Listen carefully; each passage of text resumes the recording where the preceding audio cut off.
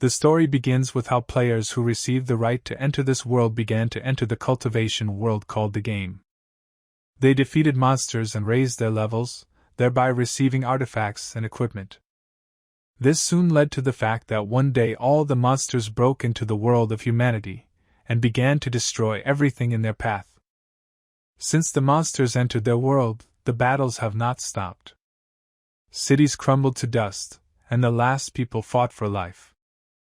This continued until only one city remained, which would soon be destroyed like all of humanity.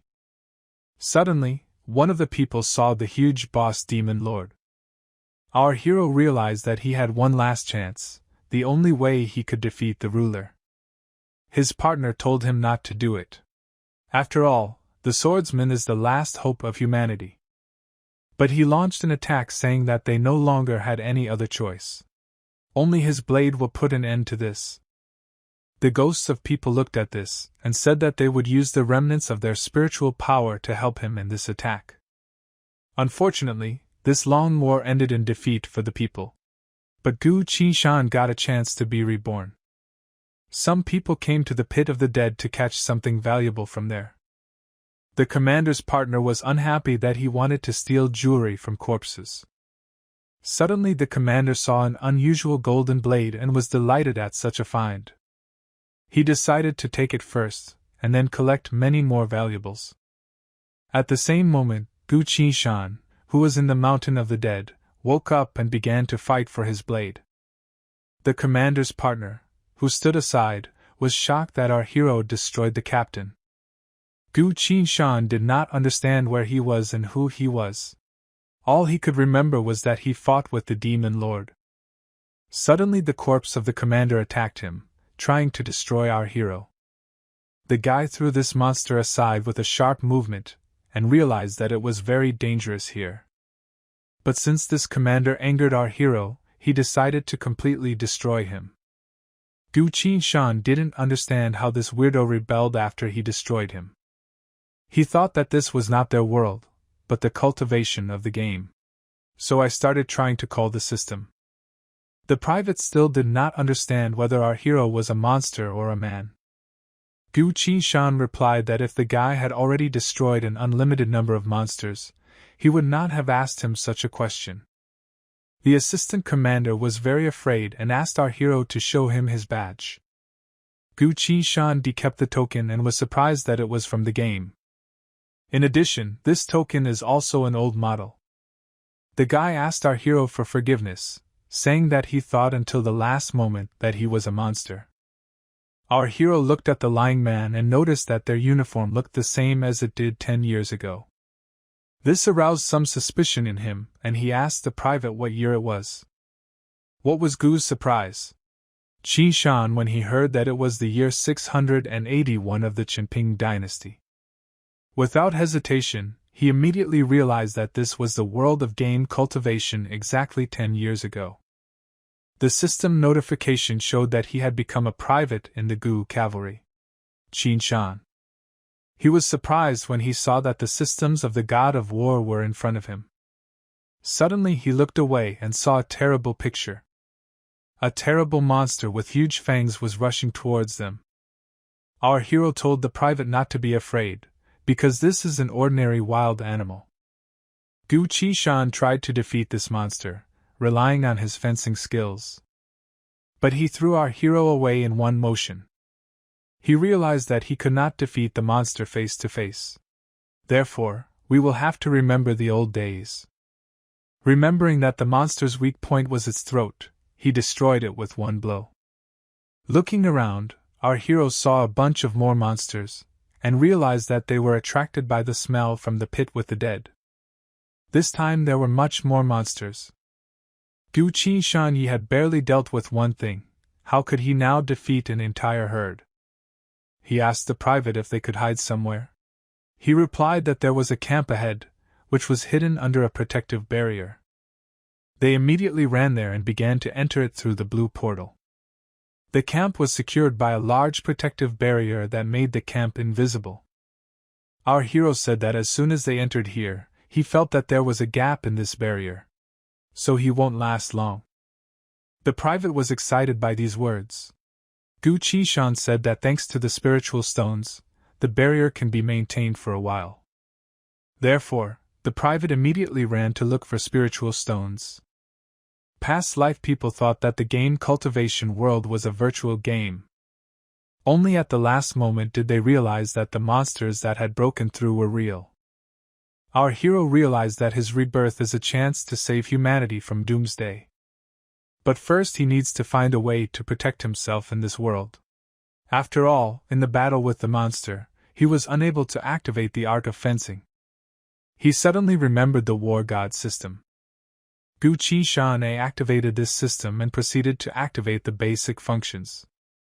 As it turns out, all he needs to do is touch the weapon and he can use his abilities.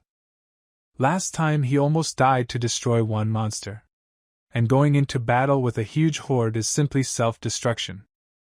Therefore, our hero decided to use ranged attacks to increase his cultivation. In one of the sentences, he could choose a double shot, but he would not have enough spiritual strength to realize the ability. Suddenly Gu Qishan realized that the abilities learned were immediately created. So he decided to go and try it out in battle. He had good accuracy, but the damage was not enough. Our hero decided to check it out and added a little spiritual power. As he expected, under a burst of spiritual power, the damage was much higher. Now Gu Qishan will be able to defeat the herd of monsters thanks to new system skills. Suddenly he heard some sounds and thought it was an earthquake. But as it turned out, the sound came from outside the camp.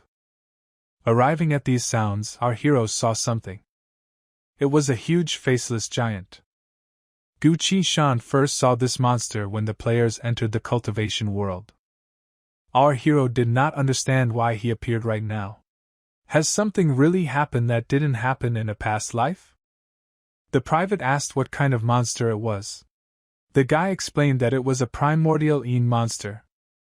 The private thought that this giant had come precisely for them and that they were about to die. Our hero said that there is no need to be afraid because they will not die. As it turned out, he was right, because the monster walked past them. Suddenly the private noticed how the barrier began to crack. Gu Qishan assumed that the shaking had broken the protective barrier of secrecy. Now the monstrous beasts have revealed them.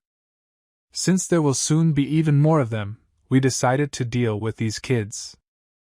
While he was doing this, he asked the private to take the spirit stones to the reception. The ranged attack is great for fighting monsters. Gu Qishan used the burst skill and began to destroy these beasts. But now his only concern is why the giant appeared here. The private came and said that he had installed spirit stones, thinking that the stealth barrier would last a little longer. Our hero said that not everything is so simple. But the private did not understand, because the faceless giant had already passed and there was nothing to be afraid of. Gu Qishan said that faceless giants walk with high-level monsters. Therefore, a protective barrier will not save you from this. Our hero had a feeling that something very large was moving towards them. When he climbed to a high point, he noticed something that shocked him. Blood-sucking demons and dark flaming snakes were approaching in the distance. Gu Qishan noticed that they looked like they were in a hurry to get somewhere. Their army is heading in the same direction where the faceless giant went. Our hero didn't understand where so many high-level monsters were going. Suddenly the private pointed with his finger that an object was falling from the sky. As it turned out, some kind of bird fell from the sky. She immediately started running away when she saw people. Our hero was surprised when he saw such a smart monster. Therefore, it was impossible to let him escape. Our hero picked up a bow and started shooting. Having caught this bird, he noticed that it had some kind of red task. It looks like this strange bird was a courier. Did the monster really start a war? The guy was at a loss. In the world of cultivation, he knew every battle. But in the beginning there was no battle between people and monsters. If this was not for battle, our hero thought that that detachment was a preliminary preparation. Gu Qinshan decided to remember something and asked the private what day it was. Our hero remembered that on this day the elder of the Shinao sect Taishan and maiden Ning Yishan will disappear. Their power was at its peak. There is a possibility that humanity will escape Judgment Day. But unfortunately at the moment, our hero cannot even get close to that army. He still wants to change a lot in his life. Suddenly, the god system showed that our hero's presence in the game would be suspended for one day. All of his inventory has been moved to storage, and the shipping will begin now. The guy could not believe that he would now return to his world. Our hero was transported to the Freedom Federation, to Changning County. He found himself in some crowded place, and realized that it was a high school prom. Gu Qinshan realized that he had returned to Earth before the Day of Judgment. Someone called him, and he remembered a familiar voice. As it turned out, it was his classmate named Su Shui. She said that our hero's friend told her that he wanted to talk to her. His friend Jian Yi stood next to him and confirmed these words. Everyone paid attention to them, and wondered if Gu Qinshan wanted to confess his love to his classmate. In a past life, Jian Yi poisoned him with a poison that affected his emotional state, because of which our hero acted very meanly towards Shui. Because he insulted the Su family, the Freedom Federation banned him from entering their territory. He had no choice but to go to the Fuxi Empire. And now he decided that in this life he would not allow this to happen again. A friend began to urge our hero to speak faster. The others started to gather, saying that there was going to be a show. Gu Qinshan invited his classmate to go to dinner with him and try his dishes. She thought he would offer something different, but he just wanted to have dinner. The friend began to ask why he didn't confess his love, but our hero replied that they had not discussed this. Ji Yi realized that his plan was going to hell, so he decided to do everything himself. But our hero took him by the hand and a misunderstanding occurred between them. Our hero took the red thing from him and asked what he wanted to do with it. Jimmy Yi said that it was just an ordinary ring. In a past life, our hero never understood who wanted to harm him. Perhaps the Su family's security will help him now. Since Jimmy Yi doesn't want to confess, Gu Qinshan decided to call Aunt Su. She came and said that the guy can only call her when Shui is in danger. But our hero in response simply showed her the red thing that he had taken from his friend. She realized that this ring contained a very harsh poison. Gu Qinshan said that someone wants to quarrel between him and Shui. Therefore, he needs Aunt Su's help. Ji Yi began to run away, but suddenly a man appeared in front and stopped him. Using his magic, the man began to interrogate Ji Yi. Taking our hero's friend by the head, he asked him to tell the whole secret. Shui said that her grandfather is El and chosen by heaven. Therefore, his technique is associated with hypnosis. Grandfather Eli began to ask the boy who wants to harm Shui. After these interrogations, the grandfather said that Ji Yi didn't know anything. The guy started asking Gu Qinshan spared him, because they had been friends for so many years. Without hesitation, our hero said that it was time to end this damn friendship.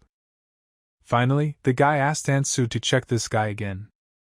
A classmate thanked Gu Qinshan for defending her honor. At one moment it seemed to her that our hero had become different. He noticed that System B was still there. Therefore, he will soon be able to return to the cultivation world again.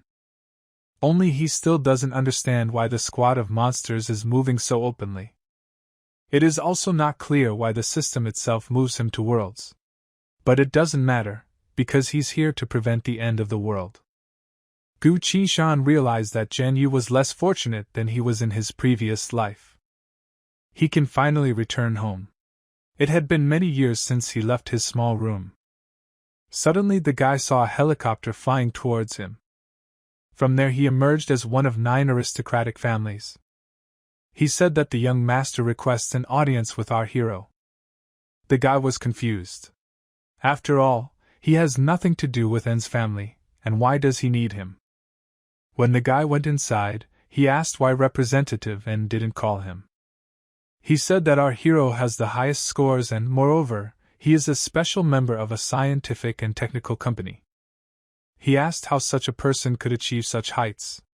Surely even Su Shui fell in love with his talent. But all the great federations want to get this girl as their daughter-in-law. Therefore, someone like our hero should not think about her. Then our hero asked what they would do to him if he thought about it. The representative replied that then anything could happen. It is even possible to take your life. The guy realized that his relationship with Xior could spoil these people's plans. Did they really do this show with the ring? Our hero replied, if the representative likes Xior, let him get her. But what Qin Shan does should not concern him. After these words, the guy began to leave, and Representative N sat in rage. He asked his assistant if he had prepared everything. He said that everything was ready and in an hour with Gu a sad incident will happen in Qishan. Walking through the slums, the guy thought that there was 1 year left before the gates to another world began to open. Therefore, he needed to quickly increase his cultivation. Now he will have to resist the day of doom and many more scum from the upper strata. Suddenly a bunch of hooligans appeared in front and told our hero not to rush. One of them took out a knife and told the guy not to fly so fast.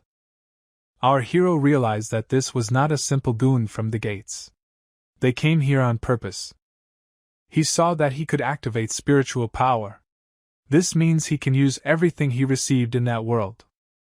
The hooligans realized that this was not just a weakling. So they decided to get pistols. Seeing their pistols, our hero was finally convinced that these were not ordinary guys. They became scarce and began to shoot at our hero, but he fought off their bullets. He dealt with almost all the hooligans and was ready to destroy the last one. But he sat in the corner and begged for mercy. Placing an arrow in his face, the hero asked who sent him here. And he replied that they were hired by Xiong Hu from the Ne family. Song Hu is an exemplary martial arts teacher. Ex-hooligan said that our hero simply cannot cope with him. If our hero had a blade from a past life, then one fighter would not be able to defeat him. The guy still couldn't remember, and didn't understand why the system blocked his memories. But the system did this in order to avoid observing emptiness. Then the guy decided to do everything one by one. Although they didn't succeed this time, Chief N is not the kind of person who will give up after the first try. This time our hero cannot use his fencing technique. And you will have to show your enemies the art of the god of war. Some guy had an unforgettable surprise for Gu Qishan _. The guy told the Huligans that he wanted to talk to Sung XY. He took one's phone and called him asking if they were finished. Sung Hu was annoyed. He realized that his plan had failed. He didn't think that our hero would contact him. Sung Hu replied, at least Gu Qishan contacted him, he still wouldn't survive. Our hero said that he would give him a chance. Sung Hu knows where he lives. After this call, our hero crushed the bully's phone. Before he gets around to preventing doomsday, he'll have to deal with these rich comedians. The guy shouted and asked if their son was going to destroy him. The hero began to leave, saying that the bully had fulfilled the requirements, thereby ensuring his life. Meanwhile, at the casino in Chining County, Mr. N did not want to give the girl away. He asked if they really wanted to insult him with this. A servant approached him and said that the task had failed, since our hero contacted him and challenged him to a duel. Head N reminded the minions that he said there would be no problems. Mr. N said that they were asking too many problems. He offered to play something more interesting to that person. Mr. N showed a photo of our hero and said that his man should destroy this guy. The girl who was eating behind said that this guy should agree to this bet. After all, if they lose, they will simply destroy this kid and abandon the mission. This way they will go home faster. After all, the girl is already bored with this place. After some time, the servant went to the slums. He broke into one of the doors and said that he had come for Gu Qishan. The servant asked how long our hero would hide. Suddenly, a blue beam was heard behind him. As it turned out, it was the arrow that the servant was able to stop. Our hero did not expect that the servant would be able to catch his arrow. It's not for nothing that he has such a rank. But in this case, he must catch the second and third. And the press service was shocked how such a poor man could wield a bow well. And the same guy watched all this through the screen. The man was surprised when he saw that this boy was able to crush the servant with arrows. Mr. N was very annoyed. He didn't understand why the minion couldn't finish him off right now. He crawled out of cover when he saw an arrow flying towards him. The servant began to transform into a huge strongman. Our hero saw his true strength and realized that this was even more interesting. The servant was already furious and headed to destroy Gu Qishan. He stopped our hero's arrow and said that it was his turn, since he had run out of arrows. Well, Qin Shan began to dodge the servant's magic. He realized that now was a great chance for him. He wanted to punch our hero with all his might, but he missed. Gu Qin Shan was surprised at how much strength this servant had. Song Hu was still confident that our hero would be finished. Servant asks why our hero is hiding. But he was not hiding, he was just preparing for a new blow. Gu Qin Shan dealt a very strong blow to his opponent, thereby almost destroying him. Now his rank is second level Qi tempering, which is a strength equal to a minion. But the spiritual power of reclamation exceeds the ordinary power of this world. The hero will now simply crush it. Wu Gu Xinshan has no time to deal with minions, it's time for him to end this fight. Shou Hu said that he would not give our hero a chance to attack him. But the guy used his stabilization skill and dodged his blow. After which he used the burst skill and attacked the enemy. Arrows flew through the servant, leaving holes in him. After which Sin Hu was destroyed. All this was observed by a quadcopter who looked straight into that room. The hero noticed him looking at a huge hole in the wall. The guy was about to shoot an arrow at this quadcopter. And seeing this, Mr. Nesh moved from his place. The man asked why N was in such a bad mood. It looks like he's breaking the bet now. Mr. N asked if the man really thought he would fail. He began to leave, saying that this time our hero was lucky, next time he would take him. The girl who was sitting next to me said that this guy was arrogant. He doesn't even know that by losing to them, he saved his life. As it turned out, this girl was the eldest princess of the Qing Empire, Lenka. A servant approached her and told her to control her impulses. She asked the man how he liked that Qin Shan boy. He replied that his strength was average, he was only 1 iota stronger than the servant he destroyed. But his style is very unique. Therefore, the girl asked for information on our hero. The man immediately found information about our hero and the security system. The princess said that they need to get closer to Gu Qishan. A little later, at the Capital Armor Research Center, the guide began to be checked at the entrance. When he went inside, he saw a huge robot suit. In a past life, our hero's skills were much better in robotics. He wonders if it is possible to use more powerful armored suits to withstand the coming end of the world. But the line. Gu Qishan walked into the restroom and thought, if he is hiding here, then the family won't look for him for a while. He presented his hand to the machine and confirmed his identity. The guy entered the apartment and began to take off his things to rest. Looking out the window, he saw the Qi of the other world hovering in the sky. He realized that the approach of Judgment Day was not so far away. Therefore, he has little time. While meditating, he received a notification that his presence in the world was suspended for 24 hours. He immediately returned to the cultivation world and Private asked if he was okay. He realized that when he moves from one world to another, time stops. The Private asked what our hero was muttering to himself on the tray. He asked not to pay attention. Gu Qishan thought that the situation with Ning and General Sun should not reach them. After all, it was just a guess. He asked where there were weak monstrous predators nearby.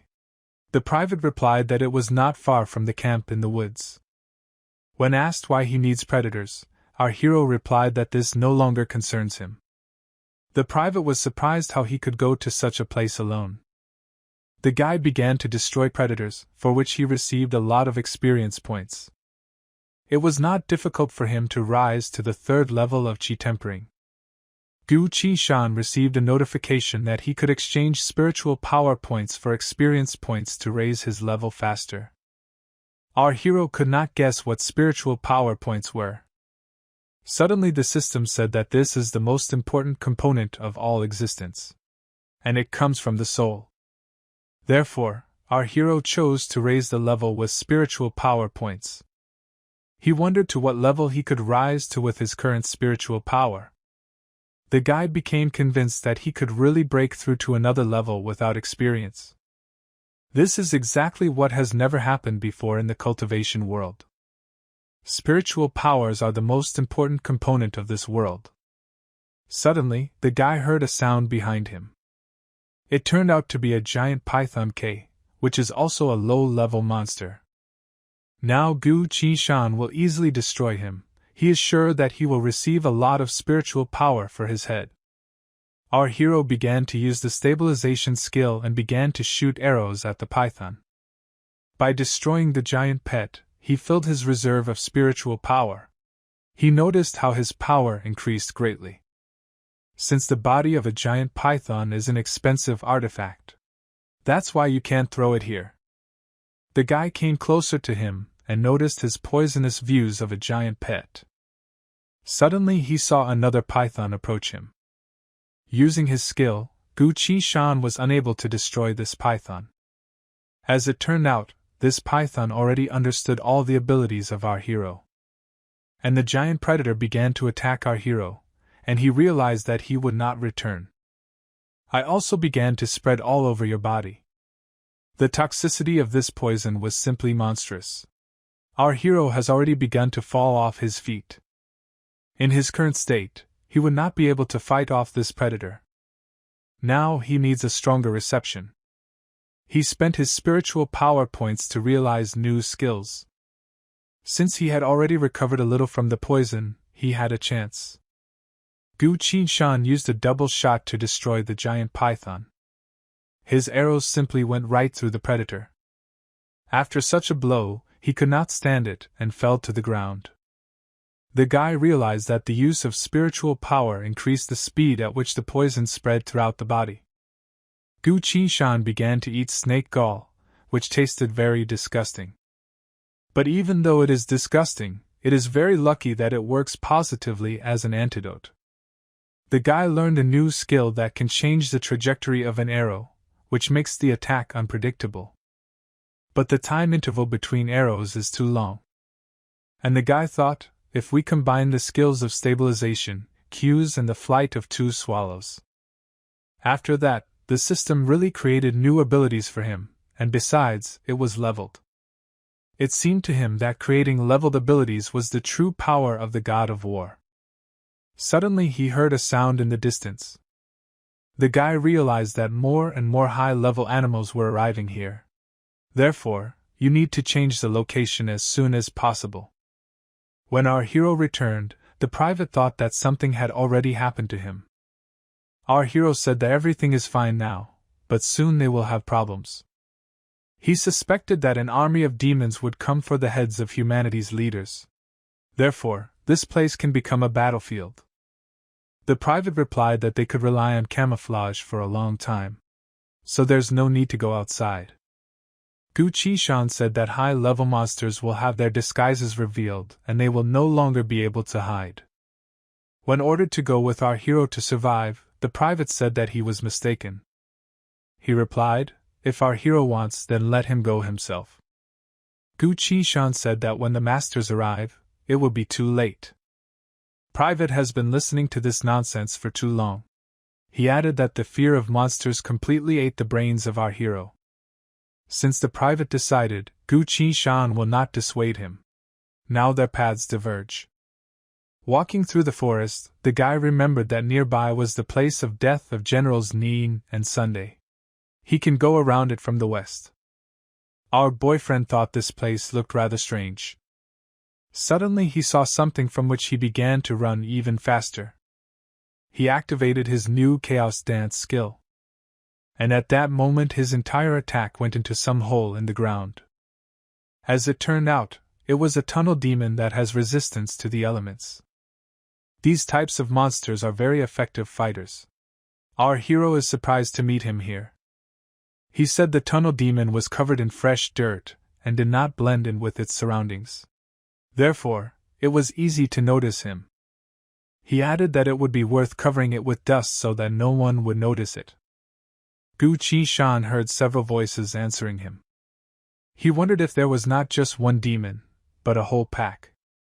Our hero said that they should go and collect dirt, while he waits here. But if he can still replace them, then they have lost. The tunnel demons agreed. In an instant, our hero dealt with all the demons. To him it was just a bunch of empty-headed lumps. Suddenly, someone thanked our hero for his help. He was very surprised when he heard that there was someone else here. It turned out to be Frontline General Sunday. He said that our hero should not be afraid because they are allies. Gu Qi-shan didn't understand why the general was here. He went in a different direction, as they then met. The general realized that our hero knew him. Therefore, the conversation will go easily. Meanwhile, the general began to open the formation hiding the 6 trigrams. The guy was very surprised that Sun used the formation to hide the entire temple. The frontline general told General Ning to come out. Because there are no more tunnel demons. She said that the tunnel demons were very difficult opponents, even they had a hard time getting rid of them. Ning asked how our hero knew the weaknesses of these creatures. He replied that he often meets with the monster. So he knows something about them. The guy realized that it was really her general named Ning Yushan. The frontline general added that this girl is the wet dream of every male cultivator. He looked at our hero and was surprised at how reserved he was. After all, he didn't even glance at the girl.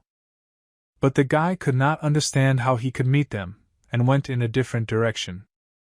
The record says that their places of death are far from each other, and they did not meet. Has history really changed? The demon army came prepared, these two couldn't just be resurrected. Surely something unexpected happened.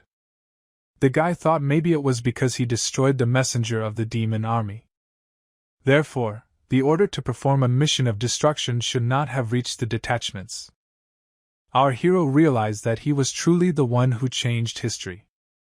The general saw a jade pendant on our hero's hand. He said that this tablet was the defeat of the demon army. The general laughed and said that they suddenly stopped the chase. They seemed to have coordination problems. The girl realized that this messenger had corrupted her spirit of the beast. Moreover, this messenger was quite strong. She asked how our hero was able to destroy him. After that, our hero simply decided to demonstrate it. Gu Qi-shan said that the demon army would not hesitate to respond. Therefore, we need to quickly return to human territory. The generals agreed with the words of our hero and decided that they needed to move forward. Suddenly with General Nin something strange began to happen. She almost fell, but our hero caught her in time. The girl asked the guy to let her go, because she was fine. Gu Qi-shan asked General Sun what was wrong with her. He replied that a couple of days ago demon soldiers poisoned them. General Nin suffered the most. Our hero said that he has items to treat such poisonings, but he is not sure whether this will help. He took out the python gallbladder and said that this was exactly what he needed. Demon armies often use poisons. Therefore, the girl should keep it for herself in such a case. The girl thought for a long time. Our hero said if she didn't take it now, he would throw it away. General Nin has a very hot temper. We need to calm down the situation somehow so that it doesn't flare up. The girl thought that those whom she could trust could repay with betrayal, and the stranger would worry for her life. All the cultivators the girl met today were perverts. But Gu Qi-shan turned out to be different for her. The general asked if the leftover food had really weakened him that much. They decided not to bother her, and went away to keep watch. They came to some place and sat down on the rocks. General Sun began to use some kind of magic and discover something in the sky. Our hero asked if General Ning and Sun were attacked by demons. Why didn't they ask for help? He replied that they used to send amulets to people asking for help, but there was no answer. But were they really intercepted by demons? Gu Qishan asked if there were traitors among the top people. As it turned out, this is exactly the case. When the generals decided to investigate this case, they learned that there were demon spies among the people. Now our hero understands why no one came to the aid of these generals. And among people there are also traitors. In this case, the situation is much more dangerous than he thinks. He hopes the demons won't come so quickly. Meanwhile, a private in his camp was frying chicken and thought that our hero was just an idiot. Suddenly, behind him, he saw something terrible. It was something so gigantic that the barrier simply began to break. As it turned out, it was a faceless giant. Meanwhile, General Ning has already cleared the poison from her body and will soon fully recover. General Sun told our hero that next year the Shanda sect would be recruiting. All he needs to do is enter his name. General Nin came up to them and said that she was fine. Her wounds have also almost healed. She approached our hero and thanked him. He said that there was no need for gratitude. After all, she is the main force opposing the army of monsters. General Sun said that the guys should already move forward, because it is unknown how many more monsters there are around. Suddenly General Nin, I felt something familiar. Is this really the same faceless giant? The guy realized that he couldn't escape and these freaks wouldn't give them even a moment's rest. Since there was no longer any way to hide from them, Nin offered to take the fight. Gu Qishan agreed with these words, saying that he would have to fight his way. The girl said that our hero's bow is too weak, so let him use hers. This bow is called Night Rain. Her father gave it to her, and today she gives it to our hero. Gu Qishan looked at this bow and realized that it was capable of hiding the murderous aura of the owner. Since there are terrible wars ahead, the guy should keep this bow with him, so as not to make it difficult for his partners. The giant is capable of absorbing spiritual power, not susceptible to the 5 elements. Now the general understood why his 5-element technique did not work on the giant. Since the 5 elements do not affect him, the girl suggested that she go into battle. General Sun and our hero will deal with the rest of the monsters. After seeing how General Ning deals with such a stupid monster, Gu Qishan was simply delighted with her. But I didn't understand why she used a short blade. With sword art, she would be even more dangerous. As it turned out, she used to be a great swordswoman, but in the end she switched to short clinked. General Sun said she used to have a close comrade who practiced sword cultivation. And he betrayed her. Verse: every time she encounters swordsman, she beats him until he begins to beg for mercy. But the strangest thing is that many swordsmen show signs of attention to her despite her evil reputation. Ning approached them and asked why they were gossiping instead of taking care of the monsters. The guys agreed with these words and realized that they had to act. General Sun opened the barrier of the mountain. Snake appeared and our hero activated the House of Dance skill. For destroying a high-level dark flaming serpent, he received 20 in spiritual power. The system showed that the current situation allows memories to be activated. The guy was surprised that it was at this moment that the system wanted to do this. The system gave him the task of changing and saving 2 generals. Besides, this is the only way to survive. But in such a battle, our hero, is not strong enough to fight this giant. The longer they stay here, the more enemies surround them, and then I will definitely be finished. Gu Qishan was in thought, also completed the tasks for him. The general said that it would be nice if our hero joined them. And at the same time, their barrier was broken. Our hero received another 20 in spiritual power for destroying the snake. He already has 41 points, now he will not be able to unlock the Night Rain skills. He began to look at what skills he had and realized that each skill in the art of the god of war would increase his chances of survival. Our hero learned 4 new skills, which was very good. Our hero came to the rescue in time and activated the bombing skill. The damage from this was colossal, but the cost of spiritual power was also great. Meanwhile, the army of monsters is advancing. The longer they stand here, the less chance they have. General Ning was still fighting the faceless giant. Gu Qishan asked if General Sun had any options to contact the outside world. If they call on the 3 saints for help, they can avoid death. But now they are surrounded by an army of monsters. Sun said while he and Ning were spying on the army of monsters, they discovered the world of the divine army. So we need to get there. Our hero did not fully understand what the world of the divine army was. General Song explained that this was a destroyed world. There are 10 corpses of great warriors left in this world. He cannot even imagine how he ended up in a world in which so many outstanding military men lived. It turns out that in addition to their cultivation world, there are other worlds.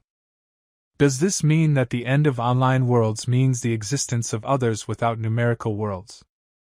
Gu Qishan told General Sun that he would cover him, and let him fly into the world as a divine army. But General Sun wants our hero to complete this task. The general had long been wounded by the time of the drought demon. If he went to the world of the divine host, the demons would find him. The general gave our hero the symbol of the movement, and told him to try to save it. He also gave him a barrier disc. They have retained many useful barriers. It has a certain amount of activation. Our hero asked how long the general would hold out. He replied that in half a day his barrier would be destroyed, and then he would die. The guy promised that he would return and let the general wait for him. The general added that he left his people in the world of the divine army. He is not sure that they are alive. If they are still alive, then they can help our hero. That's why. Our hero moved and entered the stream of emptiness to await the transfer to another world. Having moved, the guy with a nervous look did not understand where he was. He saw some people and did not understand who they were. Our hero saw a man in a black suit looking at a mountain of skulls. Suddenly, some green flames came from his mouth. This man saw Gu Qishan and began to scream for help in exchange for the power of immortality. But our hero replied that he had a task, so he could not help him now. That man was very angry, because in 20 million years, for the first time a living soul appeared and he missed him. Entering the world of the divine army, the guy realized that there was a noble war here. Suddenly he saw only monsters around. But a voice of people was heard from behind and the guy turned around. Behind him, he saw people with weapons fighting monsters. The guy realized that these were General Sonia's people. You will expand it into the sphere of golden elixirs and outline the basics. He needs to ask them for help to complete the task.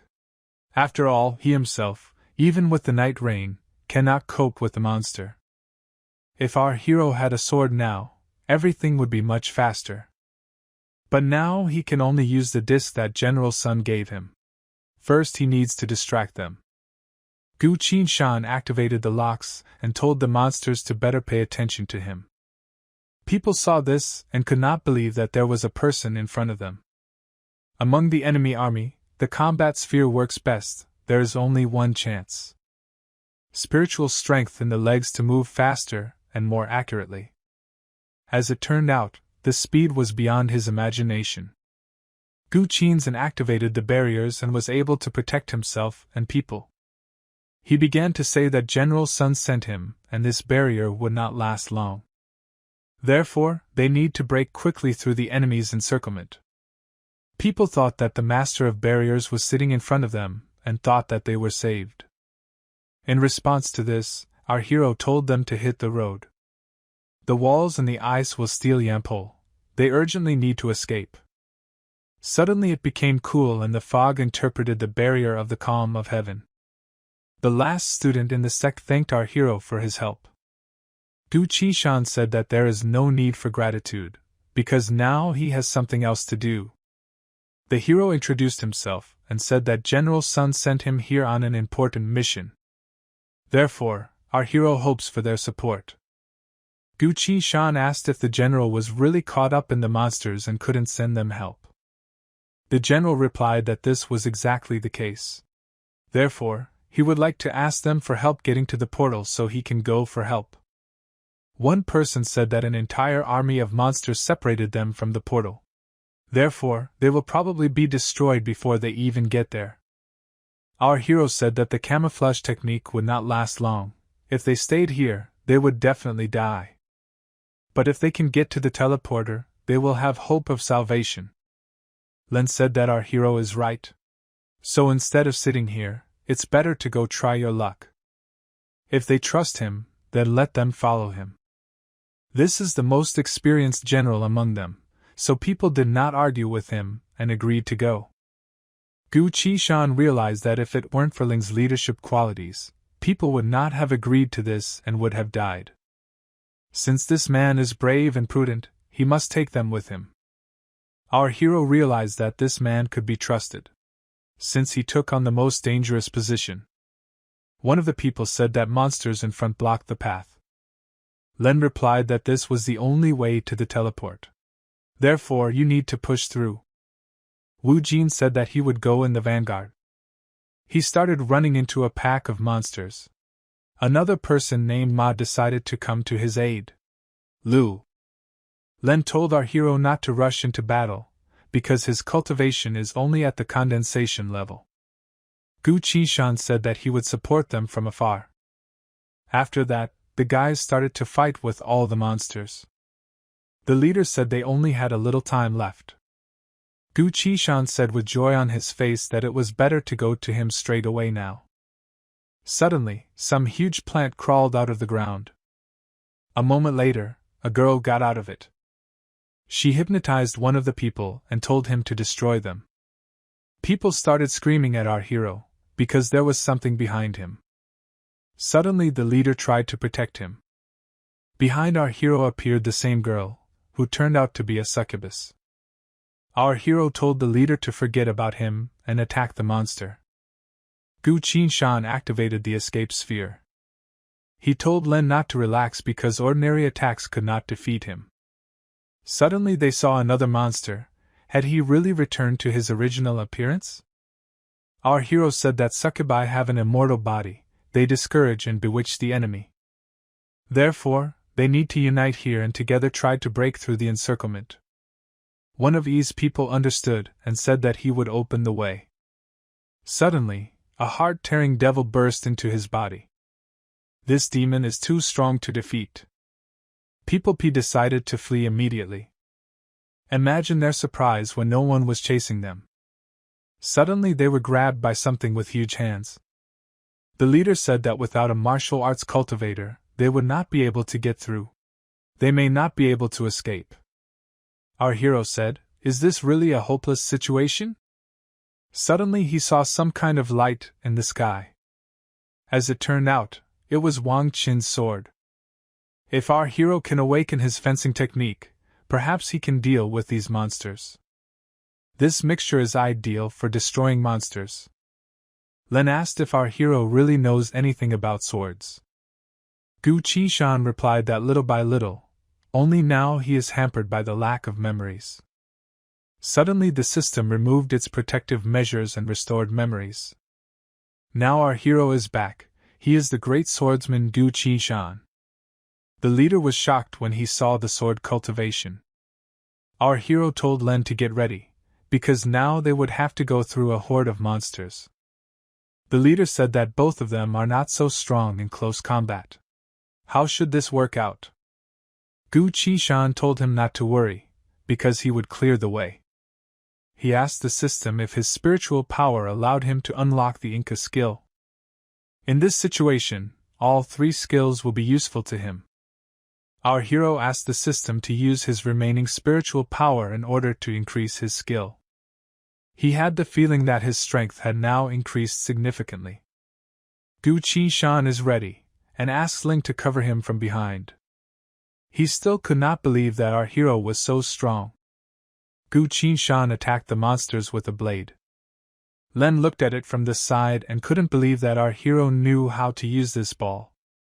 Gu Qinshan told Len not to slow down.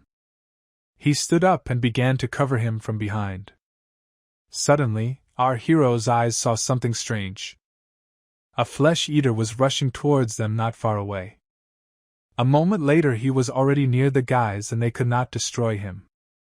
Len said, apparently normal attacks are useless against him. He added that our hero should beware. But he only asked Len to come quickly. Suddenly, the flesh-eater grabbed our hero and lifted him into the air to eat him. Len realized that even with the strength of our hero, this monster was not so easy to defeat. He already thought that he would now leave this world. Suddenly the flesh-eater began to split from the inside, many blue rays passing through its body. After the flesh-eater shattered into pieces, our hero crawled out of it. His spiritual power is still not enough to use this skill.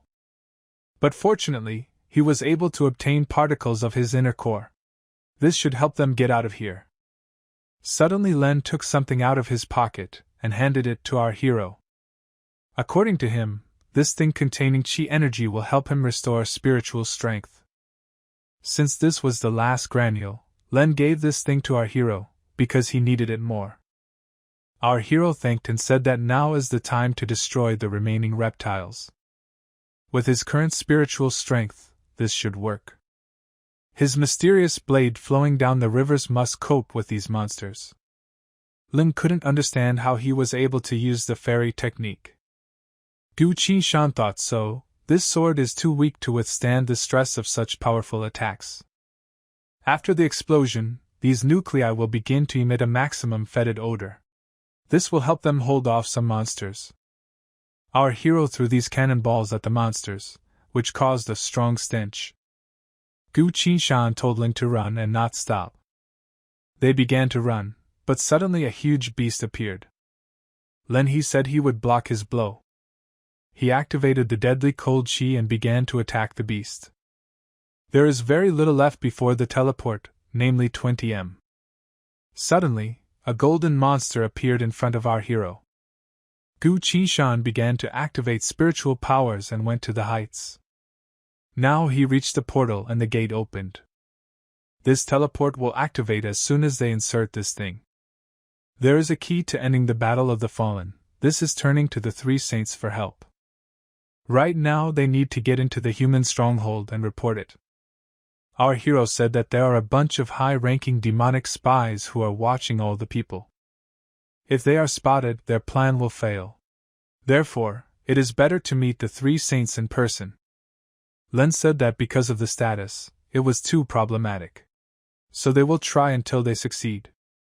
The Lord of Heaven was always difficult to find and was always meditating. The last option was to ask the fairy Baiwa for help. Len had heard that she was a bit eccentric, so it was unlikely that she would want to see them. And even if she wants, they are unlikely to be able to persuade her to help.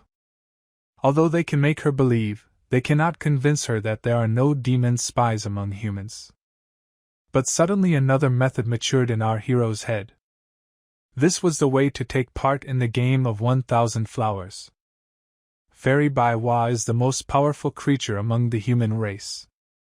She can easily go to the Holy Lands whenever she wishes.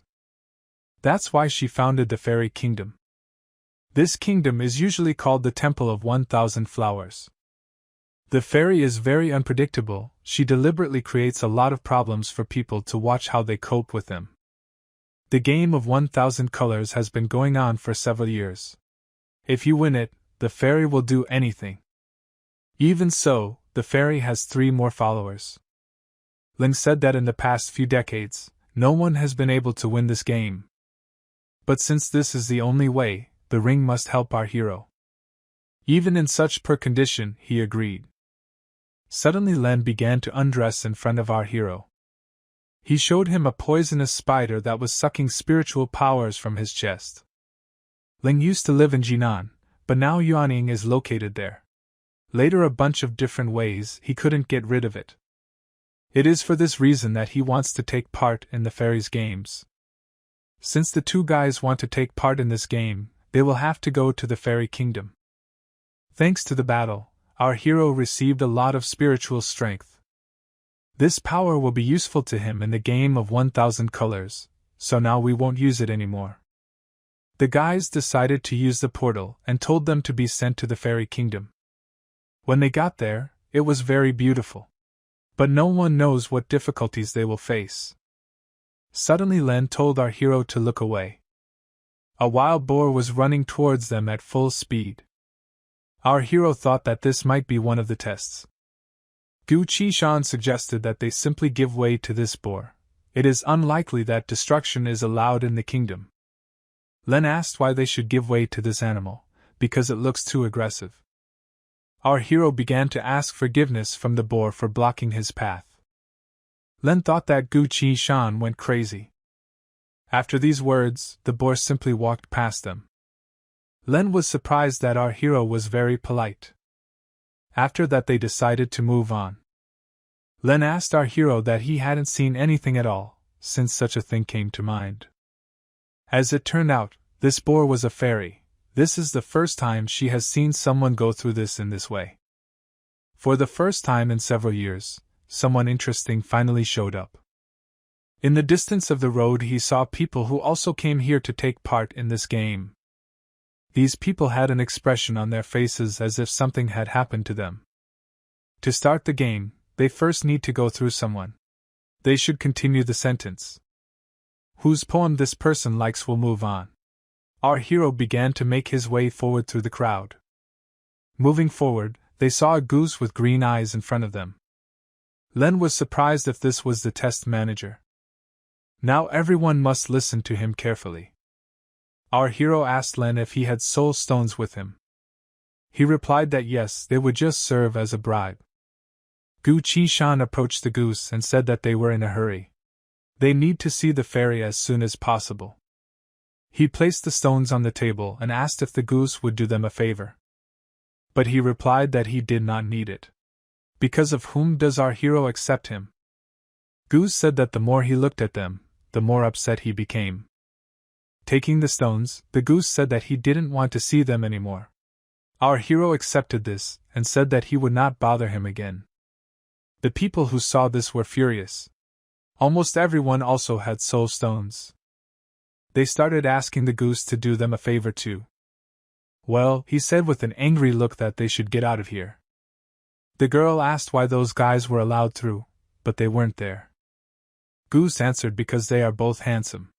And the faces of these people will only defile the eyes of the fairy. People began to run away from there in tears, saying, "Why mock people like that?" Now that half the people had run away, the goose continued to find a rhyme. Meanwhile, our heroes walked along the river bank and said that the fairies had a very strange character. Len didn't even think that this goose would be the same. The hero said that this is an unusual goose.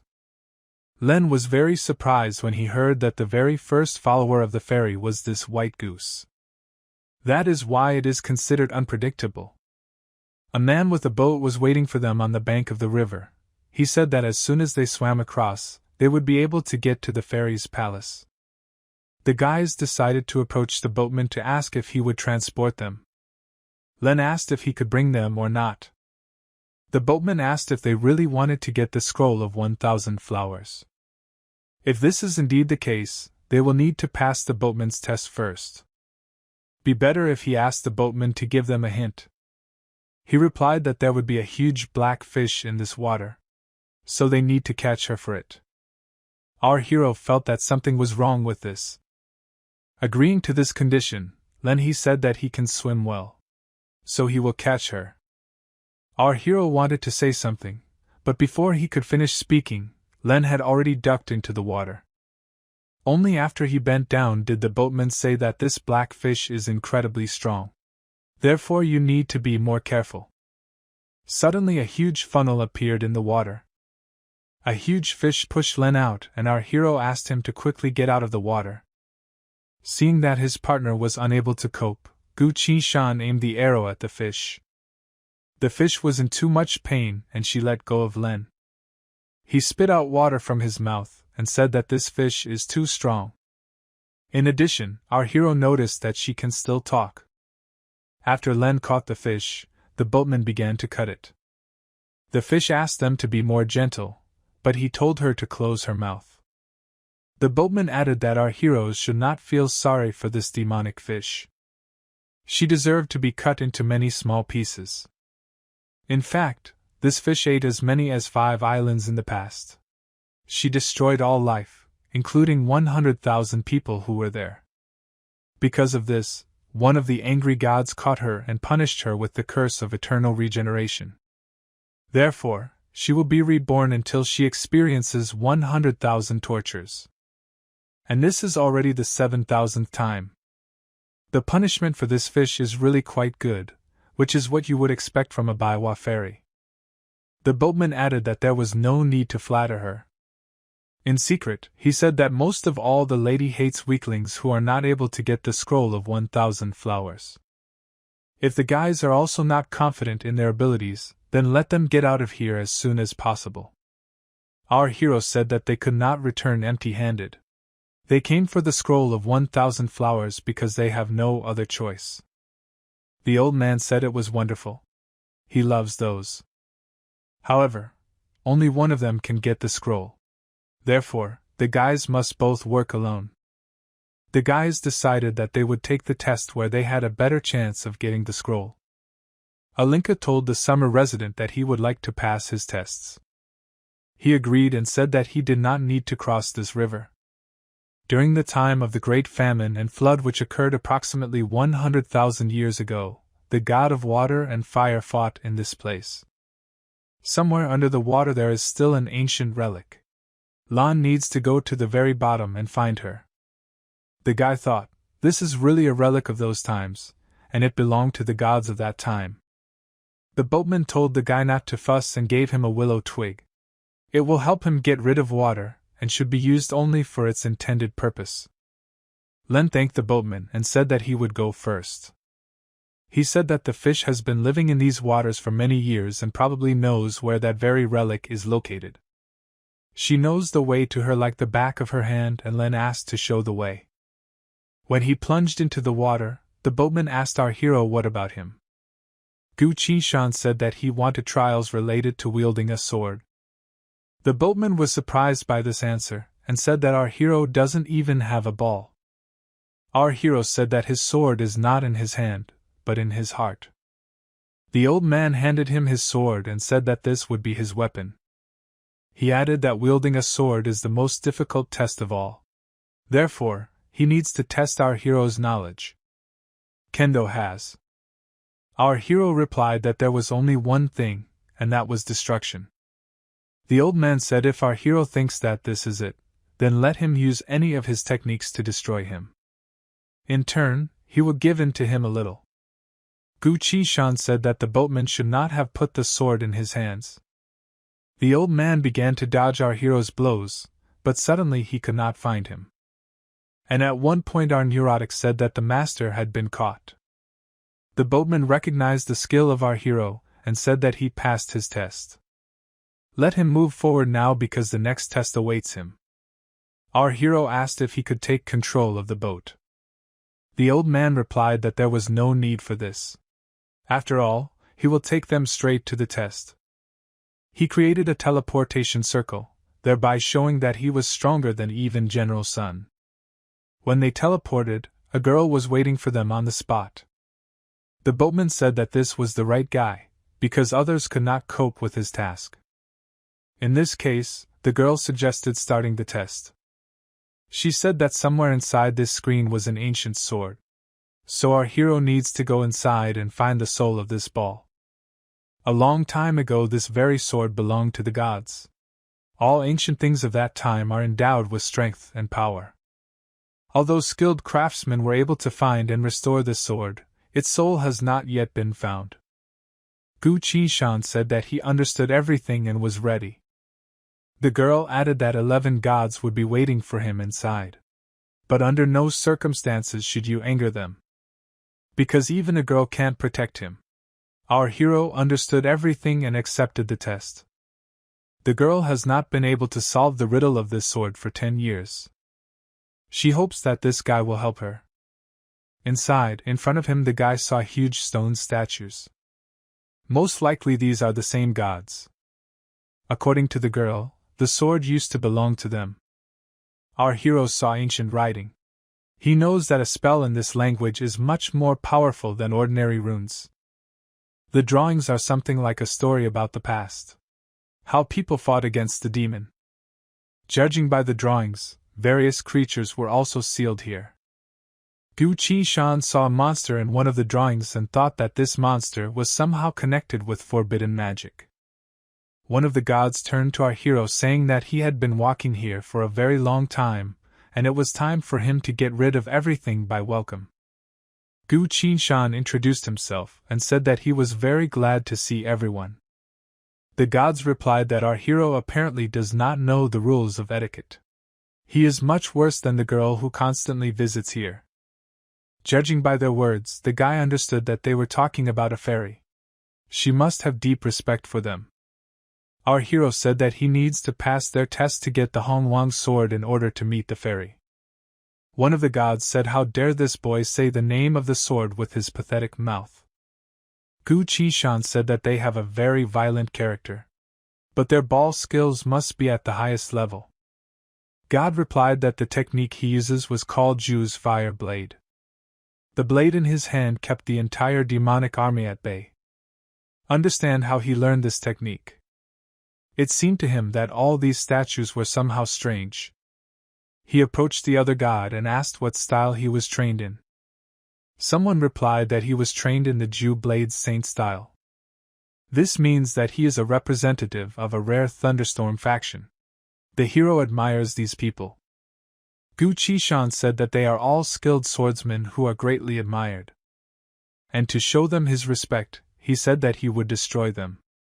One of the gods told our hero to apologize immediately, otherwise he would never be able to be reborn. To which the guy replied that he was a demon and had come to free the monster that was sealed in these runes. The girl who let the guy into this room asked what was wrong with this guy. She said that there were only problems around, but this situation was interesting to her. Gu Qi-shan asked if God wanted to say anything else before he died. The stone statues were very angry and already wanted to destroy our hero. But suddenly, our hero asked why he stopped. God replied that all his strength went to sealing the demons. He doesn't have enough spiritual power to destroy our hero. The other statues replied that they also lacked strength. Our hero has already pulled his bow to release an arrow from one of the gods. But he deliberately fired the arrow so that it flew past.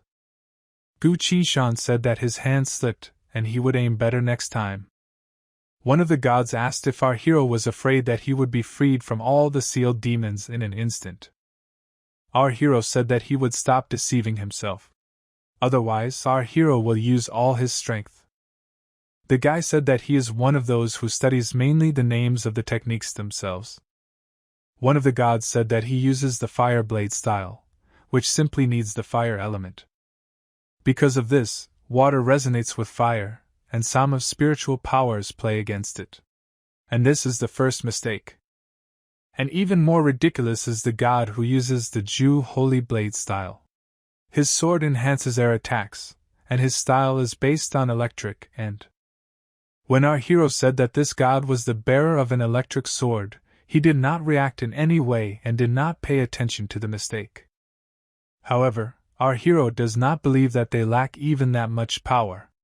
One of the gods replied that they had their own reasons for this. The second god wanted to tell our hero something. He realized that they were just trying to chat him up. God said that this time they were lucky, but they would definitely meet again. Suddenly, after this conversation, they all disappeared from the place. Gu Qi-shan heard a voice and was asked where he was going. He realized that it was the voice of a fairy. She made her move. Our hero was finally able to meet her. The fairy congratulated the guy for winning her game. She asked which clan he belonged to. But our hero replied that he was not a member of any clan. The fairy was a little surprised by this, and told the boy to tell her his wish. Our hero said that he came here for the scroll of 1,000 flowers to save 2 people. The fairy asked if these people were dead or sick with something. Gu Qishan replied that his 2 commanders found themselves in another world in which they were attacked by monsters. The fairy said if everything the boy said was true, then he shouldn't have gone through such a long path. He can use the help of the army. Our hero replied that there were spies among the soldiers. If he had asked for help from them, he would have already been destroyed. The fairy said if this is all not true, then our hero will pay for it. The fairy took his keychain and began to use divine power. Since the guy passed all the tests, she simply cannot thank him. Our hero asked the fairy to save his friends. Suddenly the fairy was cloned. One will go to save people, and the other will identify the spies. She is sure that Yuan Yuan will be happy to help people in this world. She added that it wouldn't take more than 15 minutes. The guy realized that the art of prophecy is the most difficult technique to master.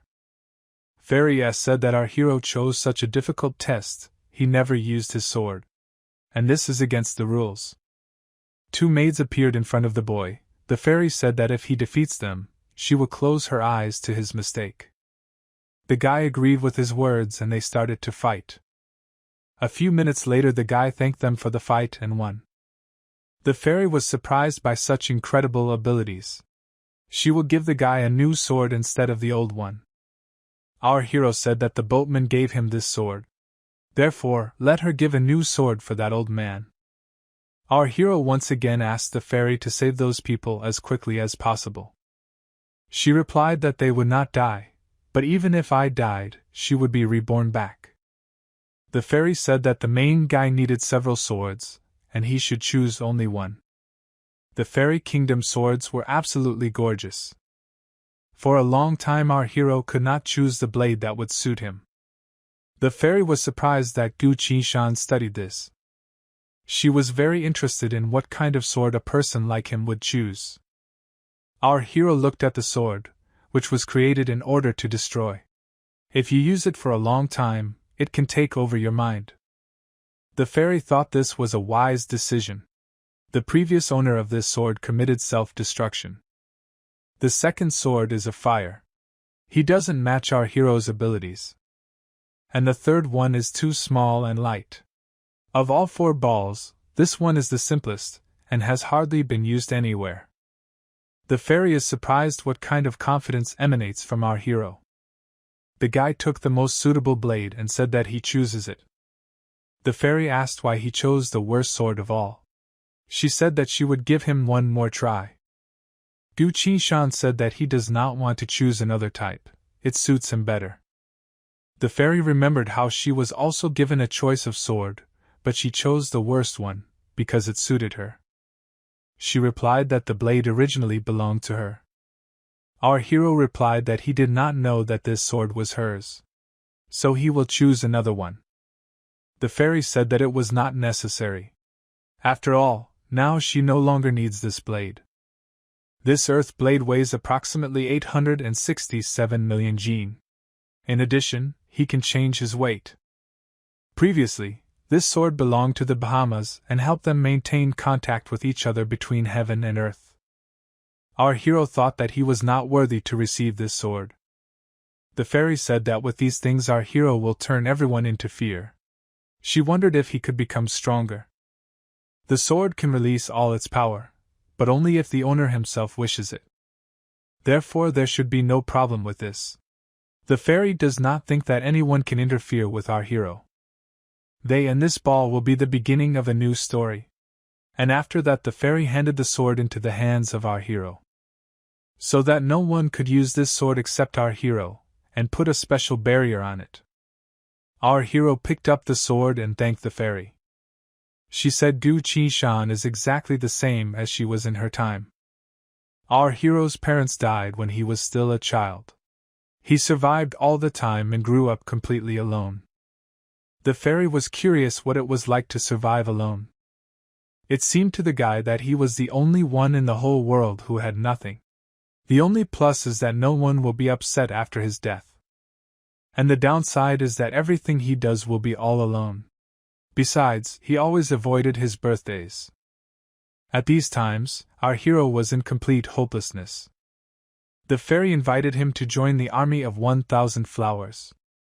Without thinking twice, Gu Qinshan immediately agreed. To which the fairy said, "Let him follow her, right now they are desperately fighting on the battlefield." Immediately the fairy summoned the mirror of 1,000 flowers. Events moved to the battlefield with the faceless giant. He ordered all the monsters to strike at the human race. The demons were still using this summoning technique today, so the battle would be hot. Our hero thought that he had arrived here too late. The fairy told Gu Qinshan was in no hurry. Let him save those two before she casts the spell. General Sun and Ning couldn't understand what just happened. Spiritual power has not disappeared. Was it really demon magic that they didn't know? Suddenly the two disappeared from the scene. The fairy entered the battlefield and said that now she would be the giant's opponent. She looked into the sky and saw a funnel with red eyes. The fairy realized that this is the one who carries out orders from above. As it turned out, it was a dragon. He asked how the fairy dared to stand in his way. He attacked the fairy with the words, "Does she really want to die?" The dragon almost bit her, but she managed to put up a barrier in time. Looking into his eyes, she realized that he was just as worthless. With just one blow, the dragon flew away without doing anything. She asked him if this was all he was capable of. Because of the fairy, he had to take human form. The dragon admitted that the fairy was very capable. She said it was a demonic deity. He is the fifth element of the Golden Order, and is called the Thunder Dragon. Hearing these words, even the dragon himself was surprised. In human form he transformed into a golden dragon. The fairy said that she should help him. And our hero must wait for her in the palace of 1,000 flowers. Our hero did not want to sit still, he said that he also wanted to take part. As it turned out, all this time our hero was only an illusion. Because of the forces of Baiwa, it is very difficult to determine what is reality, and what is not. Suddenly the guy saw the magic weapons of high-ranking demons near him. The fairy appeared in front of our hero, and said that this demon was not so useless. Gu Qinshan became convinced that she had stolen the weapon from him. Meanwhile, the dragon could not understand who she was and why her strength was on par with him. At this moment, the fairy decided to create a clone. She told her copy to stand in front of the demon. In the meantime, she will move these people to the palace of 1,000 dawns. The Thunder Dragon was shocked after seeing that the fairy was cloned. The dragon immediately realized that this was all Daolin from the human race. He asked how she dared to steal his magic weapon. The dragon said that he would immediately destroy her, and he would bring her soul to another body, and she would forever remain his slave. The dragon knew who she was and still allowed himself to speak to her in such a tone. He heard that she went through very tough training, but even after that she remained untouched and a virgin. The girl was very surprised at the dragon's courage. She asked if anyone else was here. The dragon replied that they were waiting for the right moment to destroy the fairy in time. At this moment, a blue circle was activated behind the fairy from which Dao Huang flew out. The fairy was shocked and asked what he forgot here, because he is the deputy commander of the human army. He replied that now was a great chance to finish her off here and now. As a friend, as many as 4 masters were already standing in front of her. Now the fairy understood who this traitor was. One of these guys said that he loved a fairy, and in return she gave him a scar. She replied that since he betrayed the human race, now she will have to destroy him personally. She activated her skills and the guy began to disappear. The others looked at this and were shocked. One of the guys told her to shut her mouth and immediately began to attack her. But the fairy dealt with this guy in a matter of seconds. There were only 2 left against her. They began to attack the fairy from behind. But at that very moment she simply disappeared without a trace. The monsters were shocked that she could hide from his eyes. The Thunder Dragon said that the fairy simply returned to her real body. Dalwan said that she stole his knife. There are 1,000 flowers in the temple. The fairy said that she wanted to test our hero's abilities with a knife. She added that now will be the first lesson. The first was that the guy should never offend beautiful and strong women, because they can be very angry. This second, becoming a deity, will only be the beginning of his training, although for many it is already over. Our hero needs to remember these 2 things. The monster said that the fairy was much stronger than the bailiffs told her. But since she had now escaped, the monsters had a chance to retreat. Suddenly, the faceless giant stood up and began to run away somewhere. No one could understand what happened and why he suddenly ran. The terrible dragon told everyone to look at the sky. There was a huge river in the sky. The monsters thought it was some kind of skill. But they were sure that there was nothing to be afraid of. There are 5 of them here, so they can develop this spell. Suddenly they saw a girl in the middle of this river. The formidable dragon looked at the figure of this girl and liked her. Taking a closer look, others saw that it was some kind of monster. The red dragon became the prize of his partner, and did not say that he would destroy this spell and destroy this monster. But this girl's kick is so powerful that it can destroy an entire city. One of the monsters realized that it was the goddess Eric Wanchuan. But the second one could not believe it, because she is in hell. One of the monsters said that there was no need to anger her with 1,000 flowers. One from the story: if this spell is able to merge 2 different dimensions, then it is definitely divine level.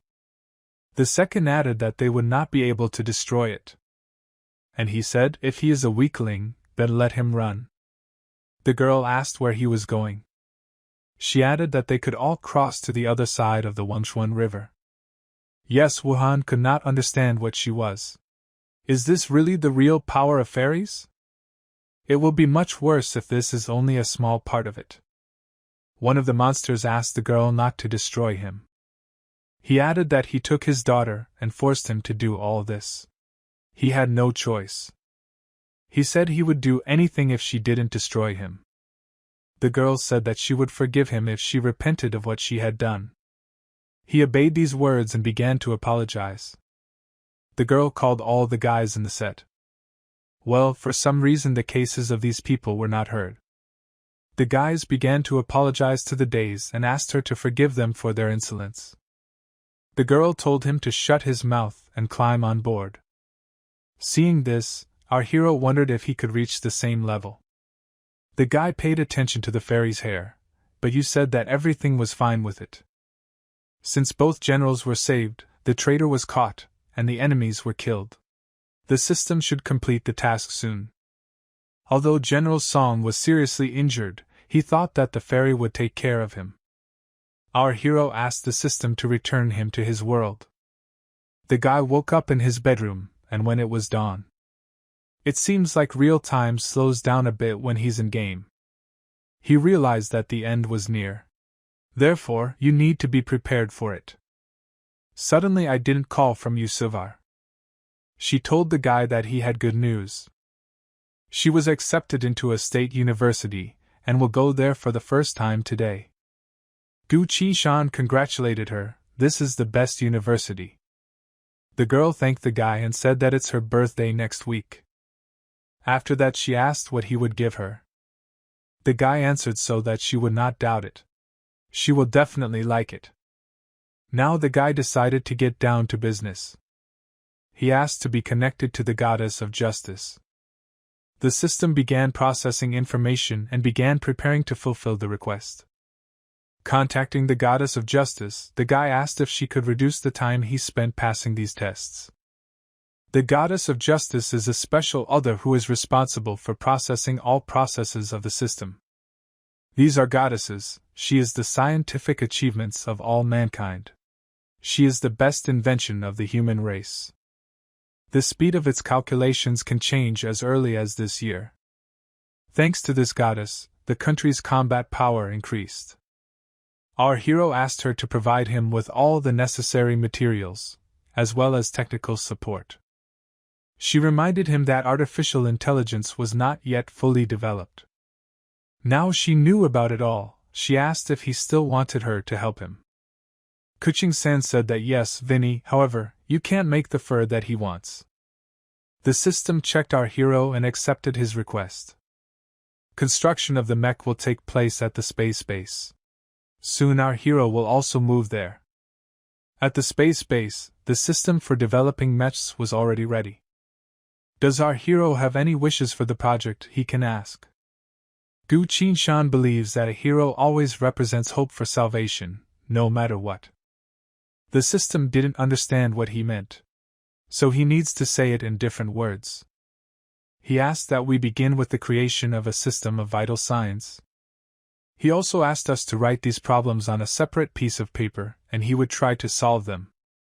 The goddesses promised that she would keep this secret in accordance with the rules of the Constitution. A little later, in the president's office, the army general said that the goddess of justice had gathered them all. Probably nothing bad happened. The ideal sum told them not to worry. Why worry so much about this? After all, some kind of war could not start. The president of the union entered the office and asked the goddess of justice to join. She asked that she needed consent to install a maximum security system for the space base. The president was surprised what could have happened. But due to the privacy policy at the moment, the goddess of justice cannot distort this project with them. Last time there was a real discovery, thanks to which they were now able to gain access to outer space. The president said if the goddesses of justice are confident in that person, otherwise they should give their permission. All three commanders-in-chief also gave their consent. Now the defense system of the space base has become level 5. Now Danila is responsible for ensuring the safety of the project. To prevent unforeseen problems, the goddess asked Jan's wife to erect her barrier. He's converted, and even at this age he can still be useful. And he said that he would go there now. To prevent other countries from suspecting anything, the goddess asked the navy captain to defend the country's border. He accepted this task and went to complete it. Meanwhile, at the casino and a list of mines, Armin showed a video from the military leadership of the empire, San Olenka. In this video were the head of the Union Federation, who held an emergency meeting without warning. And Her Highness asked if they really wanted to start a war. The guy had no idea. The other generals and the captain were also seen in the video. The princess ordered to collect all information related to the Federation of the Union and find out what they are up to. And it was still strange for the girl why she was thinking about that guy.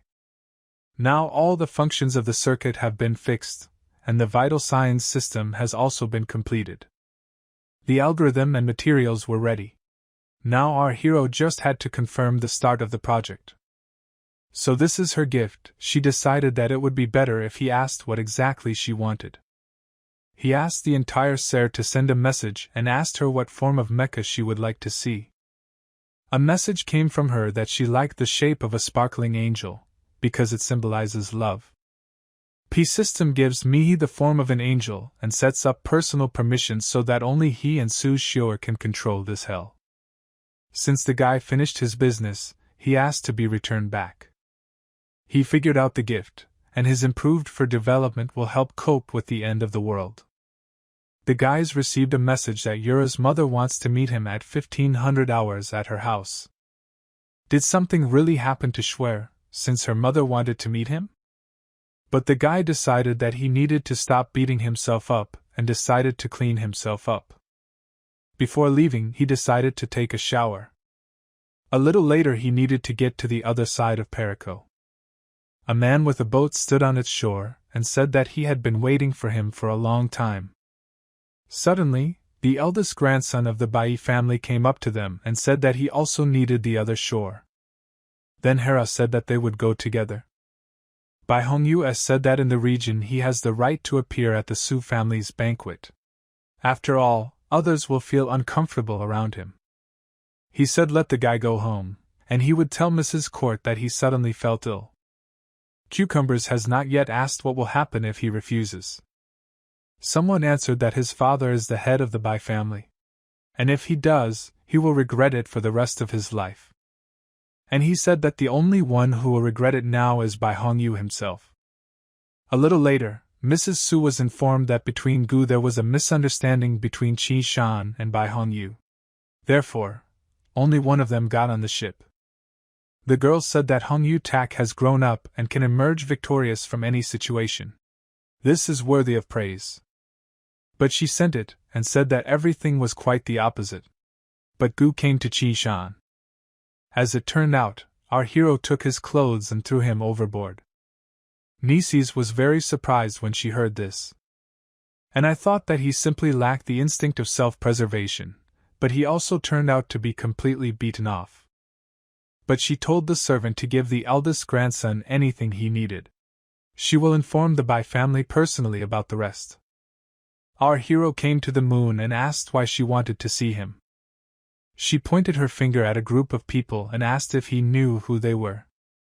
As it turned out, these are the heads of 9 families in. They are the most powerful people in their country.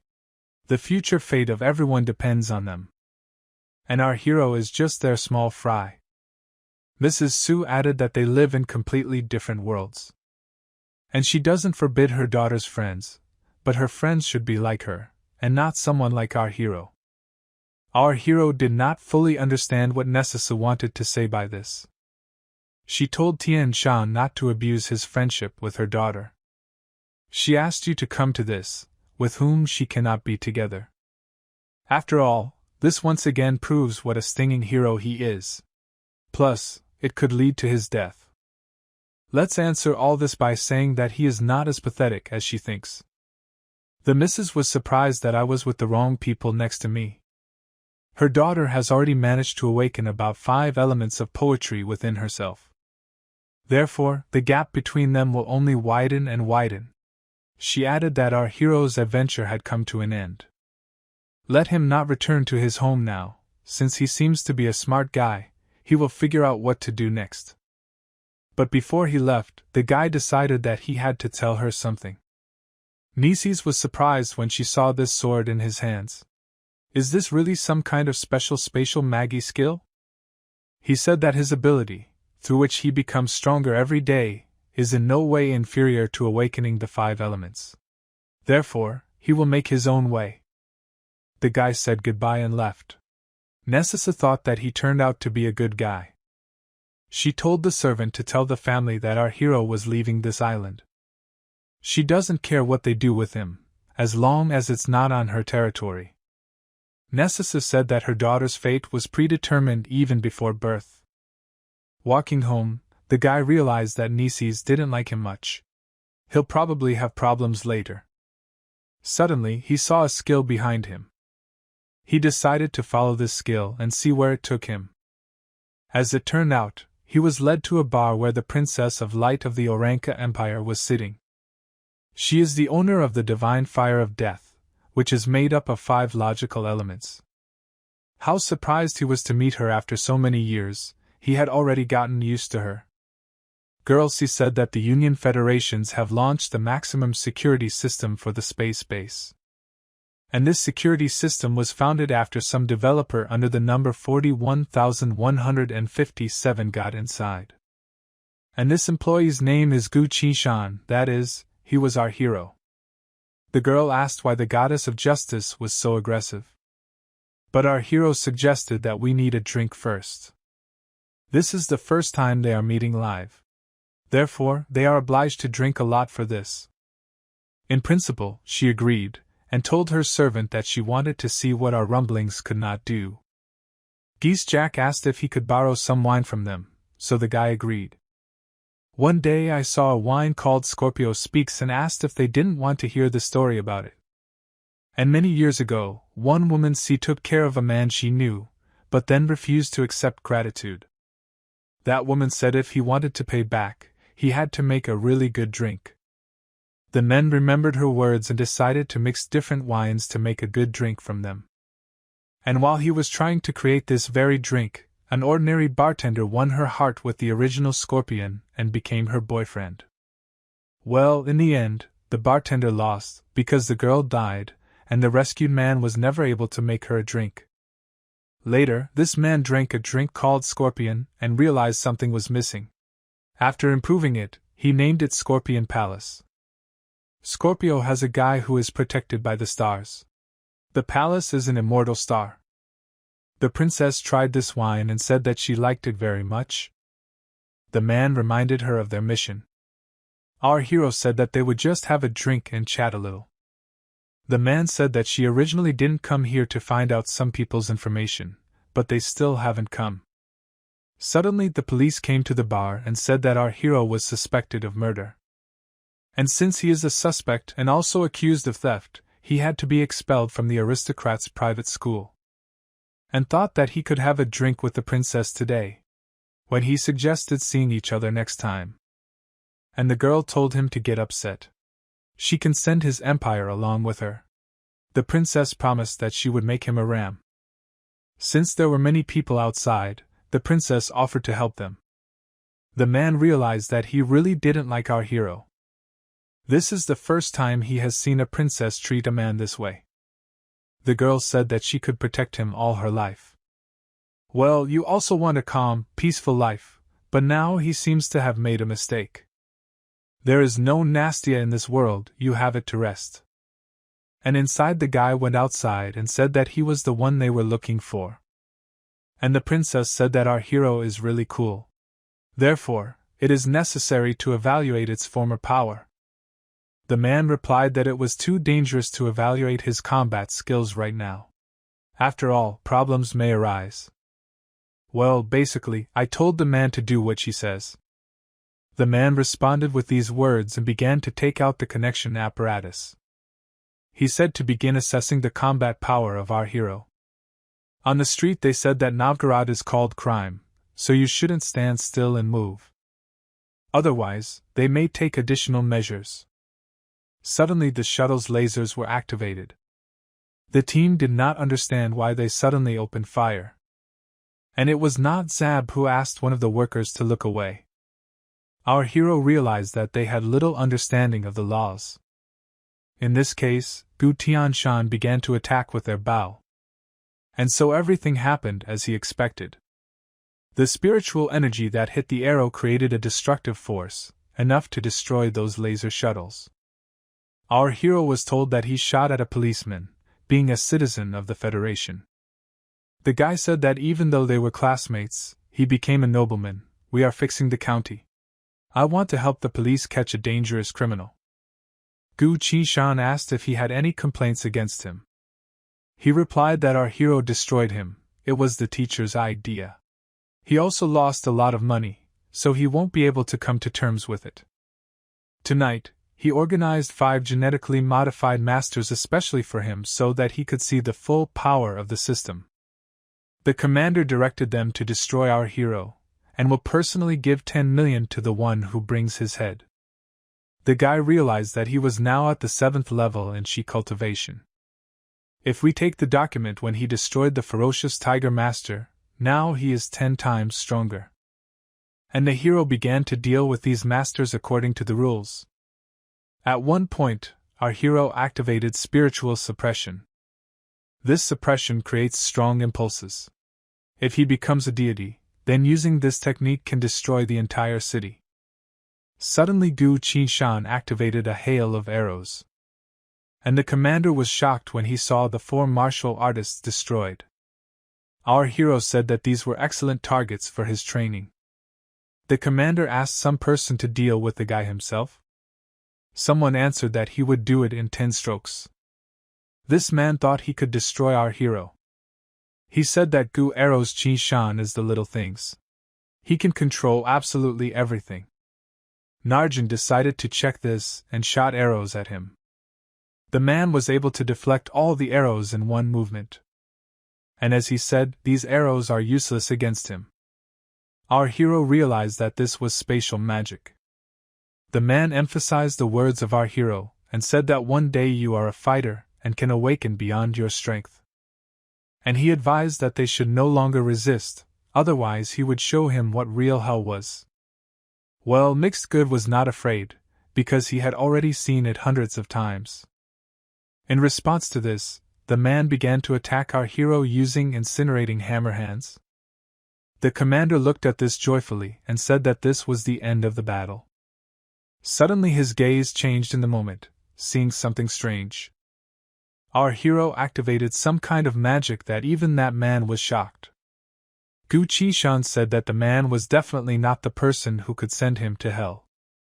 The man began to use his fiery hand in anger. Well, our hero was able to repel this blow. The commander was shocked that Gu Senshan is stronger than a great martial artist. And he said that if our hero destroys him, it will not bring him any benefit. Why, Gu Qishan asked if these were the words he wanted to say at the end. The commander replied that our hero is just as good a person. But the more he does not erase, the more he becomes closer to death. Gu Qishan had a lot of fun in his life, taking a huge number of lives. But he never used his position to intimidate people. A few seconds later the commander lay destroyed on the ground. Meanwhile, the princess and the man saw the scent of our hero. They were perplexed how our hero could develop so much in a few days. The man was wondering what supernatural abilities the Tian Shan had. Suddenly he was informed that the mechanized army of Bosha County had moved forward. In a few seconds they will reach the battlefield. And their ships were concentrated 100 kilometers from here. The princess began to leave, saying that she would save him. The man replied that she could not go there. If the princess starts destroying people, this could lead to a huge scandal in history. Suddenly the system gave a warning that there was an addition to the Martial Arts Federation. Ship Genius of the Martial Arts Federation Zhang Zhangyinya lands. Therefore, even if the princess wants to help our hero, it will be useless, because he is doomed. All vehicles were given the task of turning on combat mode and preparing for battle. One of the men appeared and said that the aristocrats were so brave that they could openly destroy people. Our hero saw that the one in front was the martial genius Zhang Zuanyang. Someone said that the president wants to see him, so our hero must follow him. He thanked the general for helping him get out of there. He replied that he simply carried out his order. Arriving at the president, Zhang Zongyang said he brought Gu Qishan. The president said that he was glad to see our hero and did not think that he needed an introduction. Beauty did not ask anything if it was his people who saved him. Surprisingly, the president replied that this was not so. Suddenly the goddess of justice said that they had met again. The guy realized that this was actually an order from the goddess of justice. The martial arts general asked what our hero did that made the goddess decide to start this war. But the goddess replied that she could not disclose this. Then the general decided to ask the system to tell us about the merits of our hero. According to the laws governing the development of human civilization, the rights of our hero are equal to those of a top-level leader. As it turned out, the top-level leader turned out to be the president. And the president said that our hero has the highest level of security for him, and what achievements he made at the company to receive this title. The Central One responded, and for the Goddess of Justice P to provide the President with their work. The Goddess of Justice said that our hero gave the right to begin demonstrations of a mechanized warrior called Seraphim. The general asked what it was. After all, the current level of technological development does not allow creating such a warrior. Our hero replied that the technical level of this warrior far exceeds their era. If nothing happens, humanity will soon be able to use these technologies. The president said that with such technology and armor, it is no wonder that the goddesses of justice are so favorable to our hero. And the goddess of justice said that in order to protect Sanya, he needs the reliable protection of the president. He replied that the goddess's fears were not unfounded, but he could solve everything. He asked Songyang to prepare our hero and bring him here in half an hour. But Ginshin said that the family did not outwardly blame him for Genya. Therefore, if the president defends him, it may affect his reputation. The goddess of justice said that the accusations would not be proven and now there are no problems. Meanwhile, the girl was very angry because she could help our hero, but she couldn't let the military genius take Gu Qi-shan. The man said that she should not see herself, because it is impossible to save someone who has fallen into the hands of a military genius. The girl thought that the aristocrat would not let our hero go, and now he would definitely die. The princess asked the man to turn off the TV. Apparently she wanted to be in silence. The president spoke on TV and said that there were many children who were left without parents because of the war. So he decided to identify one of these children. Him, and the president said that this was the very child of the war whom he wanted to adopt. The man began to quickly call the princess so that you could see what was being shown on TV. Well, you answered that Machina was brought in to mourn our hero. Suddenly she heard from the TV or sunshine. They could not believe that half an hour ago he was a suspect of destruction, and now he was receiving the support of the President of the Federation. The princess guessed that these security measures were provided to her by the goddess of justice. The man wondered why justice shouldn't take such care of him. The princess said that she was the first to turn Nemanja to our heroes, so they should not take him away from her. And she said that she would return to Tian Shan, but the man asked her to calm down. Meanwhile, the head of the family arrived at the morgue to see his grandson. He asked who destroyed his grandson. He was told that he was destroyed by Gu Qi-shan, whom the president himself had just announced on TV as his son. The head of the family did not care what this president did. He cannot tame his anger. He asked that a shuttle be prepared for him to go to the head of the Bai family. The head of the family did not say that he could not consider himself a man if he did not take revenge on our hero. Someone started looking at the characteristics of our hero, and said that his resolving power is the same as that of the gold system. The head of the family said that his sword also has a heavenly selection technique, which is too strange. However, he still knows for sure the real strength of our hero. Su Xingqiao was wondering whose idea it was to get rid of our hero from the help of the Ni and Bai families. Nesisa said that it was her idea, but in any case, the central one offended the representatives of the two families. Su Xingqiao recalled that Nisi said that their Chernigov Department of Scientific Research, and asked what about them. And from these words Mrs. Su got a smile on her face, and she said that she fired him. The head of the Su family asked her why she did this. Yes answered that she did not want our hero to have anything in common with their company. Su Xingqiao asked to stop and told him to be connected to the database. Gutson's personal information Shania.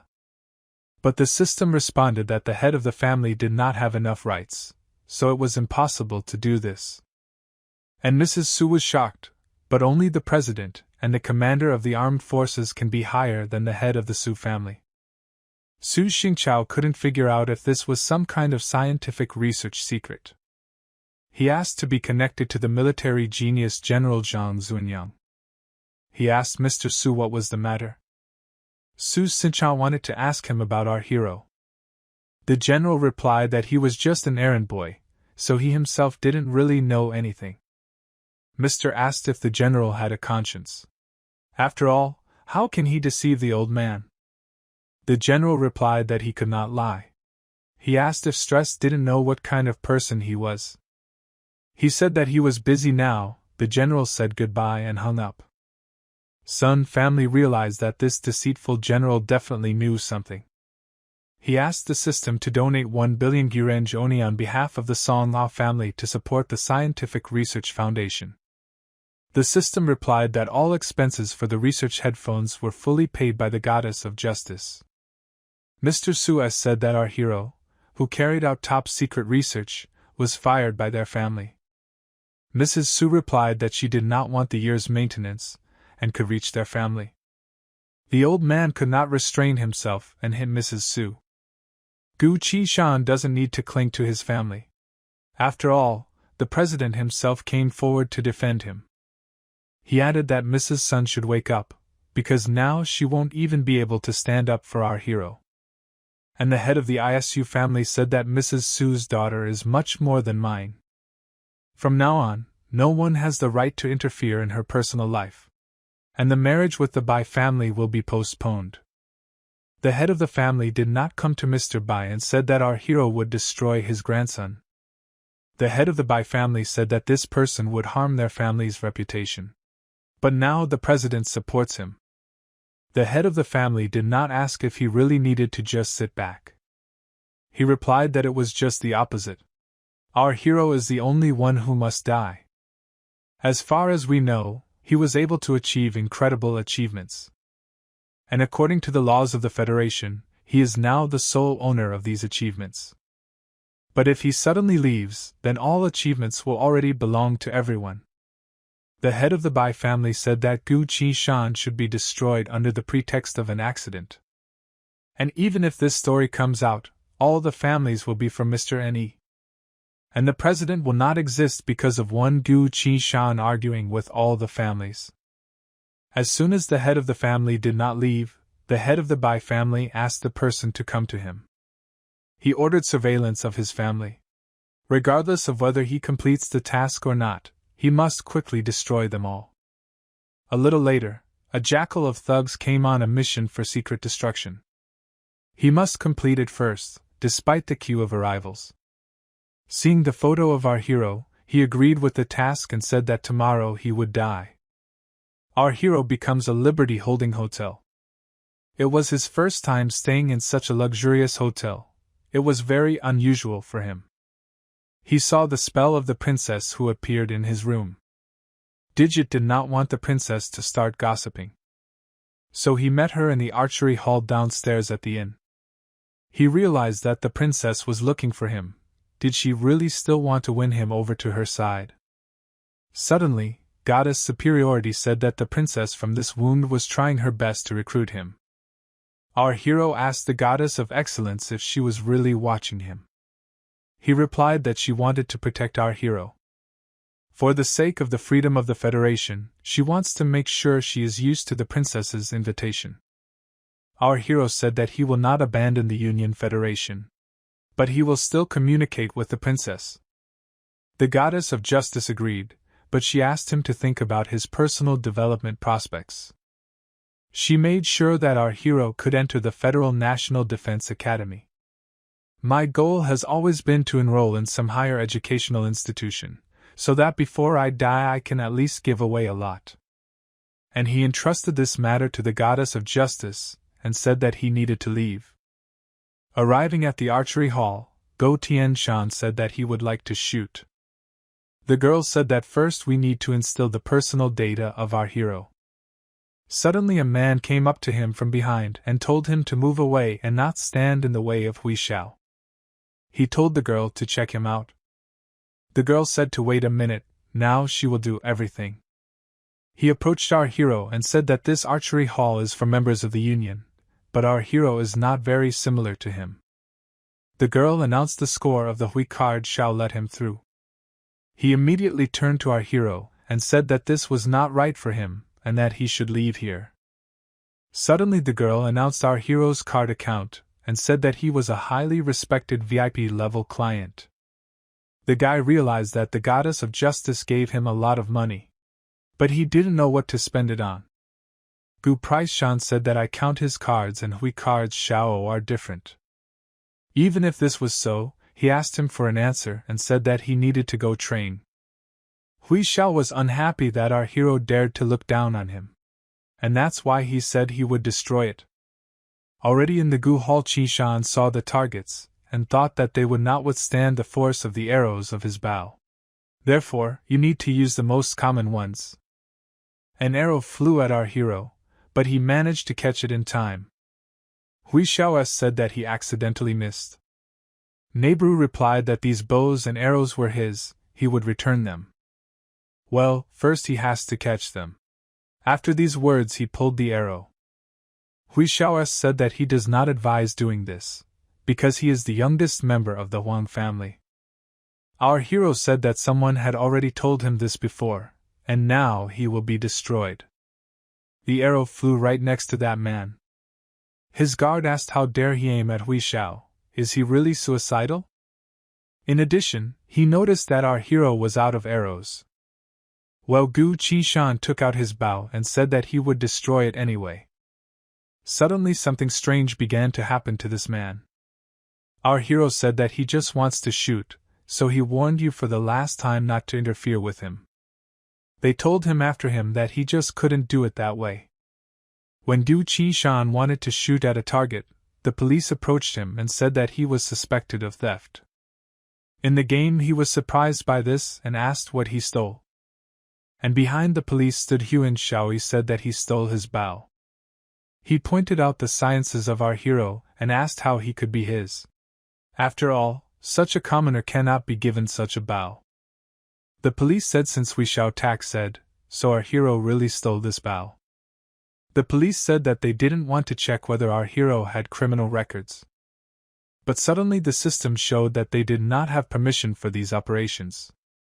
As a commander, I think that his partner cannot even do such a trifle on his own. And he came up to check our hero, but his rights also turned out to be sufficient. They began to whisper among themselves whether he could really be some kind of elite. Huan Xiaopi ordered the police to check Tianshan's identity again, and then capture and arrest him. Suddenly the princess came up from behind, and she asked where they wanted to take her friend. Huan Xiaoa said that this man stole his bow and therefore he could not escape punishment for violating Federation law. I told you that she gave him this bow, so it could be his. Does he really mean to say that the princess stole his bow? And she told the guys to think it over carefully, and in the end, if he does not answer for his words, a conflict may occur. So if we have nothing more to say, let him leave here. And finally, the girl told him to stay away from our hero. If he changes again, the gypsies will worry that the girl will not be able to forgive him. Huan Xiao ran away in horror and said that this would not happen again. Our hero said that if I do this, the girl will bring this on herself. Yes, answered that someone had to restore order here. With such a problem and the mistress, her servants can only cry. The girl shot a bow and said that it was really good. She invited the guy to go with her to the empire of Saint Oranka. It was our hero who began to laugh. He approached the girl and she asked what he was doing. He said she was shooting incorrectly. Bright need to rise above. She realized that he was a master at changing the subject. The entire aristocracy of the Union Federation wants to destroy him, and the princess really doesn't understand why he still remains here. Xior suddenly called him and asked him what he was doing. The girls saw each other and asked Du Qishan, who is this? Our hero said that this is the princess of the empire from this wound, and he has just practiced archery. Shuer thought that our hero was friends with the princess. Putin said that this is a long story, he will tell it later someday. He said that they had already prepared a gift, and tomorrow afternoon he will deliver it to her at school. The princess realized that she was just a friend for our hero. The man asked who else she could be for him if not a friend. And she asked Ford to honestly say who is better, she or Su Xior.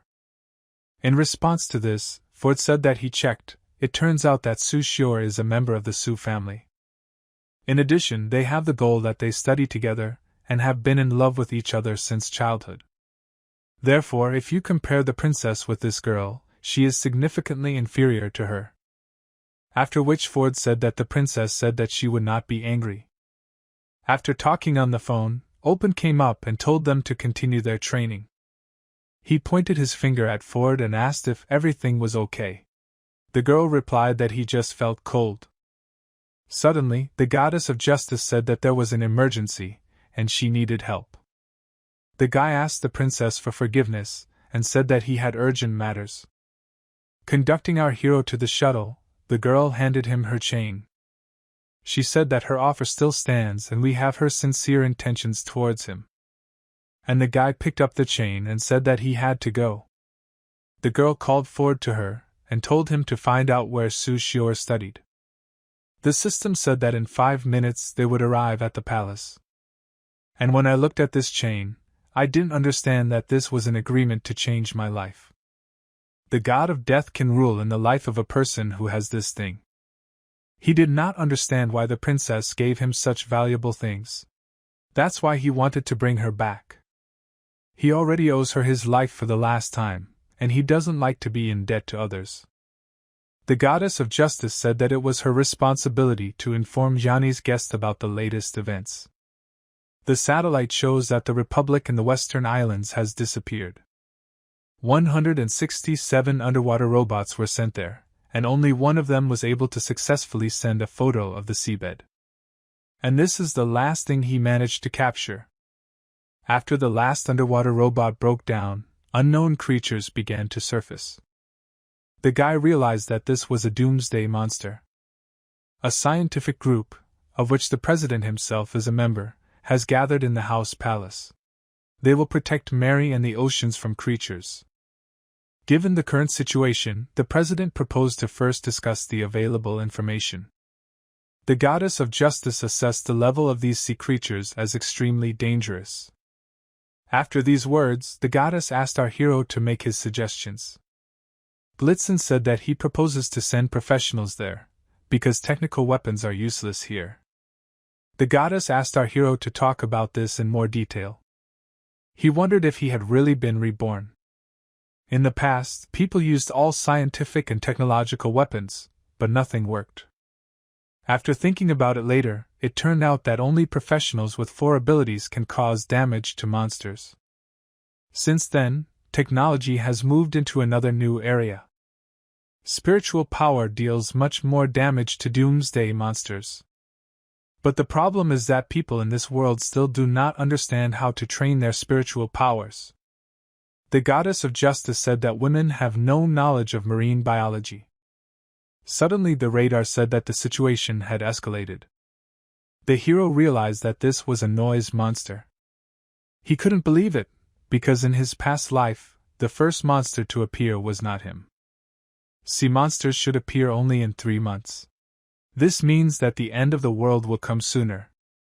After Mary and the oceans changed in the afterlife, changes occurred in the human world. And after a series of disasters, humanity was finally able to stay afloat. It was at this time that the worlds intersected. In a past life, disasters happened one after another, but this time their order is different. From the time our hero was reborn, he could only improve himself and his abilities. He decided that after this he would attack the Holy Realm with all his might. But this will only be the beginning, because he wants to surpass his previous life. The goddess of justice said that the situation had escalated and the army was ready to begin a military operation. Preparations for launching the projectiles have been completed and the target has been found. And the star shuttles decided to fire the hall with all their guns and... But after this, the sea monster began to regenerate into... It was just something. Human attacks were simply useless against him. People consulted and decided to attack the monster with a neutron bomb, throwing it straight from space into the ocean. Our hero said that there are good proposals, but they don't make any sense. And since the bomb was outdated, our hero asked what they would do if the bomb accidentally exploded right in the stratosphere. Gu Tian-shan proposed conducting a reconnaissance operation to find out the enemy's weak points. The president said that our hero was right, since the new type of monster is completely unknown. Shan's offer and took over the command of the troops. After carrying out calculations, it turned out that Xiong is the best attack weapon. Soon this star fortress began to move. She reached her destination and set up her laser cannons. After which Xiong built a mini-bomb generator called a black hole. After diagnosing the combat system, 3D determination of the target's location will begin to prepare the attack. Suddenly the monster began to attack and a huge explosion occurred. President because they finally destroyed this monster. After all, it is simply impossible to survive after such an attack. Our hero said that not everything is so simple. As it turned out, the monsters dropped their shells and were reborn. The laser cannon was useless against him. And also the electromagnetic gun and nanofission bomb are also useless. The president must believe that this monster has been with him on Earth all this time. Suddenly he pointed his finger at one of them and told everyone to look.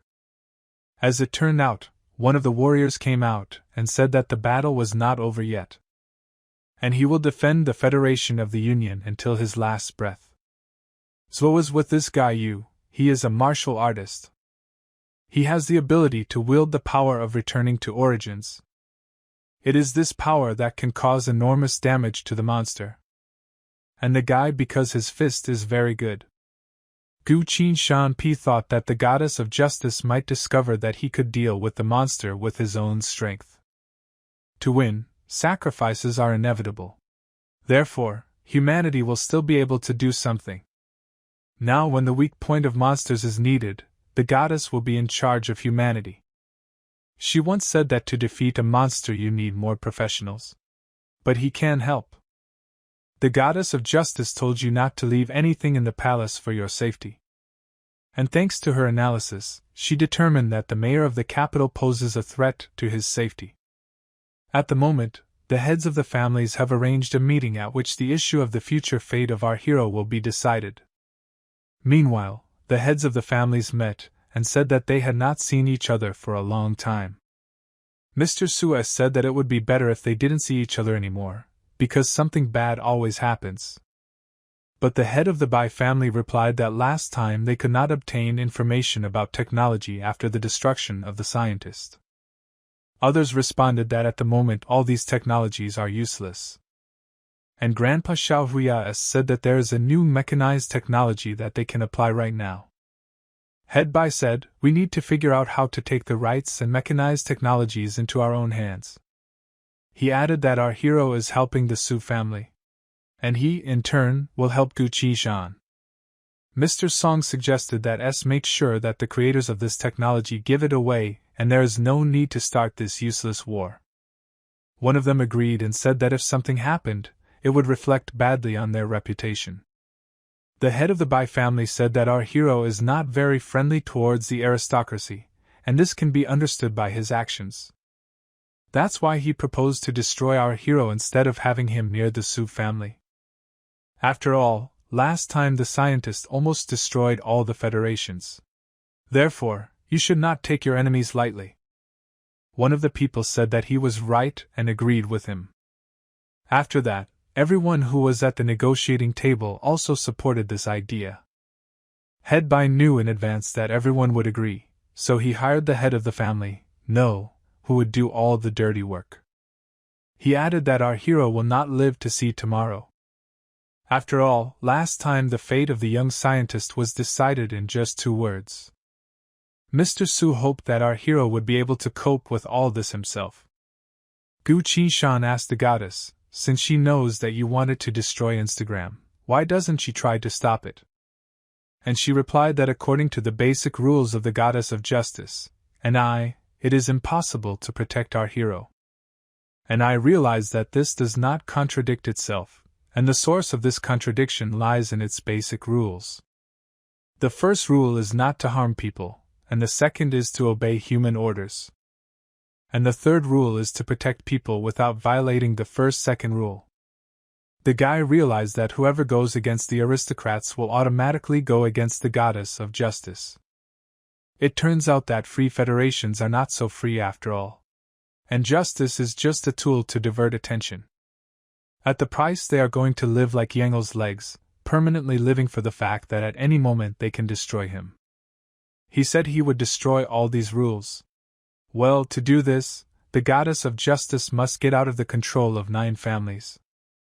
He asked her if her ground rules could be changed. She replied that anyone who tried to do this would automatically be considered traitors to the Federation. He also added that complete freedom of action is impossible for her. Then the heroes asked if she would actively learn new knowledge. She replied that if this knowledge will contribute to the progress of humanity, then she will study it. Our hero said that the last algorithm she received for building a life is not complete, and she should study it well. Gu Tianshan didn't understand what could have caused the lone day to happen earlier, but now is not the time to wait. They will have to use the sword a little differently. From now on the fate of the Free Federation will change. He said that there is no error in the algorithm and this technology will be destroyed after we see it. The goddess of excellence said to calm down, after all, there will be no second life in this very technology. Our hero responded by saying that he should be sent back to the capital. And don't let her worry, because everything will be fine with him. If he can handle this, then he won't be able to handle the danger ahead. After all this, the goddess of justice began to study the main algorithm. But after a while she was confused. Arriving at the hotel, our hero thought that in the evening he would go to Shior and give her a birthday present. Suddenly he heard someone's voice who said that he was really waiting for him. This person turned out to be Zhang Ying. He is one of the members of the federal base of 9 zones. In the underworld, he is the president of the Hunters Association. Our hero realized who he was and asked why he came here. Someone replied that our hero's uncle told him. And of course he wanted to meet such a respected person. He added that our hero awakened in him is interested, and he will not be able to calmly watch how Gu Qishan will die. Zhang Ying said that our son was included in the list of bloody destroyers. He invited our hero to join his association, and then he would be able to protect him. General Ning asked what happened to this sword. Our hero replied that the fairy gave him this sword and he forgot to hide it. In addition, the fairy personally destroyed the demon and saved the generals. Ning replied that if our hero does not master the art of the sword, he will not be able to fully learn. Ning said she was leaving. After this, our hero must work very hard and learn a few true tricks from the fairy. General Song said that he would also leave. After all, they need to return to the front line and report to everyone what is happening. Our hero was lucky that General Sun took pity on him, and he did not die on the battlefield. Ling said that they would see each other next time, because time our hero's cultivation level should increase. If suddenly Gu Qishan wants to visit them, then let him just say the name Ning. Our hero agreed and wished them good luck. The fairy asked Gu Qishan to meet his elder brother. As it turned out, this is the same goose that our hero tried to bribe. The guy realized that outwardly this goose is an older student, but in reality he is one of her incarnations. Just now he noticed that Ning Yutang is difficult to deceive.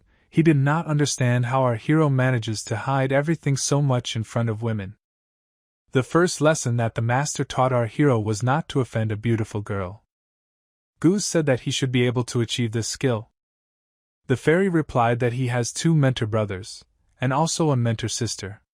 Today she will officially receive them both. The young master was told that he was the first member of the 100 flowers on the list based on appearance.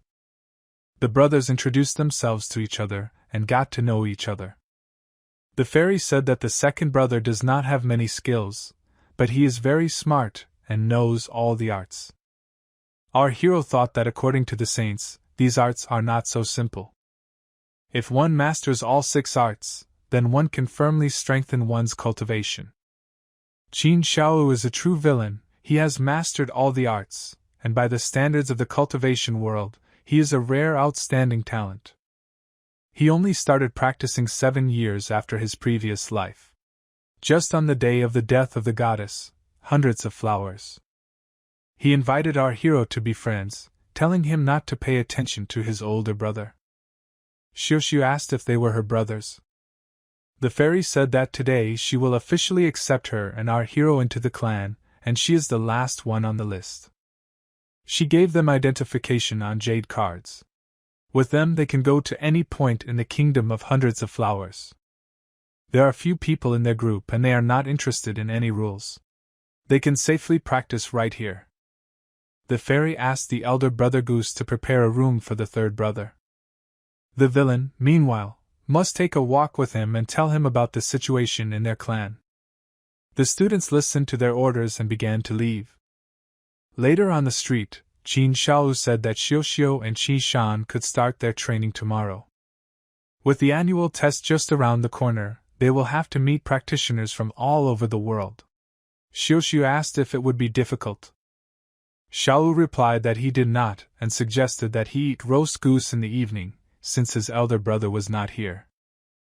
Gu Qishan understood why the fairy called him a villain. At that moment, the system showed that he had completed the battle to the death task. As a reward, he received the supernatural powers of the god of war. In the next 48 hours, he must find 5 objects and put them in the wheel. Our hero realized that people do not know what this scheme is.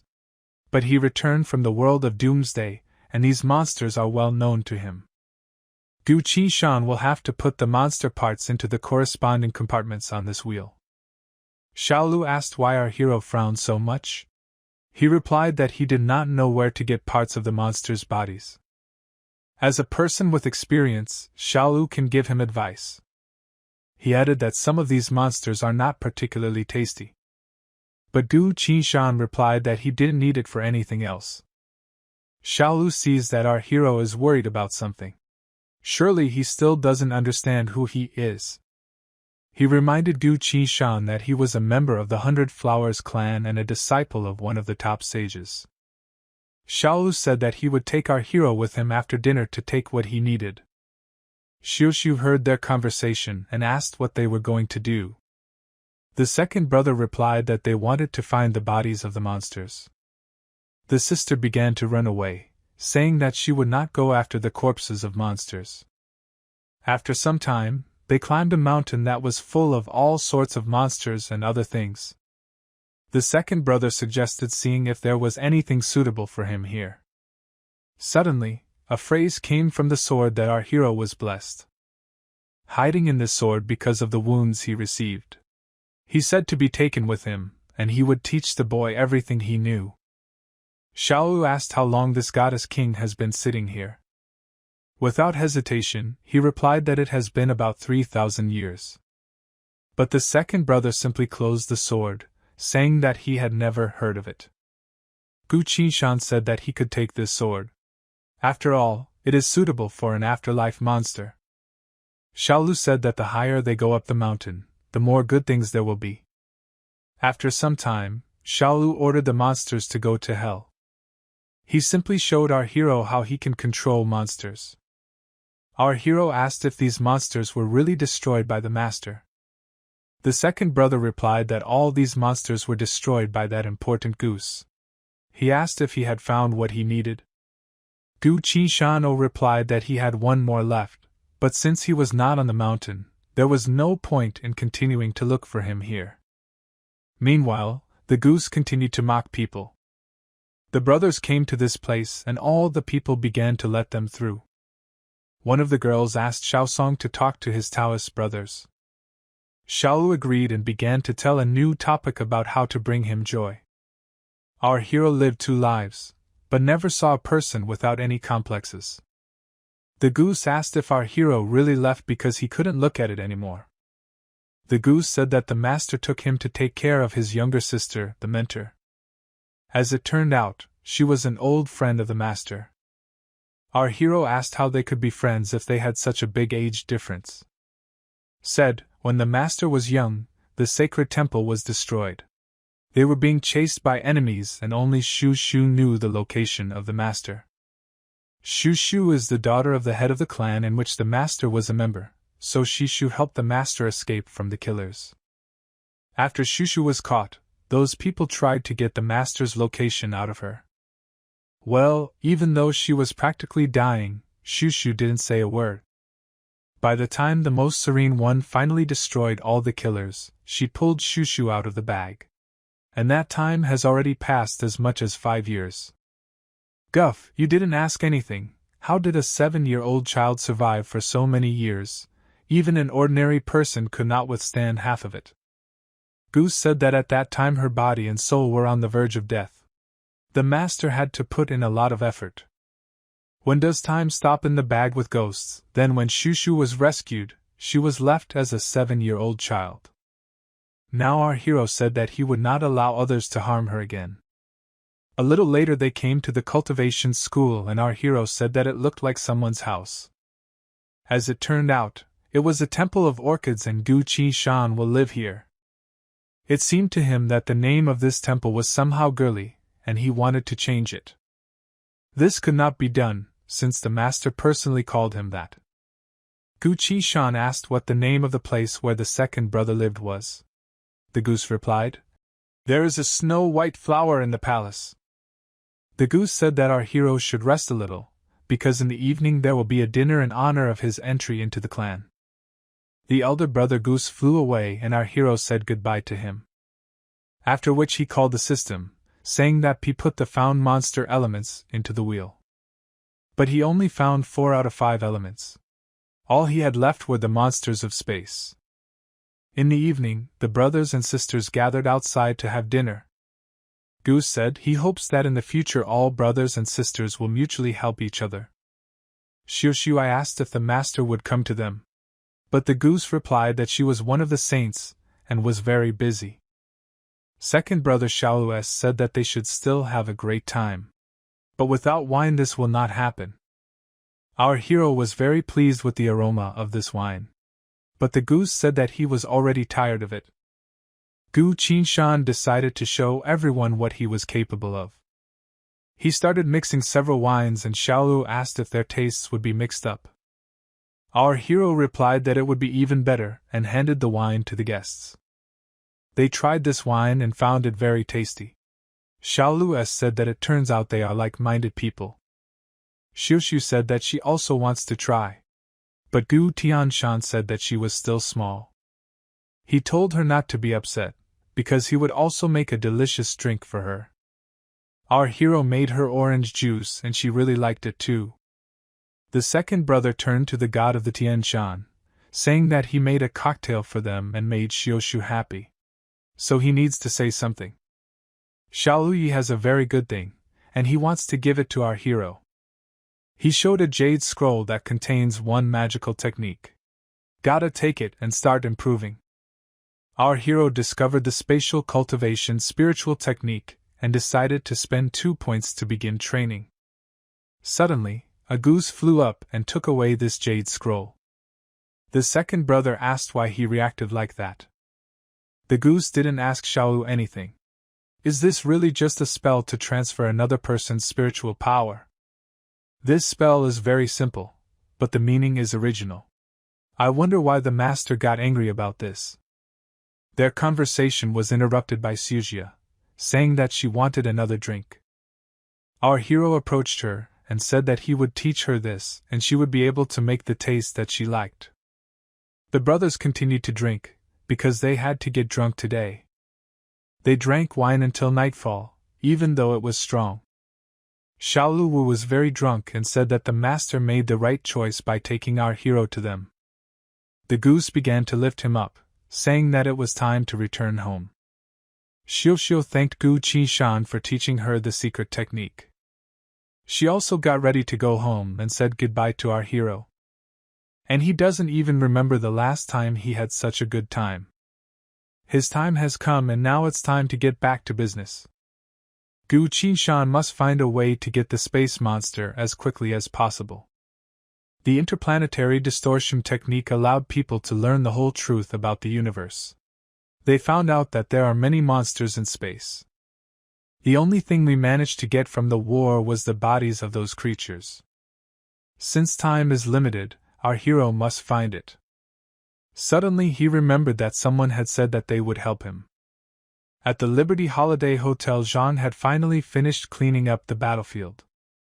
Our hero said he didn't think he was still doing housework. Jean replied that he cleans up everything after him after the fight. He heard that Mr. Su was very angry because his granddaughter was assassinated. Our hero said that he urgently needed a piece of the space monster. If Jean helps him, he will give him the results of one of his studies or help him deal with the clan of murderers. And if he doesn't like these options, then he can cooperate with his alliance, forming a joint union. Jean replied that this would be his most brilliant decision in his entire life. Since our hero is now his partner, he will need to try his best. He looked at the wall and remembered his heaven's chosen technique. Then he caught a great rooster here for the first time. After which he took out a black cat from the wall. Jean greeted the cat and said that they needed the corpse of a space monster. Beauty still didn't understand what this cat said and asked if he really had no ideas either. Well, the cat said that first he must eat the egg pie. After some time, they went to the store and fed the cat. And along the way the cat was just playing with a pebble. At one point he rushed off somewhere, and the guys didn't understand what had happened. John said that he was looking for the right thing for our hero. They arrived at the Federal Ministry of Science and Technology. Yesterday he said that there are definitely corpses of space monsters in this place. And the black cat turned out to be right. But it's just too dangerous to go there. John said that this place is not suitable and let the cat find another one. After some more time they came to the casino. Gu Qishan asked, could there really be a corpse of a space monster here? John replied that he had exchanged various information here before, and it seems they have changed their activities. He asked the cat if he was sure that there was a monster here. When the cat gave a positive answer, Zhang Zi pushed it back into the wall. Since the black cat could not be wrong, they should go there and have a look. Our hero asked if there was a swimsuit party here today. Zhang replied that they simply lost everything down to their underpants. Upon entering they were greeted by beautiful girls and asked what they preferred to play. Zhang replied that the more unusual the better. The red-haired girl said that the distinguished guests would definitely not be disappointed. She showed a betting machine that would automatically deduct the points the two of them had earned. Zhang thanked Beauty and went with our hero into the elevator. Having risen to the 70th floor, the guys went inside and saw a huge swimming pool. The presenter decided to introduce today's two participants. The first was an ordinary man with a sword in his hands. And the second is a participant who has been on hunger strike for the second day. It turned out to be a prehistoric hippopotamus, which was restored through genetic engineering. The man was very scared and said that he would return all the money if only he would be released from here. The guests began to laugh, because he looked as if he was about to wet himself from fear. The red-haired girl approached Zhang and said that they could place bets. But he didn't know how to play. They can place bets on how long this person can last. Today's winner will receive a super prize. Gu Qishan became interested and he asked what the super prize was. It turns out that today's super prize will be part of the corpse of a space monster. Our hero said that the technique of the chosen one of heaven is not so bad. After all, there really is a corpse of a space monster here. Now the guys have to figure out a way to win these bets. Some man told his friend that last time that big guy had chewed a man into 2 pieces in 1 bite. The girl agreed with these words and said that he was simply terrible. She glanced at our hero and asked who this guy was. With his appearance, the girl had a strange feeling. Suddenly Gu Qishan looked at her, and the girl became scared. Zhang asked him to take it easy, because his murderous gaze scared people very much. Being stared at. He also noticed that the girl was afraid of him. He decided to try to calm her down with one spatial cultivation technique. He began to connect with her across the hall to ask for forgiveness. The girl felt strange. Her friend asked what was wrong with her. She called the waitress and asked her to help, holding out a red card. The waitress took the wine and business card to the guys, saying that it was from that girl. Our hero read this business card and found out that the girl was from the Fuxi Empire. Her name is Duguqiong. Gu Qishan was at a loss. After all, in this empire it is forbidden to show your name. John said that this girl seemed to think he was a real man. But our hero replied that this was just some kind of misunderstanding. He raised his glass and looked at Duguqiong. The girl even became embarrassed at his gaze. The guy who was sitting next to her was very angry with our hero and decided to curb his ardor. He bet 5 million that that person would be eaten in 10 seconds. That man stood on the pallet and heard everyone making bets. People started throwing wine bottles at him. A few seconds later, a huge hippo monster crawled out of the water. The girl came up to our guys and said that they could start placing bets. Gu Qishan left 50 million so that that person could survive. And Zhang was shocked by this decision.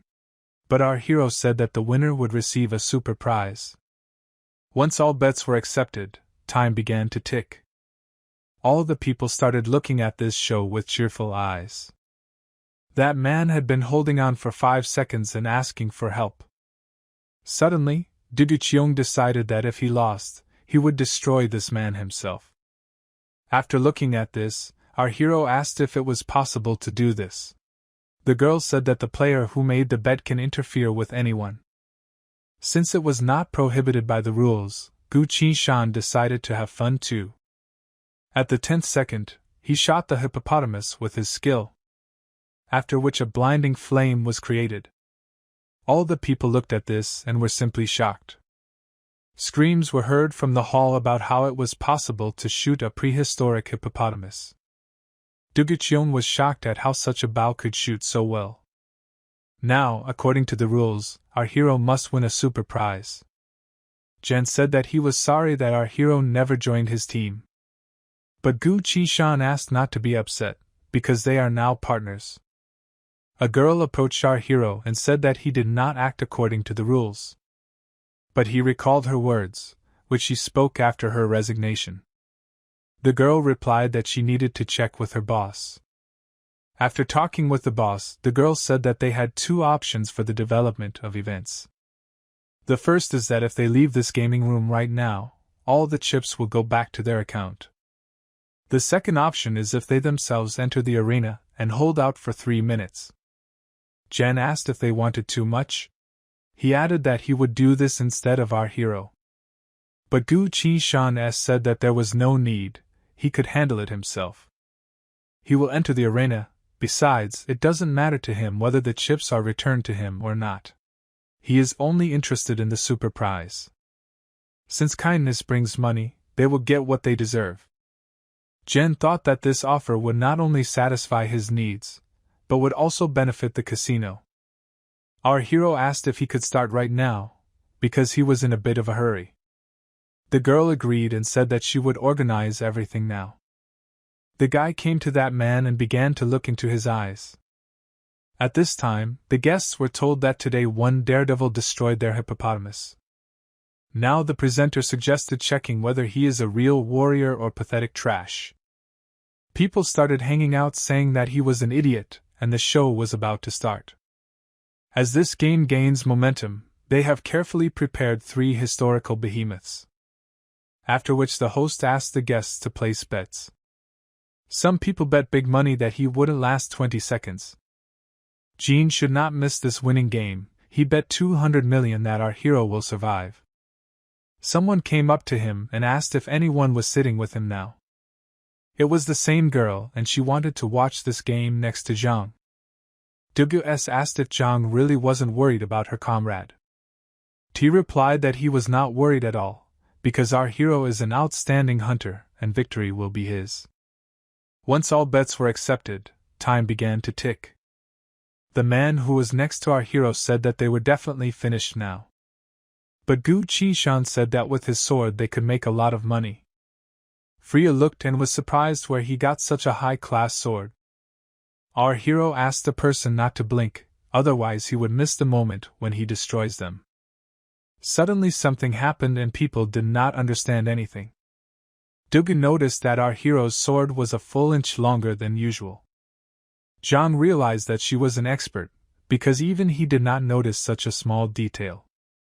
Girls, she said that this sword is unique. She had never seen anything like it in her entire life. When she saw him closer, she realized that he was truly special. The man thanked Gu Qishan. After all, he saved him for the second time.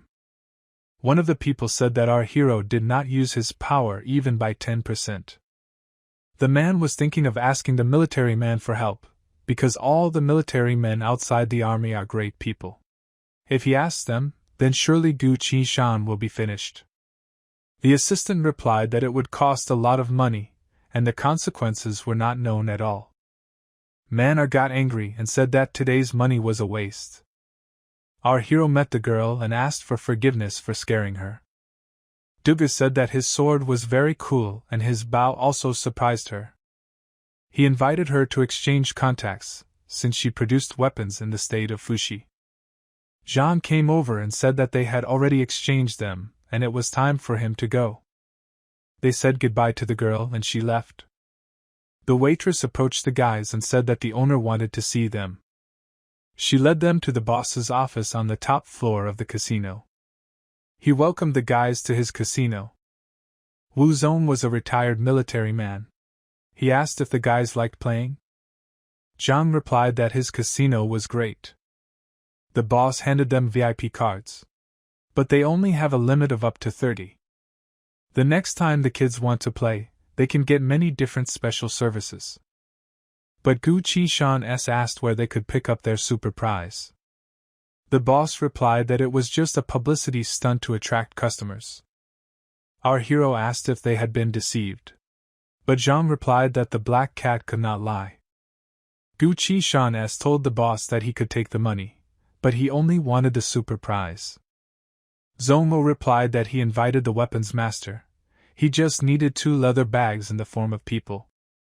Our hero said that casinos should take payback seriously, but the boss deceived him. That's why our hero too.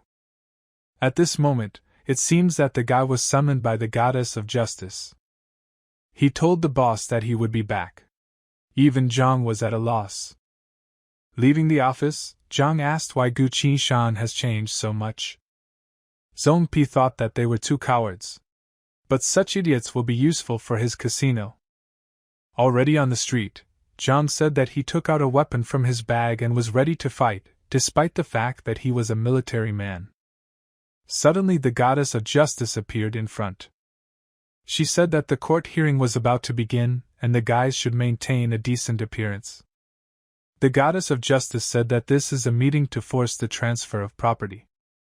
Zhang asked when she found out about the casino business. The goddess of justice began to calculate how much our hero should receive for his bets. After that, he agreed and told Zhang to help blow up his room on the top floor. The boss saw that these 2 idiots had turned his casino into ruins. If he had known earlier, he would have made him pay before they left. Dugu turned to Mr. Zhou and said that she needed to collect his combat data to create a worthy weapon. He asked to be released from the water to a historical dinosaur, because he wanted to demonstrate his fighting style. The boss activated the return to origins and began to deal with this monster. The guy looked at this and said that how could our hero offend such a dangerous person? Suddenly, the boss received a call from the goddess of justice. Since he moved to the underworld, he had not had contact with her for many years. Duga saw a goddess today. She deserves what they say about her. She said the boss should pay Gu Qishan 20 billion. If he refuses to do this, the goddess will write off this amount against his property. Suddenly there was an explosion, and the goddess of justice said that there was no need to panic. As it turned out, the explosions on the top floor were at the request of Gu Qishan. The boss got very angry and began to rush off somewhere, saying that he would destroy our hero. Dugu realized that it seemed like they wouldn't be able to make a deal with this military man. Because the buyer has no business, it is invalid. Meanwhile, the guys were sitting in the boss's office and waited for him to come. The boss flew out of the elevator saying that our hero must return his property to him. But from the point of view of federal law, all property is already registered in his name. The boss asked if Gu Qishan is tired of living. He added that he would immediately destroy the guys. Zhang said that the fire inside him could finally come out. After which he used his nanofission bomb. Our hero was surprised that the boss had not died yet, and offered to fire 10 more shots. Night Jean replied that these weapons can only fire 1 projectile at a time. Go much. Qishan, after all, the helpers found by the goddess of justice will come soon. The boss began to slowly get up, saying that he would destroy them. Well, by order of the goddess of justice, the 3rd Special Forces squad arrived at the scene. They ordered the suspect to be punished. The boss noticed that both of these soldiers were from the military realm. Zhou Kaiyu started to say that he is registered in the Free Federation and has special advantages. On behalf of Zhou Kaiyu, A petition was submitted for the construction of a 28-story casino. But in fact, this building has another 90 floors underground. And this violates the construction plan. In addition, the casino uses the mutant collection as gaming content. Therefore, these crimes cannot be ignored. Seeing the guys, the boss asked, "Is our hero the supreme leader?" John X said that the boss was really careless. After all, he dares to insult the friend of the goddess of justice. The special forces people said they were taking him away. Our hero gave them this right and said goodbye. According to the calculations of the goddess of justice, the cost of this building is 8 billion. Gu Qishan asked Zhang to find someone who could manage the casino and they will divide the profit 70 by 30. Zhang suggested that his hit team start issuing shares. Together with our heroes, the price of his shares will rise. Gu Qishanzi noticed that he was similar in character to his second brother Xiaolu. Zhang said that his fan came to see them. Duga said her business failed. Our hero asked if he could somehow compensate her for the damage. The girl replied that money was just a trifle. She had a great time today. She started to leave, telling the guys to contact her later. Zhang looked after her and said that she was a bit of a masochist. Qishan asked him to look away and go to work. Since our hero became the boss, he asked to be shown in and shown the super prize. Having descended to the lowest floor of the casino, the girl began to lead them along a very large corridor. She warned that many strange creatures were trapped here. Approaching one of the doors, the assistant began to enter the code and said that the corpse of the space monster was here. To prevent it from rotting, it is stored frozen. Gu Qishan said that the most valuable thing about this monster is his heart. Now all the monster parts that are needed to complete the task have been collected. Seeing how our hero received this heart, John realized that his B abilities were beyond comprehension.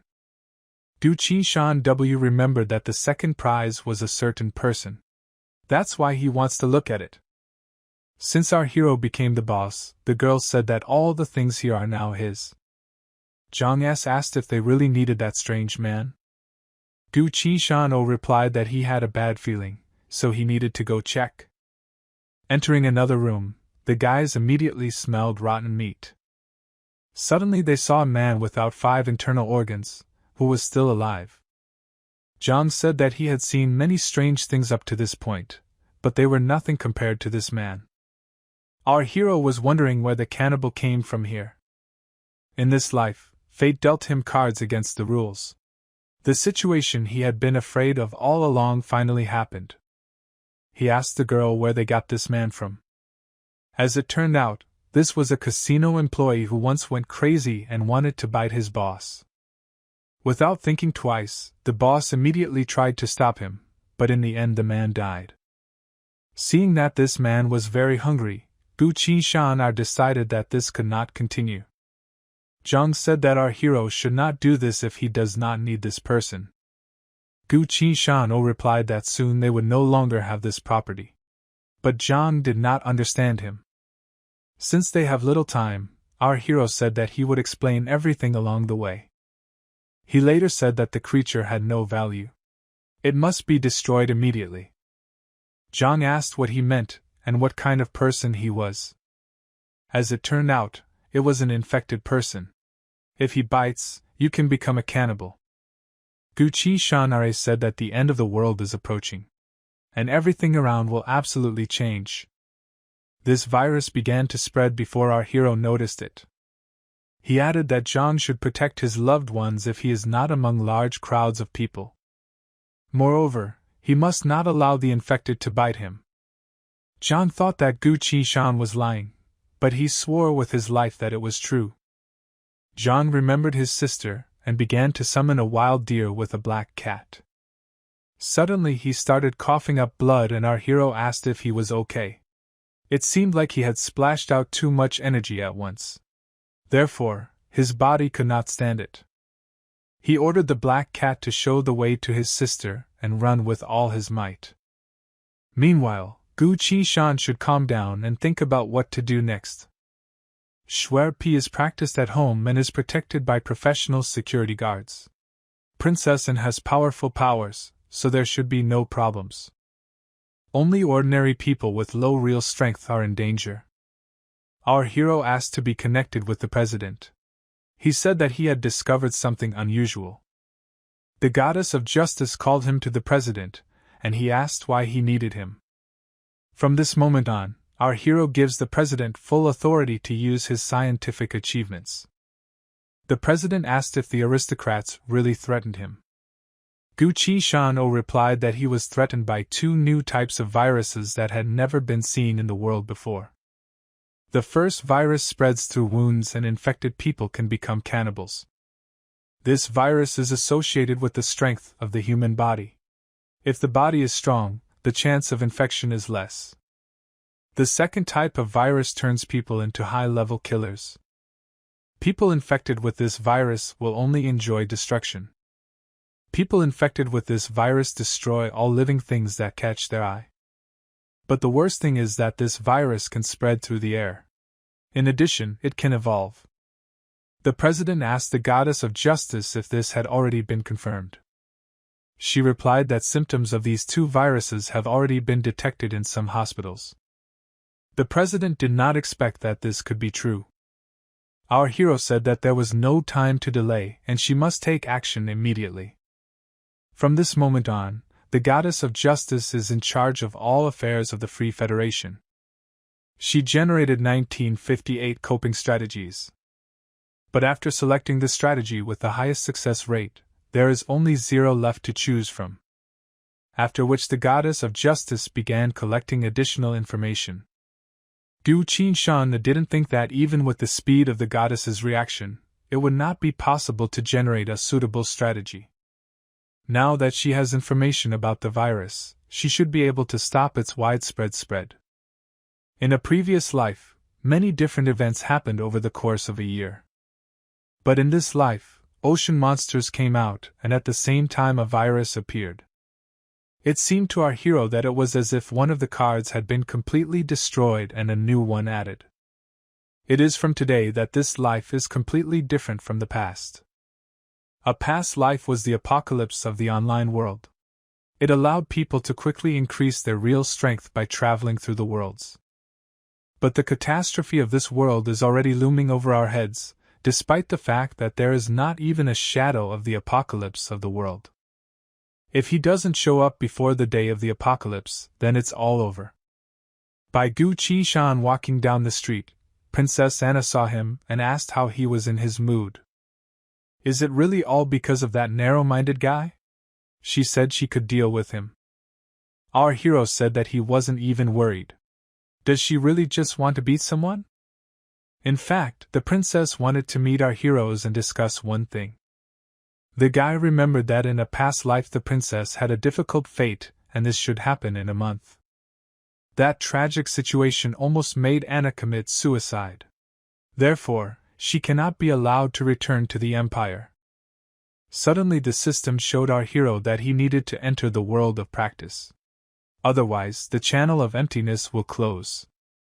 He thought that the disorderly passage of time was connected not only with those terrible monsters, but also with the fastest ones in the world.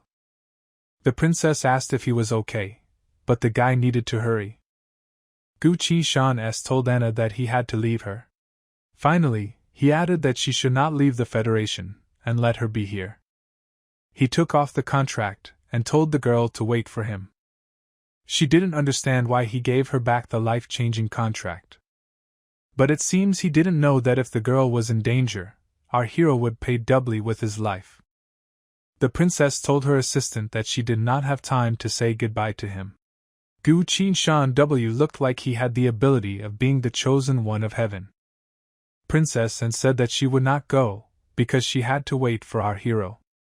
But Ford recalled that His Majesty had given a military order of the highest degree. If they fail to do so, they will be severely punished. But since our hero told the princess to wait, she won't go anywhere. While the guys were arguing, some strange people began to approach them. The princess realized that they clearly did not have good intentions. Since the body part of the space monster's corpse has been obtained, our hero can now complete the mission. He is now at the peak of chi cultivation. So it's time to break through to the level of laying the foundations. If he can reach this level, his strength will increase. This will help him defend himself more easily when chaos comes. It seems to him that a breakthrough is simply necessary. The elder brother Goose flew up to our hero and asked if he was really preparing for a breakthrough. Gus suggested going to have breakfast first, and later he and his second brother would give him some lessons. At breakfast, Gu Qishan asked where the master was. As it turned out, she went to the front line to discuss important matters. Since the master is not here, the second brother said that he will no longer eat these flowers. He decided to cook a whole ram and fix their diet. Our hero asked if it was too rich for breakfast. But the brother replied that if he didn't want to eat, he didn't have to help. The goose also said that it might be bad for the stomach this early. Xiaolu answered him the same way as Gu Qishan. After these words, the brothers decided that they would help because they were hungry.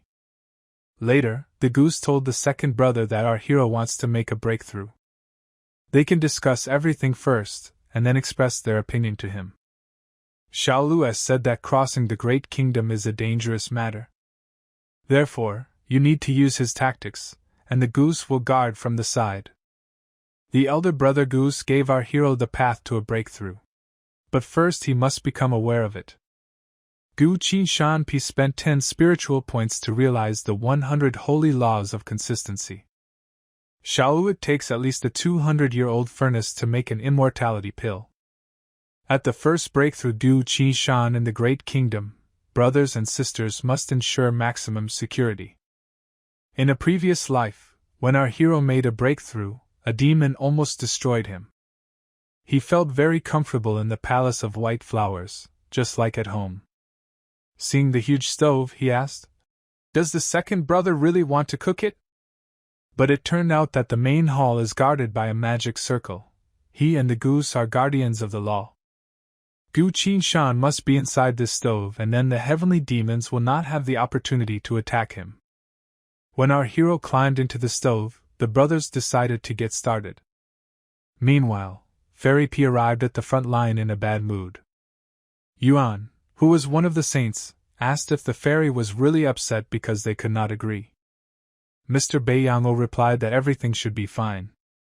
Yuan thinks that perhaps this is related to the survival of all humanity. Therefore, there is no need to bother, but just wait.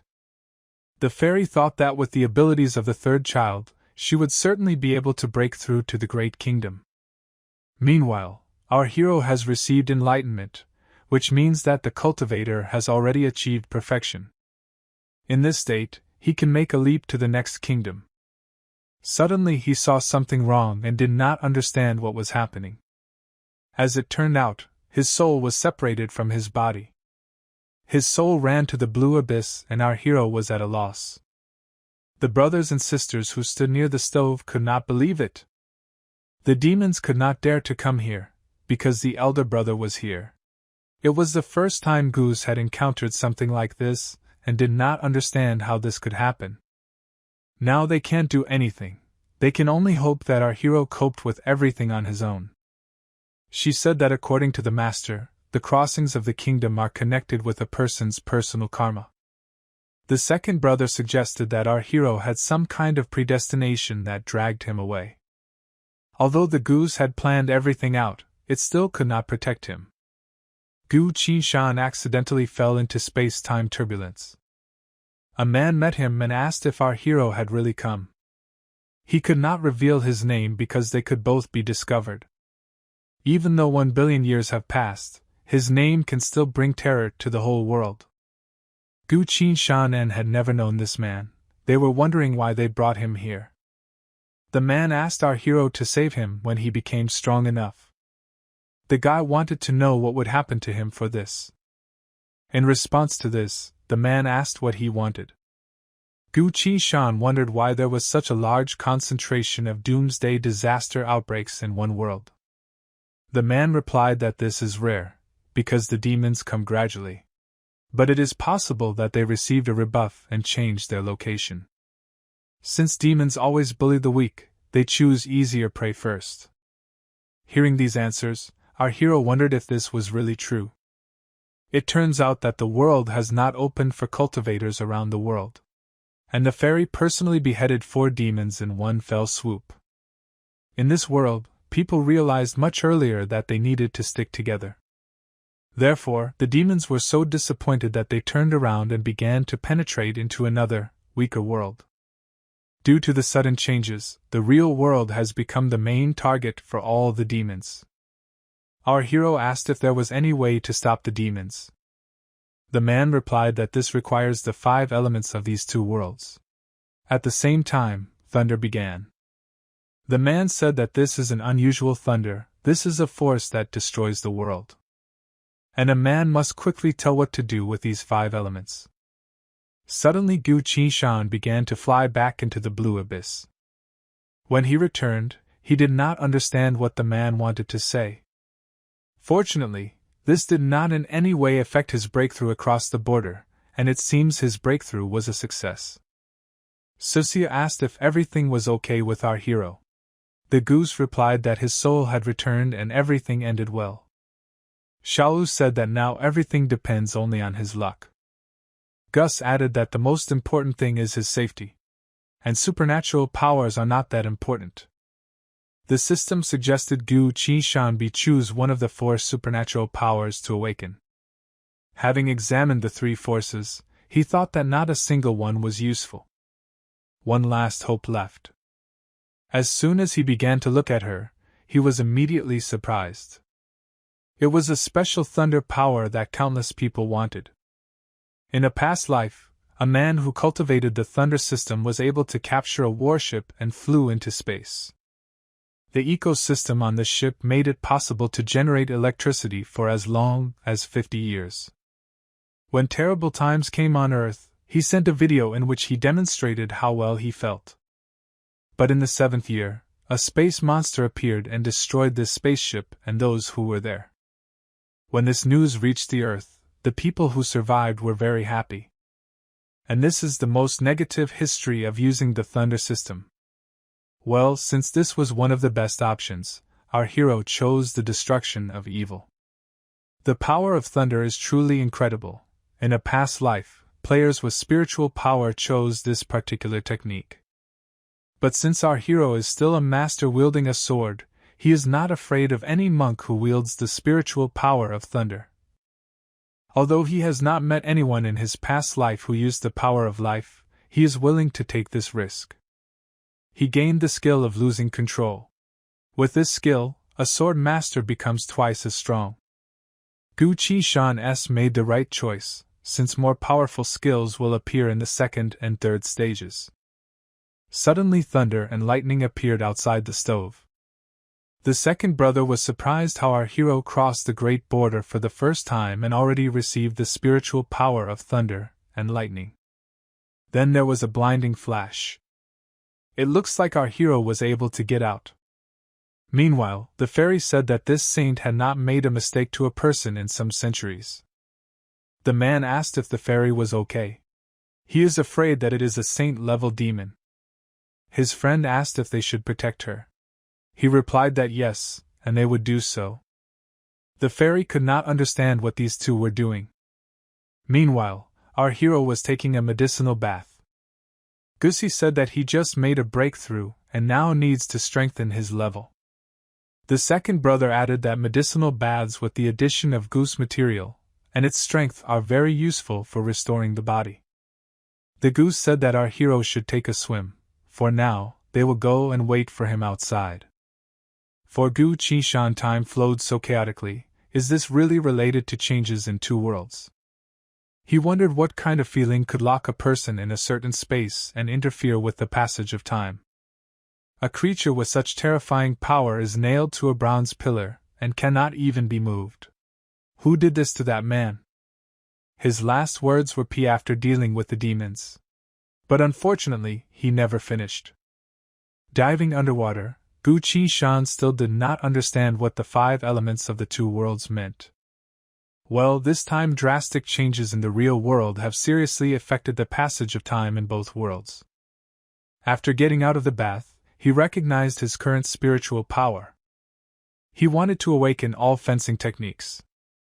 But for this he needs to spend 5 points of spiritual power. To awaken secret fencing techniques you need to spend 10 points. He decided to do it, and now the real skills have finally returned. While Shaolu was training, Xiuxiu said that he was very cool. After seeing his training, our hero learned that the second brother is a member of the sword community. Geese added that he used to like to carry around with him. During the last test he tripped with 9 chain. Gu Qinshan asked, "Didn't the master save the second brother?" But the goose replied that the master gave Ningen several rare elixirs and also thanked her. Xiaolupi offered to give our hero some advice that would help him strengthen his kingdom. Gus said that the second brother is in the same group with Ningen, but now she is already at the middle stage of laying the foundations. Xiaoluo replied that he was just an ordinary person, and Ning was mega-talented. Since he had mastered the 6 arts, he suggested that our hero study the techniques. During training, the second brother told our hero not to give up under any circumstances, otherwise he would lose miserably. Xiaolu Di added that our hero is the youngest, so he should attack first. Well, this is just a discussion of techniques from different schools, you shouldn't be so serious. Gu Qinshan warned that he was starting to attack. They began to fight, but after a few seconds the second brother flew away. Xiuxiu was delighted that the second brother had soared so high. Gu said that the sword's power will gradually unlock. Now our hero can use a striking force of 6,000 jin. In addition, Xiaolupi took medication, and he is very good at swordsmanship. Our hero realized that Xiaoluti was as good at perfection as he was at learning the 6 arts. Gu said to Gu Qinshan didn't pay attention to him. He had to let the sword penetrate his thoughts, feelings and mood. Many of his sword techniques are already awakened. When he swings the sword, the memories of using it are also awakened. In his previous life, he practiced for 7 years, and in the end he only had 1 fencing technique left. When our hero fought on the front line, he was lucky enough to see the fighting techniques of the great master. At that moment, he realized that the sword movements could be false. He realized his true intention of wielding a sword. From that time on, he tried to understand the fencing arts step by step. Gus noticed that our hero's skills were progressing at great speed. It's a bit like second brother's talent. Xiaolu said that this time he was simply not ready yet. And so he proposed to fight again. Our hero, hearing these words, agreed and they began to fight.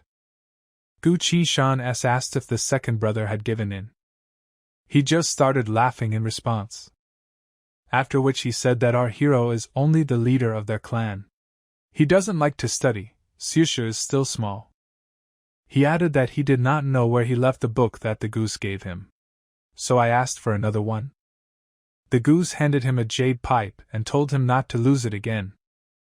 The second brother said that it doesn't matter that he lost to our hero. Its cultivation is only slightly higher. However, the master may have problems. Because of this she chose a mediocre student.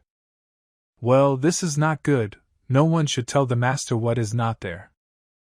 The second brother decided to hide for a while and work hard. He must show people that he has learned the way of the sword. Our hero said he was right. And Xiuxiu thought how handsome he was. After this, the goose said that the next time our hero competes with Xiaolu, let him use only half. Gu Qinshan asked for forgiveness that he took advantage of his spiritual powers. The goose said that he understood that the second brother is one of those who understands only strength. Xiuxiu asked what they would eat when the second brother disappeared. After some time, Xiuxiu suggested that our hero train together. Now she is at the 6th level of chi purification.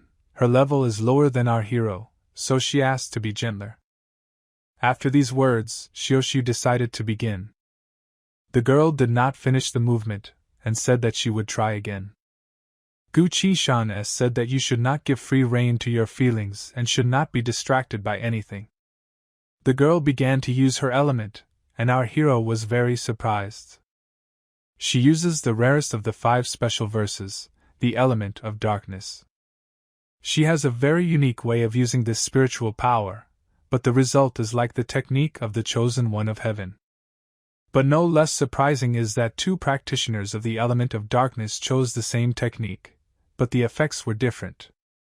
During the battle, our hero noticed a monster in the spiritual forces of darkness, which were created out of nowhere according to the laws of heaven and earth. There were too many monsters. This gift of dark power is very rare. To deal with so many monsters, it is best to cut the stream with a secret sword. But behind these monsters is Shushu. If anything goes wrong, the girl can easily get hurt. At the moment, our hero can only run. Having found a good place, he began to use the secret sword.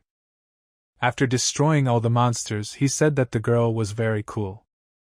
She thanked him for his support, and said that he could do something else. Suddenly, she summoned those spiritual power monsters again. After some time, everyone gathered for dinner. The second brother asked why he should cook food for them, since he had left the hermits. Suddenly a fairy appeared in front of them. The goose asked what she was going to do, and she answered that she went to the front line. All the practice schools had already gathered there, so we needed to discuss something. Our hero was surprised that she herself created a goose for herself to talk to herself. And she added that something happened today and her students should know about it. The annual test has been postponed this year. The second brother asked why they brought it, since every year there were no changes. The fairy replied that there are not enough people, or rather, there are not enough monks. This was done specifically to unite the clans, because they want to deal with all the demons in one fell swoop. After all, there are a lot of demons. If the ranks are not replenished in the next few days, the clans may lose their students. But the big problem is the high combat power of humanity. Level monsters often appeared, and in the human race, for so many years, only 3 were listed to the rank of saints. Shalu wonders, is it really so easy for us to reach this rank? The fairy replied that this was very strange, but there was another very strange thing. The brothers and sisters stood around the fairies and began asking what kind of thing it was. The fairy replied that the ranking of a demon as a saint depends on the number of victories. In fact, our guys could not do anything, since they outnumbered them. In this situation, they cannot take risks. If even one is destroyed, the entire human race will immediately be reduced. The fairy added that she helped our hero with the help of a special incarnation. Therefore, there is no need to be frivolous with this procedure. This was unexpected for Gu Qishan. He had never heard of this past life.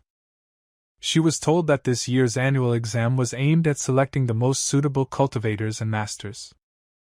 After this exam, monks of a certain level will take part in the contract in hopes of establishing peace. Since our hero and Shushu's sister are her students, they do not need to take this exam. But since this is a 1,000-year-old tradition, they need to go at least once. The second brother said that she wasn't worried, because it was just a performance. The goose asked our hero to take care of the girl, because they were leaving tomorrow. In Gu's past life, Qishan did not have thunder and lightning abilities.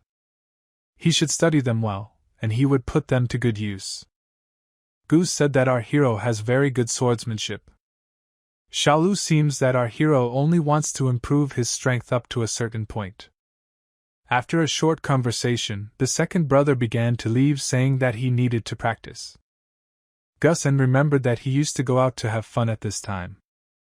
But he replied that he wouldn't go, because if one day our hero needs help, he won't be able to do anything. You thought that it was not too late to wake up and thanked our hero. A little later, the fairy approached Gu Qishani and said that he had achieved success in his swordsmanship. She decided to confront him to correct some inaccuracies. Decided to show him his weak points. We have heroes of the degree, because you are with me fairies to teach him fencing. And the guy replied that he would fight with all his might. Master D added that if our hero gives up, he will be very sorry. Since his opponent was the master, there would be no mercy. The battle has begun and Gu Qishan didn't understand what the hell was going on.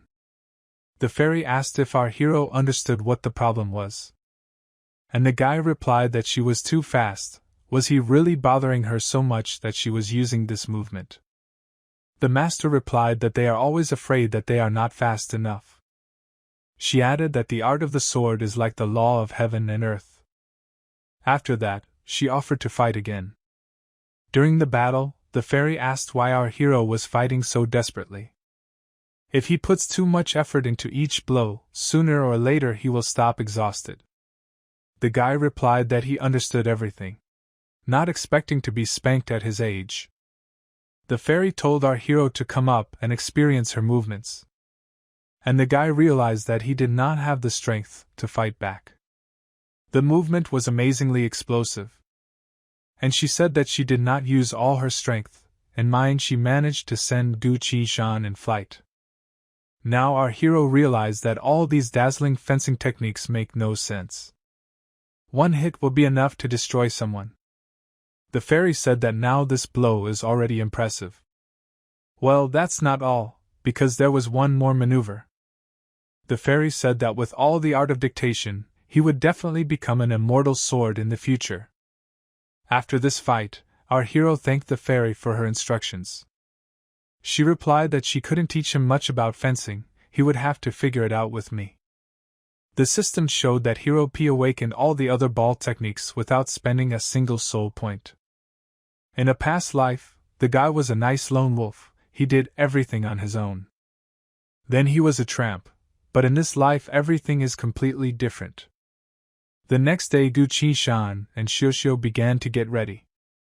The guy said that they were only leaving the sect for a while. Therefore, you don't need to take so many things with you. The fairy replied that he would have to take them with him. But they are rearranging the authority of the Baiwa Palace. The second brother advised that Xiuxiu should hold on to our hero and if he encounters cultivator countries. The fairy added that they should return safe and sound. Our hero doesn't have to worry about anything else. Xiaoluo said that the last time he took the test, the fairy just asked him not to embarrass her, otherwise she would make him sit in the Baiwa pond. The master replied that the second brother was just a lazy student, and he was always playing the fool. Gu said that this annual test is very important. All sects will take part in it. The guy wonders if they might still be hunting for Sujia. Xiaoluo replied that this was not the case. Even though they are a respected sect, they will be able to shoot our hero before he can rise to his feet. Therefore, he must be vigilant to the sects of the other two flowers, as well as those major texts that have existed for 1,000 years. The fairy said that the teleportation gate was open, let our hero prepare to depart. After saying goodbye to the master, Gu Qishan and Xiuxiu set off. The guys arrived in the city of Weishan, in which all the living people are cultivators. During the test, they are in charge of management and other issues. The girl said that this place is very lively. When the guys wanted to be inside, they were asked not to leave their identification jades. The inspector had never seen such jade before and asked which sect these two came from.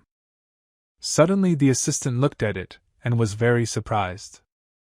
He said that there was an error and there were no problems identifying them.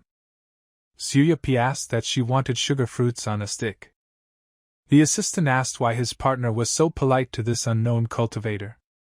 Having learned that he was a student from the Baiwa sect, the inspector regretted missing such an opportunity. The guys started walking around the local market. Someone bought themselves a dragon slayer sword. Apparently they need a convenient weapon. Xiuxiu said that there are cranes there, she loves them the most. After they looked at the cranes, Xiu asked where they would go. Our hero replied that they would go to the square, which is located on the top of the hill. They will go to the heavenly palace. People standing at the entrance, and the girl asked why it hadn't started yet. The guy said that we need to wait a little longer, and everything will start soon. After some time, a man came and said that the time had come. He added that every person will be able to enter the heavenly palace in 20 seconds. Gu Qinshan Pi asked Xiao to cover her ears. The wind is starting to thunder. One of the cultivators heard this and said that their generation was much stronger. This thunder seemed terrifying to the girl. Our hero said that this was an unusual thunderstorm. She's straight from heaven. Everyone whose level is below the heavenly world cannot bear it. Some girl asked why her brother started bleeding.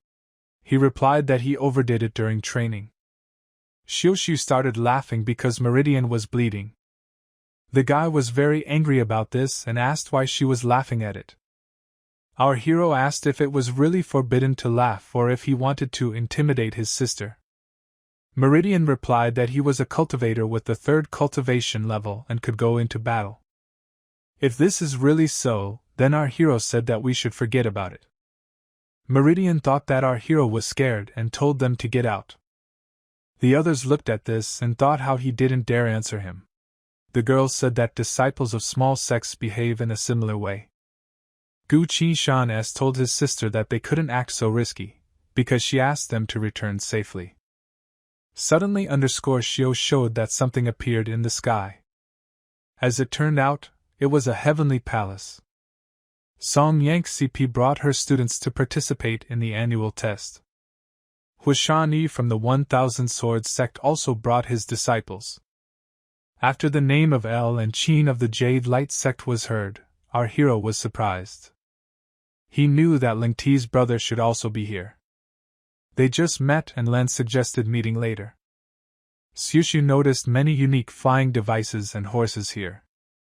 Suddenly, Ningyi approached our hero and asked if he was still practicing swordsmanship. Immediately our hero remembered that he had forgotten to take his earth sword. The girl said that first she would go to the heavenly palace, and they would talk later. Gu Qinshan didn't expect that Sister Ning would take the lead in talking to the male cultivator. As they began to move out, one of the cultivators approached them. He was very curious and wanted to see our hero's sword.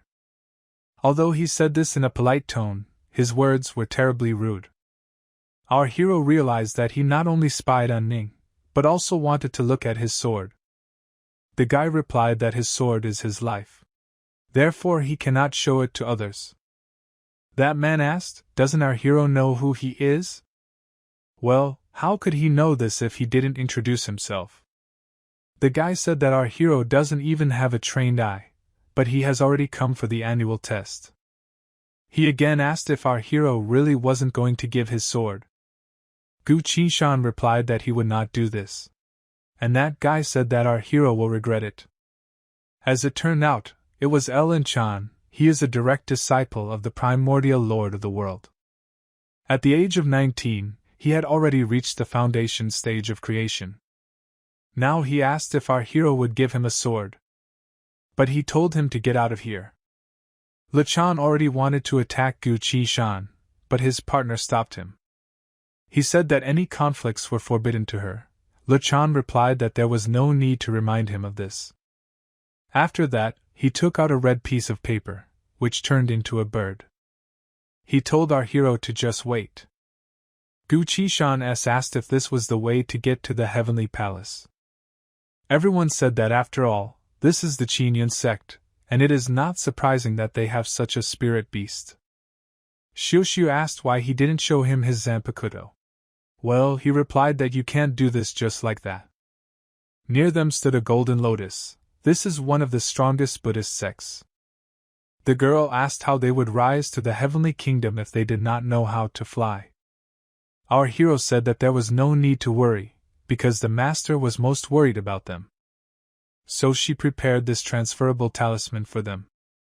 Gu Qinshan came up and introduced himself that he had brought his students from the Baiwa Palace. Li Changwu heard it, and understood why our hero dared to oppose him. Well, even despite this, they are both disciples of saints. Therefore, El and Chan can crush him. Gu Qinshan told the girl to look at the sky. And people saw someone land and thought it was a demonic saint. As it turned out, it was a peacock who specially arrived here to help our guys. People were shocked by what they saw. Our hero thanked him for his hard work.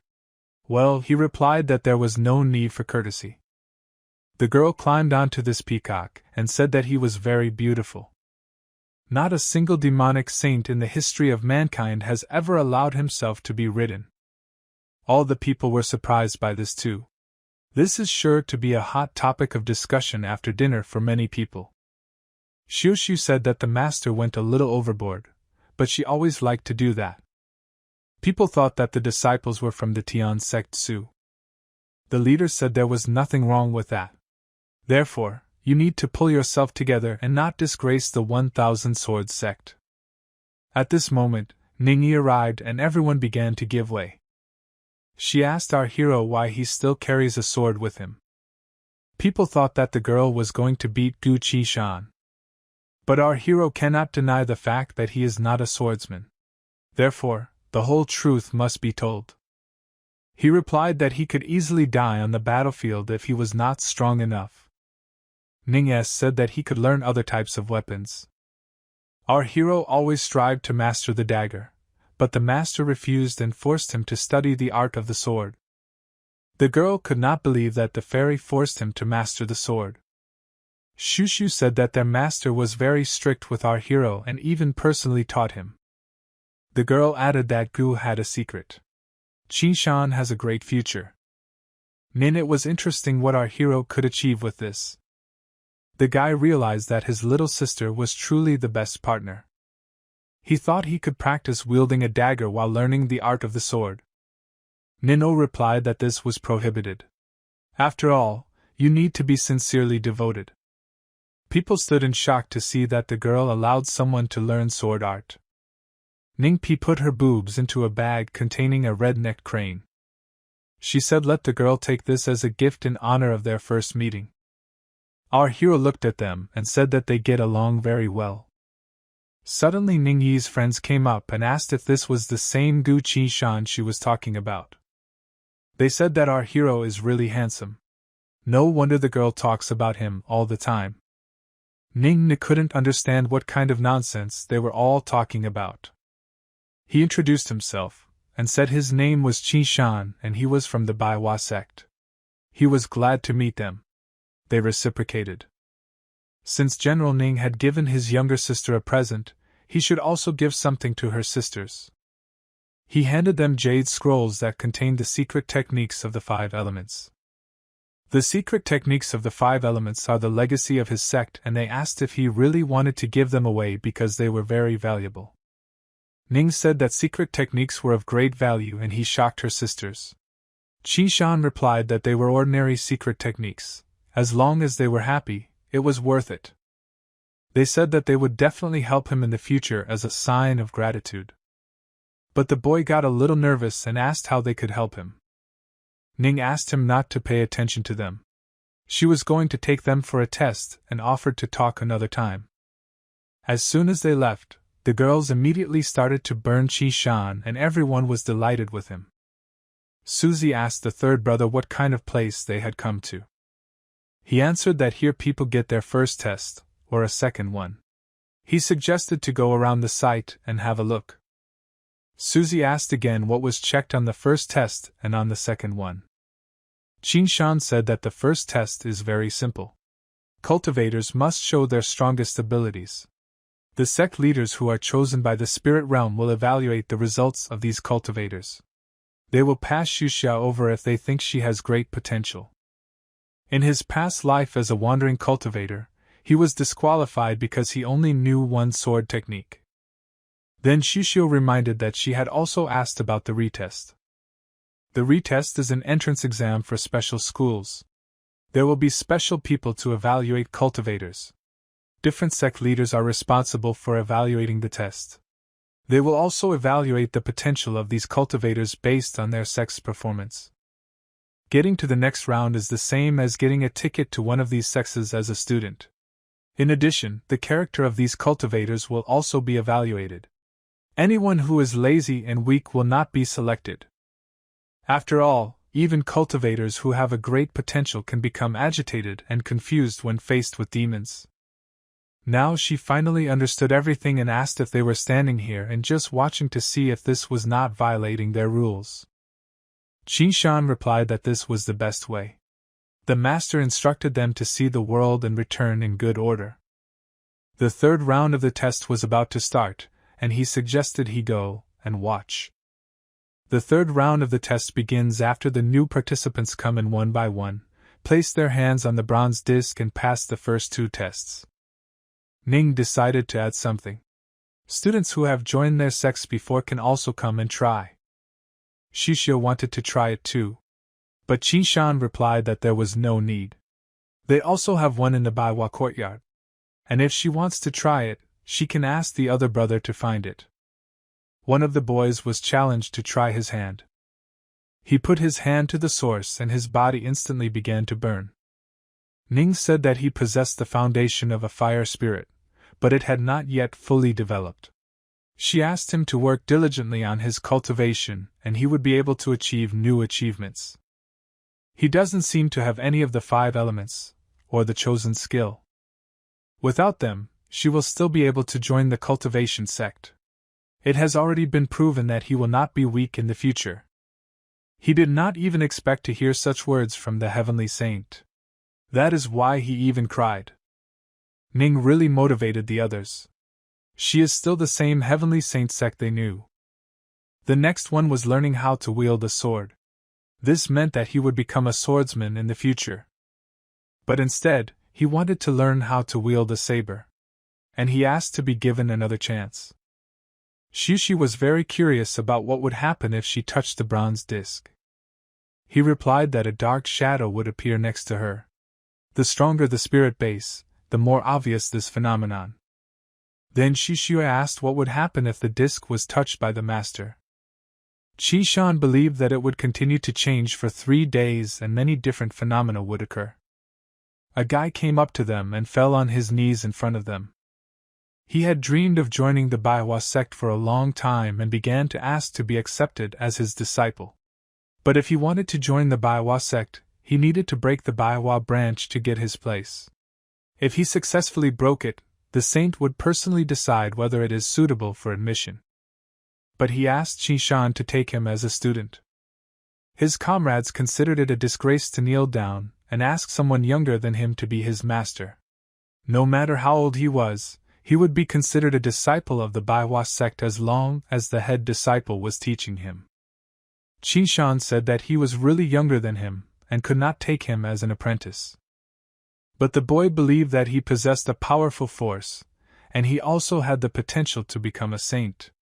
It would be an honor for him to become his disciple. The Baiwa sect had so few disciples, but there were so many resources. He could even receive guidance from a saint. This guy had really figured it all out. Now his comrades also began to think about kneeling before Qin Shan. But without the order of the saint, they cannot take anyone as their student. Therefore, they must follow the rules of the sect. Otherwise, the saint can accuse them of this. The boy did not care about these rules and was annoyed that he was humiliated by such an answer. He considered himself a fool for daring to kneel before a child. Chan approached him from behind and said, although the Baiwa sect does not accept disciples. Chan said that if he could defeat these two, he would be able to attract the attention of other sections. Then he would have no problem joining his ideal sect. This made everyone think about taking advantage of this opportunity and attracting the attention of scouts from other sects. He was right. If they could not follow the saint, they could simply destroy her disciples. Everyone wanted to compete with them. Xiu also guessed that they wanted to challenge them to a battle and began to get very nervous. But Qin Shan asked her not to worry because they wouldn't dare do anything with their master's reputation. Nin came out to them and said that this was the end of the third round of the test. She wanted to start the round of the chosen ones. Sushua asked what the test for the chosen ones meant. The boy replied that according to the records on the ancient relics, human tournaments would attract the attention of the gods. If the god likes the cultivator, he will be rewarded with a gift that will help him in his cultivation. Although the gods are nowhere to be found, people pass this tradition down from generation to generation. One of the boys began to shout and challenge Qi Shan to a fight. The boy asked Xu Xia not to worry and was already ready to accept this challenge. But then one of the members said that Qin Shan was already a disciple of the saint, so he could not be summoned to battle. This guy pointed out that the rules say that the chosen can call anyone to battle at any time. Chan walked up to him and called him very brave if he dared to challenge a saint's disciple. A true cultivator must face hardships. He said that regardless of the outcome, his sect would expect him. Then the rest understood that they would be able to enter the Chan sect if they challenged Sengshan to battle. Their sect also had a saint, so it was not much worse. On the contrary, instead of the Baiwa sect, which rejects all requests, the Qin Yun sect is their way to the top. The boy repeated that there was no reason why they couldn't challenge him. If he came here to take a test, he shouldn't have a special relationship that allows him to refuse challenges. And he cannot call himself a disciple of the saint if he does not even have the courage to stand up to them. Sengshan said that they misunderstood him. He didn't mean that he didn't want to do it, it was just that his master had ordered them not to participate in any competitions. Then the participants began to refuse to fight with him one by one. No one dared to humiliate the saint. Shushio asked why he looked so cool if he was actually talking such nonsense. Chan didn't expect that he would use the festival as a reason to prevent the challenge. But this further proves that he is weak. He needed to provoke him in any way. He assumed that the holiday does not allow him to enter the battles, because he is afraid that he will lose the child. He began to laugh and asked where in the Baiwa sect the child was from, and he was sure that it was definitely not the daughter of a saint. Ning couldn't stand it, and asked what kind of nonsense Chan was talking about, and how he had the conscience to do it. He said that he was just interested in the origin of this girl. He asked if anyone knew what sect her parents were from. Sengshan sat down and told Shushi that he had lost his vigilance this time. He apologized and said that he would fix everything now. He asked General Ning to take care of Shishia for a while. If they thought it was unfair, then he was ready to fight each of them until they were convinced of everything for themselves. The boy said that it sounded very high-minded, and when he got over it, he would be very sorry that he didn't take him on as an apprentice. He turned into a stone golem. His muscles are like stones. And if you add martial arts to them, he can be very powerful. He assured that he could kill 3 people like him with one blow, and delivered his blow. But Sengshan was one step ahead. He dodged the blow and had already gone behind the enemy. As a result, Sengshan defeated him with one blow, and the boy said that he was giving up and asked him not to finish him off. But he did not want to listen to him, and had to take revenge for such superior attitude. All his bones were broken. And even if he could heal, he would hardly be able to cultivate any more. His blows were very strong and aimed. One of the crowd said that he is only capable of powerful blows with a sword. So his weakness is speed. It just so happens that his skills can stand up to his heavy sword. Then this man immediately attacked Sengshan, and said that his sword was too slow and he couldn't even hit him. He really moved very quickly and always ended up behind him. Ho Shanfei asked him to stop and back off. But he didn't understand why he needed to retreat if he was only one step away from joining the Qin Yun sect. While the man was showing off, his body stopped obeying him and simply fell to the ground. It was undoubtedly the sword thread aura. This skill required a higher level of control over his aura. He couldn't believe that Sengshan was capable of such a thing at such a young age. If Chan was still not convinced, Sengshan offered him to convince himself and fight him. All the participants decided to simultaneously attack and destroy him, because otherwise they would be disgraced. But the boy was very calm, because on the contrary, it will make his life much easier and he will get rid of many troubles. He used one of his favorite abilities, and thanks to this, without touching his opponents, he began to destroy them. Ning said that it was already more like Sengshan. Shushio noted that the third brother was very cool in battle. Li Qin hadn't seen such a powerful force in a long time. A secret sword technique that pierced the enemy with a wave. He didn't even bare his sword, which meant he was hiding something. Sengshan said that from now on, anyone who dared to offend the Baiwa sect would be destroyed by his own hands. But there was one person with whom he was not going to hold back. He called Chan and asked him to prepare for death. As a new generation of disciples of the saints, he offered to test which of them is better. Chan asked him to show him all his power. But the boy replied that he was not going to show him anything, he just wanted to destroy him. But Chan believed that the young man was not capable of such a thing and prepared to attack first. Chan was indeed very fast and much more competitive than the other test participants. He pierced Sengshan with his sword. But as it turned out, it was just a shadow and Sengshan was already behind him and delivered his blow. The boy said that the first blow was for Xuxia. Chan pointed out that he really underestimated him. But he also wondered how many shadows he could create to absorb all of his blows. Sengshan called him an idiot and said that he didn't need to use this ability to defend himself. He could just dodge. Sengshan said that there were enough swords and suggested that Chan count them together. The next blow he gave him was for all the humiliation of the Baiwa sect.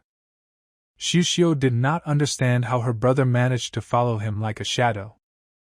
Ning replied that when Chan attacks, her brother is already behind him, which is why Sengshan is always one step ahead. To learn this, you need to fully predict the course of the battle. One mistake and it's over. Moreover, this skill exerts a great psychological pressure on the enemy.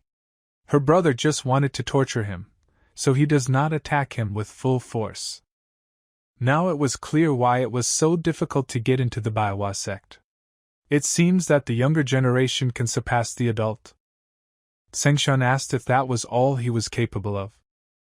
Chan said that although he is good with his sword, he also has his own secret techniques. He had been preparing this attack for a long time and finally used it. Chan was sure that it would destroy the boy. But in the midst of the fog, Sengshan appeared and asked if this was all he was capable of. Chan was shocked and depressed. Chan said that he was very good with his sword and offered to end the confrontation at this point. But Sengshan decided to have a pep talk and said that he had just started. Ning grabbed Xuxia and began to hug her to cover her eyes so she couldn't see what was happening on the battlefield. Chan was very angry and vowed to kill Sengshan at any cost. Ning said that he had no right to use a saint's skill in a battle with a chosen one. It was a humiliation for everyone present at the test. She ordered him to stop immediately. But Kanshan had no problem grabbing his finger and using his sword to do the edifying work. Chan said that even if he kills him, it won't help him because the phoenix will take his life.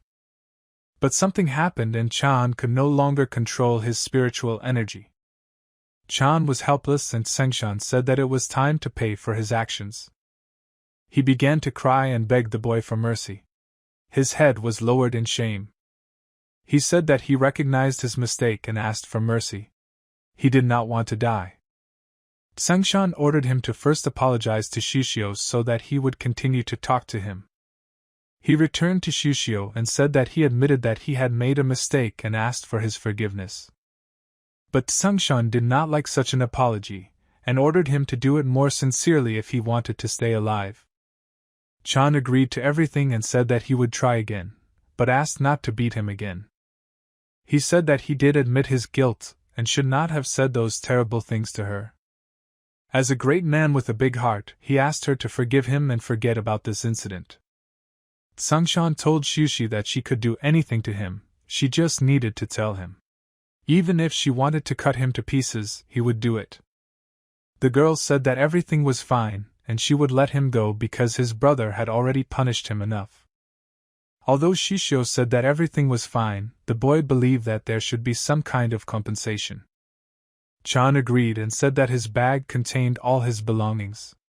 This would serve as a great compensation for her. Sengshan grabbed this bag and threw it to Shishia to look through his things. But his sister threw him back because his things were terrible, and there was nothing of value or interest in them at all. Since she is on a special account with the master, she has all the best. Therefore, it was expected that she would not like this junk. What a pity that he couldn't even properly compensate for his stupidity. So Tsunkshan asked if he should be destroyed? He was told that he had already punished him enough that there was no longer any need to kill him. Tsunkshan replied that this was the personal problem of the Qin Yun and Baihua sects. Therefore, he advised no one else to meddle in their affairs. The man no longer dared to say anything in response and therefore simply remained silent so as not to complicate his position. Chan then said that he still had the phoenix summoning spell left, and was willing to give it away as an apology and compensation. Tsunkshan said that with its help, you can summon a fire phoenix as your companion. Chan was glad that Tsunkshan liked such a gift and hoped that he would let him go. But from that moment he himself began to plan revenge. He knew that the time would come and they would exchange roles. He couldn't change the direction of the wind, but he would always be able to raise the sail. Therefore, Chan was sure that he could find a way to kill him. But Tsunkshan said that now they had just finished apologizing to Shushio. But there was still an apology to the Baihua sect left. If he lets him go today, everyone will start spreading rumors about the Baihua sect. And in the future, this can significantly damage their reputation among the sect's ranking. The only way to prevent this is to get rid of it now. Chan fell to his knees again and said that he was wrong. He shouldn't have spread rumors about the Baihua sect. He promised that it wouldn't happen again. After all the apologies, Tsunkshan said that now is the time to give up his life. His death would serve as an example to those who wanted to offend the Baihua sect. Chan began to run in the other direction and begged to be saved. He began to shout and call for his master, but Tsunkshan was already standing in front of him. However, Tsunkshan didn't care who he was and the boy took his head off his shoulders without hesitation. The other test participants were shocked that Tsunkshan dared to destroy the disciple saint. He advised him in his next life to think about the feelings of others before thoughtlessly offending them. The masters saw everything that Tsunkshan did. They were shocked by such an act. But Baihua said that he did everything right. He ended everything with one blow so that it would be painless. However, before that he had injured Chan a lot and they wanted to hear her comments about it. The girl said that his disciple had humiliated the Baihua sect. If it wasn't for Tsunkshan, she would have had to intervene in this matter personally. She asked what he could say in response. A year ago, she almost died while hunting. She only managed to survive thanks to Shushi. But she looked no more than 7 years old. The master was interested in how she could save Master Baihua. It wasn't like that. Time stopped for her body, but her soul was still seriously wounded. Shushio was captured by that person, so she was able to escape, and Shushio suffered in the spirit beast's bag for 5 years, but she never betrayed her. That's why she owes her her life. That's why, if someone dares to harm her, Baihua is ready to do everything to take revenge. In any case, his student had to be punished. The master believed that it was his fault that he could not educate him properly, and allowed him to do what he wanted. The girl said that it was naive to think that nothing like this would happen. At this, the other master offered to finish. If they resolved this misunderstanding, then Baihua decided to leave them. It is good that she came in person and clarified the situation and remembered her tragic past. She has changed a lot. She used to be very aggressive. She promised to kill anyone who insulted her students. Members of the Kingyun sect gathered to retrieve the body and bury their fellow member with honor. Tsunkshan said that no one would dare to insult his sister. The Heavenly Master would most likely come for protection, but if he is not there, then it means that everything is fine. If he is satisfied with this situation, then they also do not need to fix their attention on it, and just need to announce the results. Tsunkshan of the Baihua sect took first place in the trial this year. He single-handedly faced dozens of cultivators and killed the saint's disciple without much effort. No wonder he was in first place. From that moment on, no one dared to challenge him. This is the end of their competition, and at the very end they call upon the gods. Shushio asked why it appeared before them. Tsunkshan replied that it was the way to heaven. In the distant past, the way to heaven opened every time a trial ended. Spectacular cultivators had the honor of meeting the gods themselves. But now the path has split into pieces, and they are not receiving any messages from above. After all the adventures, they sat at the table and celebrated the victory of Tsingshan over their terrible opponents. Gusak said that compared to others, Tsingshan was able to take first place in the first attempt and brought them glory. Shushio decided to show off her new toy that she got thanks to her third brother. The boy saw that it was the Celestial Master's talisman, and immediately asked where he managed to get it. Tsingshan said that one idiot dared to offend Shushia, so he took it from him as an apology, but still had to kill him. The brother asked who dared to insult their Sujia. He was in a very aggressive mood. Tsingshan said that he no longer remembered the name, but it didn't even matter because he was already dead anyway. The boy said that it was good that Tsingshan had spared him the extra trouble and solved the matter on his own. If it was a phoenix talisman, it meant that it was someone from the Qin-Yun sect. Baiwa said that it was now Tsingshan's turn to be the examiner of the Baiwa sect. Therefore, he must follow all the rules of decency. At first, he fled to this place to save the two generals and make every effort to take the first place. Now that he is Baiwa Fairy's apprentice, he does not need to worry about cultivation resources and skills, he is even guided by the saint himself. Before he knew it, his position was much more stable than it had been in his past life. He greeted everyone and said that his name was Tsingshan, and he was ranked third in the Baiwa sect. He will be the curator of today's test. If they answer correctly, they will be able to pass along the road to their left and join the next competition. Everyone was already looking forward to this question, but Tsingshan said that there would be no question this time, but there would be one request. From this day on, only those who have lived in the Baiwa kingdom for 10 years are allowed to participate in the test. In 20 years, he will be able to free them from one test. In 50, he will be able to give them a chance to pass all competitions at once. Every year they had strange questions that no one could answer correctly anyway. You can stay and cultivate here with the same success. Some 10 years of life is nothing for their century-long life cycle. A girl approached one guy and said that he is good at making talismans, and she is good at alchemy, so why not open a shop together? He suggested that they discuss it in a restaurant. It was a pity that there were no public houses here at all. They did not understand how such a disgusting place could be where a saint lives. From now on, anyone who remained in the Baiwa realm would be under the master's supervision regardless of whether they were good or bad. Time will reveal their hearts. The master has always been alone since she founded this sect. However, due to her proud nature, she created thousands of copies to create a lively atmosphere in this kingdom. And now that people are joining them, the Baiwa kingdom will become a truly vibrant and prosperous place. It won't be long before the kingdom becomes a full-fledged cultivation state. They would no longer need to choose new cultivators. They hoped that she was not going to hand over her seat to Shushi. The brother did not want her to stop doing her favorite thing and continue to be a craftsman.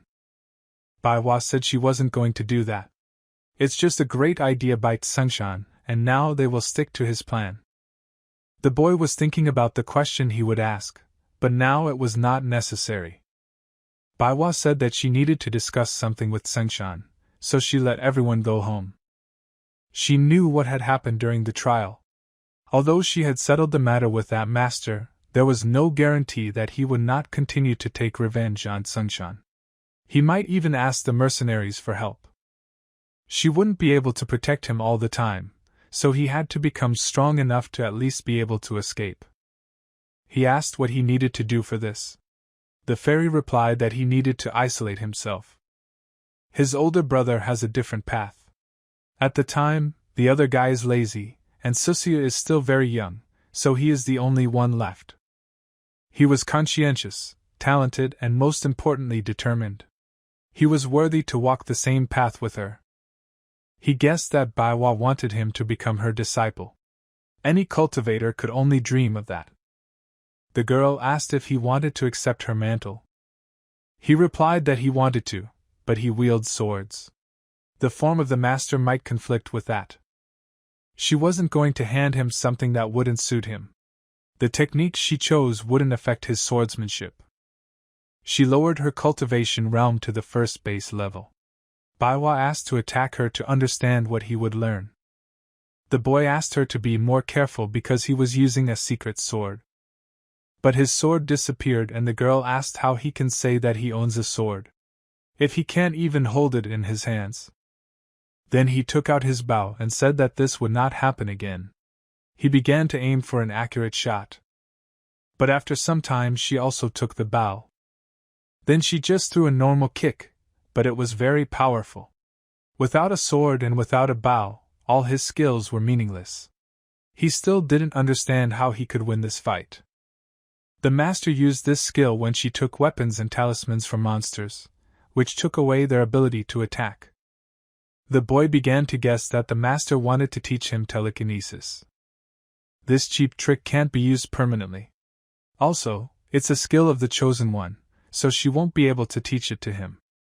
But then she said that she would teach him something else, and immediately after these words she struck to show an example in real combat. She asked if the boy had time to notice her blow, and what she used to do it. The boy said no. So she told him to look again more carefully. Although the master lowered his cultivation realm to the first basic level, he still did not have time. It was impossible. In the last battle, she sent her clones to the front line and asked if he knew where the most important turning point was. This was when she used the amnesia divine skill. She replied that amnesia consumes 81 of her seals. It would be difficult to use it if it weren't for the stupidity of those monsters. He assumed that this was the technique she used when she attacked the Blade Monarch. She wondered why he thought so. Sangshan said that because of the sudden movement, the monsters were afraid that she might kill the monarch. Then they appeared to fight her. But it only tied their hands. Indeed, the monarch was afraid that she could kill him, so he hid behind the monsters. He did not expect that she could suddenly appear in front of him. She caught the enemies when she entered the battle and tried to kill the monarch. This made them compete with her. This gave her a chance to take their weapons and talismans, so she could figure out how to end the confrontation. The decisive moment of that war was her appearance before the monarch using a secret art. Now he understood where the turning point of that confrontation was. The divine skill, a step of 1,000 miles. He is the first person to whom she will impart this skill. She allowed him to ask what would be unclear and reminded him to practice with a sword and a bow. Baiwa asked her to make good use of her time and improve her skills. Sangshan said he would definitely listen to her. He told the system that he wanted to learn a 1,000-mile step. Although he knew that learning divine skills required a lot of spiritual power, it was too much. He would need a lot of time to learn this skill. The God of War system once said that if he had a full understanding of a skill, the number of points he would need would be less. In this case, he decided to learn this skill first. The first step would be to learn the 12 basic movements. But it was difficult for him to take the first step. When he wanted to go forward, his body instead took a step back. He decided to try to speed up and use his sense of direction. Sangshan was not going to stop and decided to try again. It was strange for him to see these unusual poses and direction of his movements. He understood the approximate principle of actions. But it wasn't as easy as he thought. It looked like he would need some time to learn it. The brother said that it was good to play and invited everyone to dinner, which he had prepared himself. Shushio and the goose sat down at the table very quickly, because their games take a lot of strength and energy, so they need to constantly replenish their supplies. They could not understand where Qishan was, because he always came on time. The boy assumed that something had happened to him. Shushio raised her hand and said that she would go and look for the third brother herself. The girl became close to him. This became noticeable when they returned from the test. The fairy suggested going to see Qinshan train while the food was still very hot. Zaisu found him and said that the other brother had prepared dinner, and everyone was already waiting for him at the table. That's why you need to go. But Qishan said that he was fine and offered to eat without him this time because he had a lot of work to do. The girl tried to find out what happened. She didn't want him to start training and become obsessed. When the second brother heard about the obsession, he immediately asked Qishan if everything was fine and began to measure his pulse. He replied that he was learning a secret technique today. He encountered some problems at first, but somehow he got used to them. He made progress in learning the basic movements for the legs. The second brother thought it was good news, but Qishan was somehow upset. It was all due to the fact that he suddenly stopped walking. At first, everyone was very surprised. But then they started joking and said that there is nothing wrong, and he will be able to learn to walk again. Baiwa ordered them to stop laughing. It was all because he was overtraining. But Qishan interrupted her, and said that she was laughing harder than anyone else. She forgot to tell him that this often happens when learning this secret skill. But she asked not to worry, and this time Shishio will bring him food right here. Everything will return to its place when he learns this technique better. He was practically obsessed with this whole process, and he liked it immensely. The boy decided to take a break and practice archery during this time. Goose suggested that Qishan use Xiaolu instead of the target. It would help him dodge in battle. Xiaolu assumed that the goose just wanted to be shot like an animal on a hunt. But he said that you can definitely not worry about it. Because no matter what serious wounds he has, the master will still save him. Qishan will be wondering what's going on in the real world and whether Anna is safe. He can't stand still because of learning just one technique. Qishan liked the goose's idea of using Xiaola as a target, and asked him to run away while he shot. The skill can only be used at a distance of 3 meters. It is still very weak. You need to practice more to increase the skill level. He managed in just 5 days, and it really impressed the fairy. She watched his training all the time. Xiaolu didn't really believe it, because when the master learned this skill, it took much more time. Baiwa slapped Xiaola and told him to shut up. Qishan was already much stronger than Xiaolu, so she offered to raise him to the level of the second brother. But the boy replied that the order of seniority could not be changed. If one day he gets into a fight from which he cannot come out victorious, he will become a laughing stock if he asks for help from his younger brother. But everything will be fine if the older brother helps the younger one. Xiaolu thought about it, and it really looked logical enough and beneficial for him in the first place. Qishan has been in the cultivation world for a long enough time. He assumed that a very long time had already passed in the real world. He often thought about the fact that he needed to save Anna. There were so many monsters that it was almost impossible to destroy them.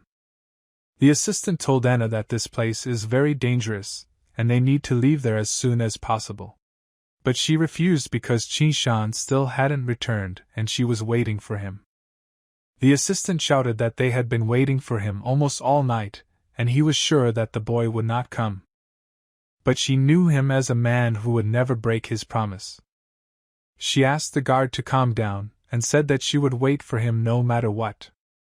While they were arguing, the monsters approached them and sneaked in from behind to attack. As soon as the assistant saw them, he immediately shouted to Anna to dodge and run away. But someone got ahead of her and destroyed all the monsters that attacked them from behind. Anna was sure that it was Qishan. He said that something happened to him, and he apologized for being late.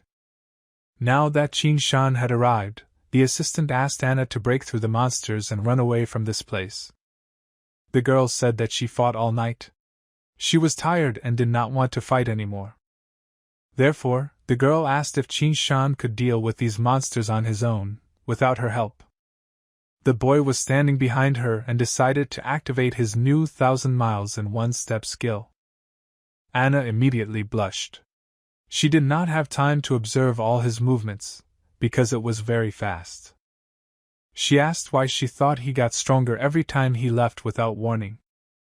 Qishan replied that he just wanted to survive in this hell. And he had a very important request for Anna. Meanwhile, the king tried to understand why there is still no news about the princess. He had complaints about the assistants. What do they do in general? The princess said she would be right back, but their border troops had not seen her ship. The man was outraged that they could not cope with his task and killed the target. A masked girl suddenly approached him and asked the king to calm down. He ended the conversation and kicked out the servant, and said that he did not want to see a useless face. As soon as the servant left, the king began to cry and asked the girl to come closer to him. She approached and asked him not to worry. Although several people still refused to repent, today they will die. But he said that she knew what he really wanted. She asked him to wait and said that the time was almost here. He began to cry and shout that he could not take it anymore and promised to leave. In the king's body was a monster that called this woman his mother. He said that he is very lonely here and he can no longer stand this pressure. The girl spread her arms and told him to come to her for a hug. She asked her dear child to give her mother a little more time. He could be free as soon as the country was in their hands. The kid didn't understand why his mother couldn't hear him. He wanted to get Anna to use her as raw material to evolve and absorb her powers. She replied that Anna will belong only to him, and no one can take her away until he wants it. As long as he listens to his mother, he can believe that Anna is in his hands. The kid promised that he will listen to his mother, because he really wants Anna. Anna sent a message to the king asking to speak with him personally. He got into his body and said that he would contact her at the first opportunity. But Qin Shan appeared on his screen and introduced himself as the supreme leader of the Freedom Federation. He asked what this boy wanted and was interested in what he was doing next to his Anna. But Qin Shan recalled that he himself had asked her to find talented people in the Freedom Federation. The king asked to check the information about him in real time and find out if he is really the best in the whole Federation. He is a specialist in new generation battle mechs. In the last new battle mech demo video he watched, that battle mech was created by him. Then the king asked what he wanted in return for his help to their empire. He replied that right now he was surrounded by a bunch of monsters infected with the virus. He would like to hire Anna and Fenhode to lead him to safety. But the king told him not to even think about it, and they needed to get back to the empire quickly. The girl asked Qin Shan what he could offer the empire for his survival. 5 latest technologies of combat mechs. All of them contain important scientific research. So that they would believe, he wanted to show one of them. This battle mech technology is a whole generation ahead of them. They are still working on it, and the Federation has already fully developed production. But the assistant clarified that he sent only half of the data about this skill. This meant that he was very careful. The girl could not believe that Anna managed to catch such a big fish. It seems that a stubborn princess is sometimes useful. There are more than 10 copies in his hands. If the Empire wants to get them all, then it will be necessary to pay the appropriate price. The girl asked, as a scientist of the Federation, is he going to betray his homeland? If she knew what he had to go through, she would understand him. Times are changing, he needs to think more about his interests. She needed to see if he was telling the truth, so she turned to an assistant. You might think that he is some kind of psychic, but in fact he just flipped a coin and said that he was telling the truth. The king allowed Anna to protect him until he was safe. But he asked to look at her now. Qin Shan called her to him at the request of the king. The girl approached the screen and greeted her father. He ordered her to return to the Empire as soon as she finished this mission. The king asked why she agreed to his proposal. The girl answered that it would bring great benefit. Anna would return in any case. She asked to alert the Holy Court to follow up with Disciple Hill, sending some people to the Freedom Federation to retrieve Qin Shan and Anna. Disciple Hill was the strongest. Only he could catch a naughty girl like Anna. Then she asked if the king was satisfied now. He replied that he was completely satisfied and wanted to see Anna as soon as possible. Qin Shan made Anna wait for his return simply because he wanted to talk to her father. The girl did not understand why he would protect her when he was strong enough himself. In the past, she was captured by the sacred temple and suffered until the end of her life. Therefore, he cannot allow this to happen again. But he simply said that he needed her protection. Moreover, the king gave his consent. While they were talking with the king, they had a new problem. A ghoul was approaching them. She loved killing so much that nothing could compare to that feeling. It took him very little time to wake up. This ghoul was a professional before he was infected. When professionals become ghouls, their powers disappear, but new, even more powerful ones appear in their place. The rapid growth of its capabilities is like a miracle. Many pros would have tried it, if not for the endless desire to constantly kill. Waking up in such a short period of time was unexpected enough. She was quite prominent among the ghouls. It won't be long before she becomes a terrifyingly powerful high-level ghoul. So they need to kill her right now to avoid trouble in the future. And there were still many monsters just like her. But Qishan said that he would find a way to solve this problem. The king's assistants flew to them and asked them to follow them to the nearest shelter. Qishan offered to go and see how things were going. Anna said she also wanted to check something. Meanwhile, at the headquarters of the three armies, specialists examined the dark spots on the map. These are giant sea beasts. 15 meters tall, intentions unknown, power unknown. Expected arrival at the shores of the Freedom Federation 12 hours. Moreover, 8 other giant sea beasts are headed to other countries. Anna asked how things were going with them. Qin Shan replied that the president met with the Senate. They were arguing among themselves. But she thought there was no point in arguing about something like that at a time like this. You can't do anything about it. The topic for discussion this time is quite serious. It affects the permission for civilians to use combat mechs. If everyone can use them, the nobility will not be able to afford shameless acts, and its authority will fall. He asked Anna to rest. He needed to contact someone. The aide asked if they had completed their escort if they should leave. Anna said that her father once told her not to get close to priests, but now he himself is among them. He had never looked at her like he did today. The girl decided to call him. He immediately answered the call and asked how she was doing. Anna asked if he remembered what she gave him for his last birthday and what color it was. He replied that they were red gloves. The girl said that she was sure her father would never forget it. Her assistant asked if that was the right answer, but the girl said that her father had promised her that if she asked him that question, he wouldn't answer it if everything went well. If he answered, it meant that he was dead. Anna immediately began to cry. Qin Shan asked the goddess of justice why she was still hesitating. After all, the president had already allowed everything. She said that the president can approve the bill only when 2/3 of the entire population agrees with it, otherwise access to war mechs cannot be open to the public. The guy asked what the current status of the adoption of the draft law is. As far as he could remember, in his past life, the Constitution of the Freedom Federation underwent major changes after 5 years. One of them was the removal of a loophole that allowed citizens to use combat mechs. But in this life the Constitution was still not changed. He asked the goddess of justice to name him the laws of the Federation 11, 21 and 37.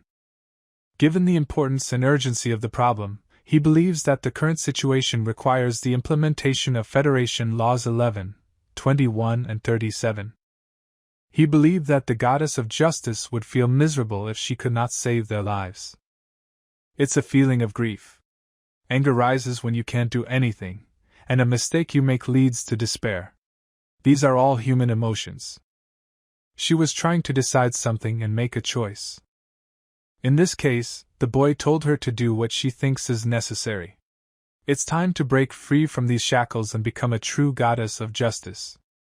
She began to enforce Federation Law 37 and began collecting all the data to do so. The boy tried to save his life and hid from the monsters on some tower. But they were getting closer and closer to him. They surrounded this tower and one of the monsters reached the very top and was already approaching the boy. He did not understand what was happening and why everything turned against him. He did not want to die.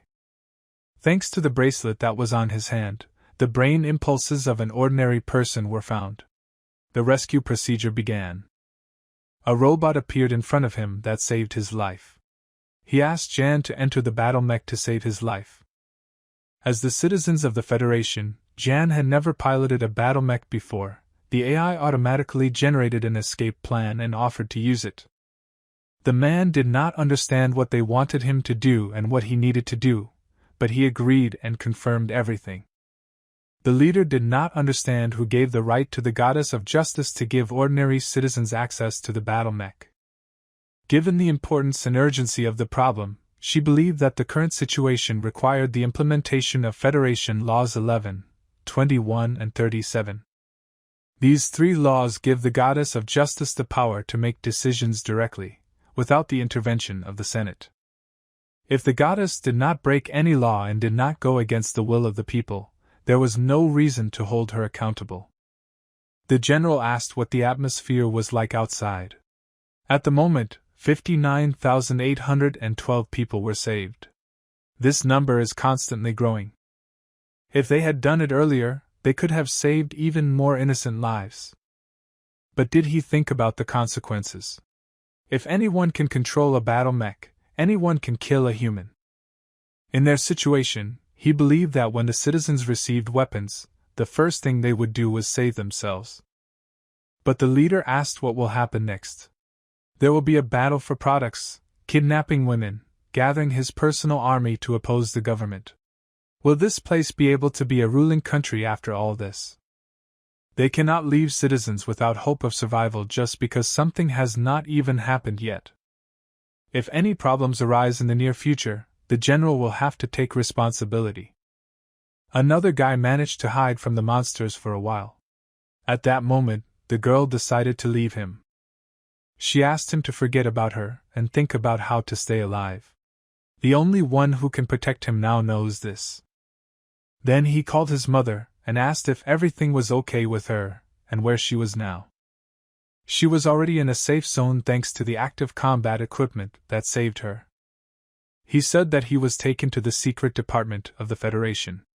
Due to the non-disclosure agreement, he will not be able to contact her for a long time. But he asked her not to worry because he is safe. She can send him a message if she is sad. His time was up and he needed to let it go. Now all he wanted to do was kill. He assured that every living thing in this city belonged to him. Qin walked into the room and apologized for being late, but then saw that Anna was not in the room. The goddess of justice said that she didn't want to bother him anymore and hung up. But Qin asked her to scan this room and tell what had been going on there for the past 30 minutes. He was shown a picture of Anna telling the assistant about her secret with her father. And he answered incorrectly, which meant that the real father had died. It seems that the problem in the Empire appeared earlier than he expected. He was glad that he did not allow Anna to return to the Empire. The boy asked the goddess of justice to monitor Anna's movements. She opened the map and said that the girl was heading towards the Fuzi Empire. Qin remembered that Anna's aunt was the empress of the Fuxi Empire. He assumed that she had gone there to ask for reinforcements. In that case, what happened in his life could be prevented. She is a professional who possesses one of the 5 elements. People like her most likely have a soul with a special power. And this monster, the Holy Child, specializes in absorbing such power and transforming it into personal food substances for evolution. Anna was forced to become his food. Her soul was eaten. Although she felt pain that far exceeded what an ordinary person could experience, she survived it. The Fuzi Empire, along with the rest of the countries, only declared war on the Holy Temple when its influence had spread far and wide. Anna was saved when the Empress of the Fuzi Empire sent her people there. After that, she spent the rest of her life in confrontation with the Holy Temple, hoping to one day liberate the Empire of Saint Orlank. The goddess of justice believed that he paid a lot of attention to the Holy Temple. She offered to find out information about the Empire. Disciple Hill of the Holy Court crossed the border of the Freedom Federation with 20 people. 3 minutes ago.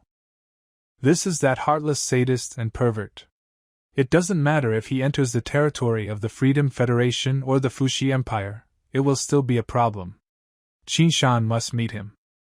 The goddess of justice said that the supreme leader should hide here and not face the enemies in person. But in any case, he came here for him. That's why he can't run away. But the boy still agreed with her at the expense of the fact that he should not meet with him in person. In the meantime, Hill's apprentice was served on the road in the best possible way. Fresh food in the middle of the forest and constant security. He looked at the dish and asked where his favorite tomato sauce was. The cook began to apologize because they had left so suddenly that he had forgotten to take it. Hill asked him not to worry and said that everything was fine. But his face showed completely different thoughts. He grabbed a knife and cut the cook's throat. Hill said he could use his blood instead of the sauce. He really liked the dish, but then he noticed that the street suddenly became dark. He raised his head and saw their galactic battleship, which was located directly above him. But it did not come with good intentions and started shooting at Hill and all his accomplices. It was Qin Shan who ordered him to return to his god. But he hid in his protective barrier and asked the one who was firing to come out to him. A voice from a space rocket appeared to confirm his identity.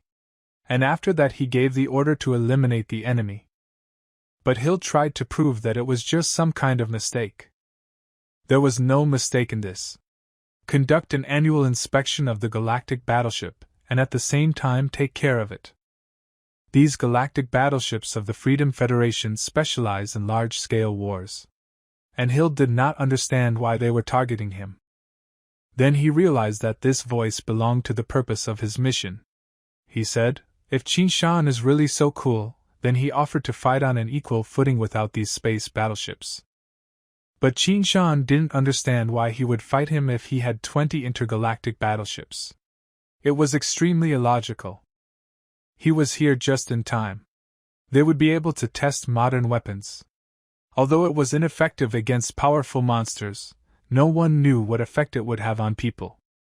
But he believed that it was not fair and he could only defend himself and save his life as much as possible. Experiment completed. Conclusion: modern weapons are still effective against humans. Conclusion 2. The Goddess of Justice has managed to take full control of the galactic battleships for the first time. All enemies are destroyed. They let him die a quick death. But in any case, this is a great loss for the Holy Temple. The boy looked at the Goddess of Justice and asked to finish their mission. The Goddess of Justice reported that she had finished her studies. The ratio with remote control of galactic battleships is 97. The head of the Wang family couldn't let them give their airspace to the machines. If that was the case, no one would feel comfortable. The head of the Bai family said that the real problem was not hidden here. He wondered how much the Goddess of Justice had changed. But no one understood what changes could be in the machine. Although she brought a whole group of galactic battleships to simply destroy the student of the Holy Temple. It was really unusual, and they started thinking about rebooting the Goddess of Justice. The Freedom Federation will be severely damaged if they restart it during the monster and ghouls outbreak. They can handle the monsters by simply killing them all. Also, a vaccine is being developed. The only problem is the ghouls. These monsters are evolving at an alarming rate, becoming more and more like sea monsters. They already know of many high-level ghouls that cannot be killed by their technology. The only ones who can handle them are specialists. But for some reason, they evolve quickly only when they kill these same specialists, or their own kind. Now they must rely on the Goddess of Justice and trust her to control the situation. Otherwise, the whole situation can become worse when even more ghouls evolve. In this case, it may be better for them to consider another plan altogether. They did not find a compromise on this issue. If they now take a step against the president, when the population learns the truth, it will begin to despise them. This will greatly affect their position. As Qin Shan expected, they set up a stronghold in the wrong place. This is to be expected of inexperienced soldiers. There he met with the captain of the team of professionals, Zhao Qinshan, who said that he was a specialist sent by the goddess of justice to gather all the information about the abnormal Gule. He asked if the three of them were the only ones who had arrived on this mission. Zhao replied that they were. They were from the special forces and all belonged to the realm of martial masters. He gave the task of finding information about the anomalous ghoul. So far, they didn't understand how they could find this ghoul in such a large area.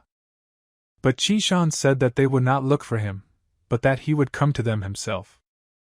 Monsters and ghouls are especially sensitive to the smell of blood. At the moment, this was the most effective way to lure them. Then they proposed to arrange a mass beating of monsters. They are elementalists of earth, plants and metal. They have quite good abilities. And finally they achieved the goal they set themselves at the beginning of the task. The first guest came to visit them. But it was not very good because they are very far away and the monsters are much more than expected. They asked Qin Shan if they should call for help. He replied that there was no need to do this. The only thing he asked to take care of was himself and his health. For killing the first Sangshan monster, only 2 experience points were given. This means that they are not that strong. Now that the monsters have entered the real world, that means the game has begun. He asked the system to find other players without limits. In his past life, the game started after 6 months. Despite the earlier appearances of monsters in this life, there was still no game here. Maybe people are still waiting for something. He doesn't know what to do. Zhao said that ghoul was dead and offered to take his body and run away. Players from his past life could pick up items that were found in slain ghouls. He should be able to do that as well. He asked the system to retrieve the ghoul's body. But Sangshan couldn't pick up ghoul's body.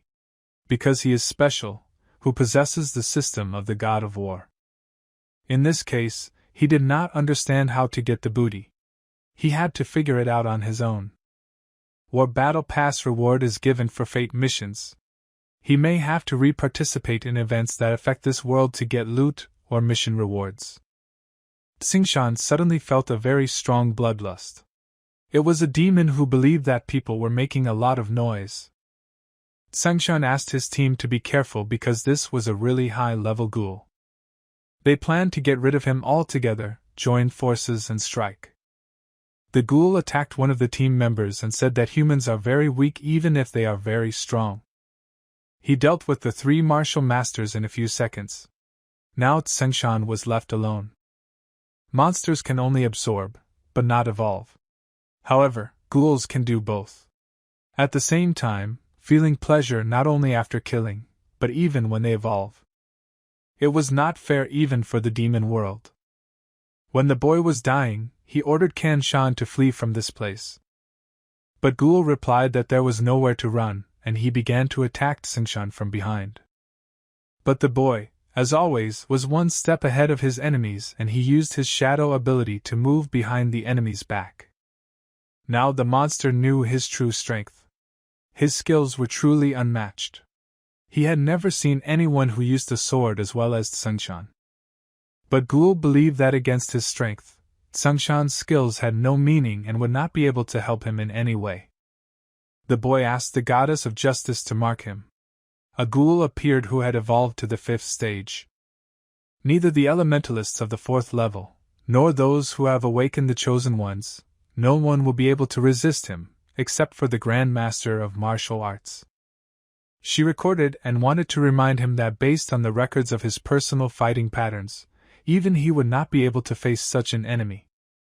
But in any case, someone must arrest him, otherwise everyone who is here will die. The goddess of justice said she would quietly bring reinforcements here while he detained him. When she left, the boy came closer to Ghoul and greeted him like a normal person. Although he was infected, his human habits remained, such as the usual greeting. Xingshan wanted to make contact with him to pass the time and asked if he remembered his family. But Ghoul asked not to talk to him and not to talk about nonsense. He promised to kill him here and now. This was not exactly according to Tsengshan's plan, and he was forced to defend himself, and used the ability 1,000 miles in one step. The ghoul assumed that he was already dead, because he did not see him on the horizon. But the boy was already behind and was attacking Ghoul with his sword. The monster could not understand what was happening to his body, because he could not move at all. Tsengshan must have used this opportunity to attack the defenseless ghoul who could not move or defend himself. A partner who was still alive watched this confrontation and saw how in a few seconds he went from defense to attack. Tsengshan came over and ordered him to stand up, because someone who had evolved into a heel could not die from such a weak attack. Now he realized that human skills could be just as powerful. But as he already said, in the face of absolute power, he will lose, regardless of how strong he is. He noted that any of his attacks have no meaning against him. The difference between their powers and worlds is very great. With his skills he could barely block his blows. Tsengshan knew that he would not be able to win. The ghoul hoped that killing such a strong person must be a great feeling. Tsengshan suggested that he try, but he wasn't going to just give up and die. The monster was surprised. It was a pity that he was not a ghoul, otherwise he would have taken him to himself as a subordinate servant. But the boy replied that he had nothing to pay for his services. The ghoul supposed he needed to put more effort into finishing this hunt. The goddess of justice reported that Saint Zhang would arrive in a minute, and asked him to hold his position. Although he is a powerful ghoul, there are many rivals hiding in the darkness who are aiming for his life. The ghoul can no longer be wounded. He must escape before the saint appears there. Tsengshan's soul power was almost spent.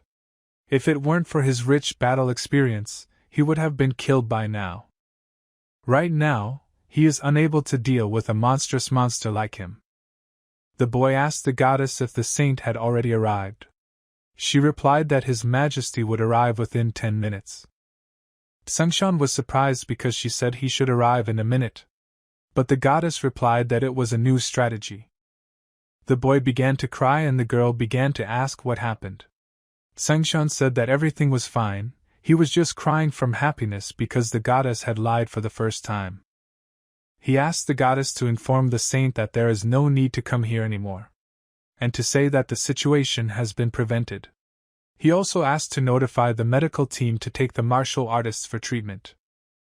The guy additionally asked the goddess to reveal this ghoul and find his weak points. His skin can withstand any temperature. Organs and bones almost do not perceive attacks from weapons. Martial arts masters, chosen ones and 5 elementalists attacked it. The results were positive. Conclusion: the more the monster evolves, the higher its resistance to firearms. Now that traditional technologies do not make any sense, they need to change their development path. The goddess of justice asked how they should do it. The boy replied that they needed to move from attack to support. He asked if she had studied the video of his confrontation. The goddess replied that she had analyzed it 156374746 times. Tsengshan asked how many times he could use the strategies better. She replied that his strategy was the best and nothing needed to be changed. But the boy asked not to flatter him. The goddess then said that 2 strategies could increase the damage he dealt to Gul.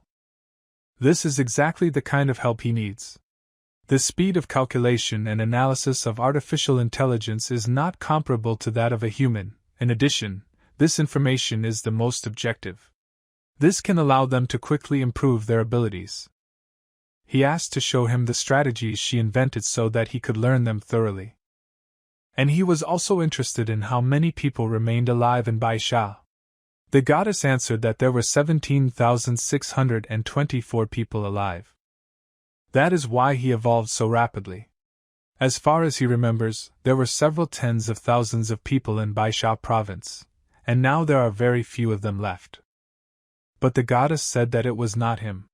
Then the boy did not understand how he had evolved. He preferred to destroy his own kind. He also killed people, but to a lesser extent.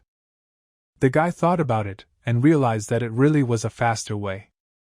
Due to the presence of ghouls, the strategy of saving the battle mechs in Baisha province was not implemented. Now the province exists, only formally. A saint entered their office and asked where the monster that was attacking them was. Sangshan replied that it had disappeared after hearing its name. They evolve very quickly. It seems that as long as there are people they can kill, the ghouls will progress. Sangshan said that this is indeed an unfair social phenomenon. They have a high enough intelligence. And with the fighting skills they learn secretly from them, it will be difficult to deal with them over time. This is nothing to them.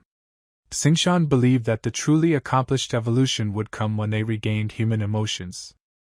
But such a result of events is very rare. It practically cannot happen. In this case, the ghouls, which are fully evolved, will be able to form a new society. But Sangshan was convinced that they would not do that. Because of their peculiarity, if there were no targets nearby to kill, they would begin to exterminate their own. In addition, the boy invented a way to destroy them. Use space jump technology and send them into the ocean. In the water, they are practically powerless, so they will not be able to hold their positions. Even if something succeeds, they will not be able to withstand a large number of sea monsters, and as a result, they will be destroyed. The master never once thought about it. In this case, there may also be fewer sea monsters. However, if they want to move the ghoulies into the ocean, the space jump technology still needs to be refined.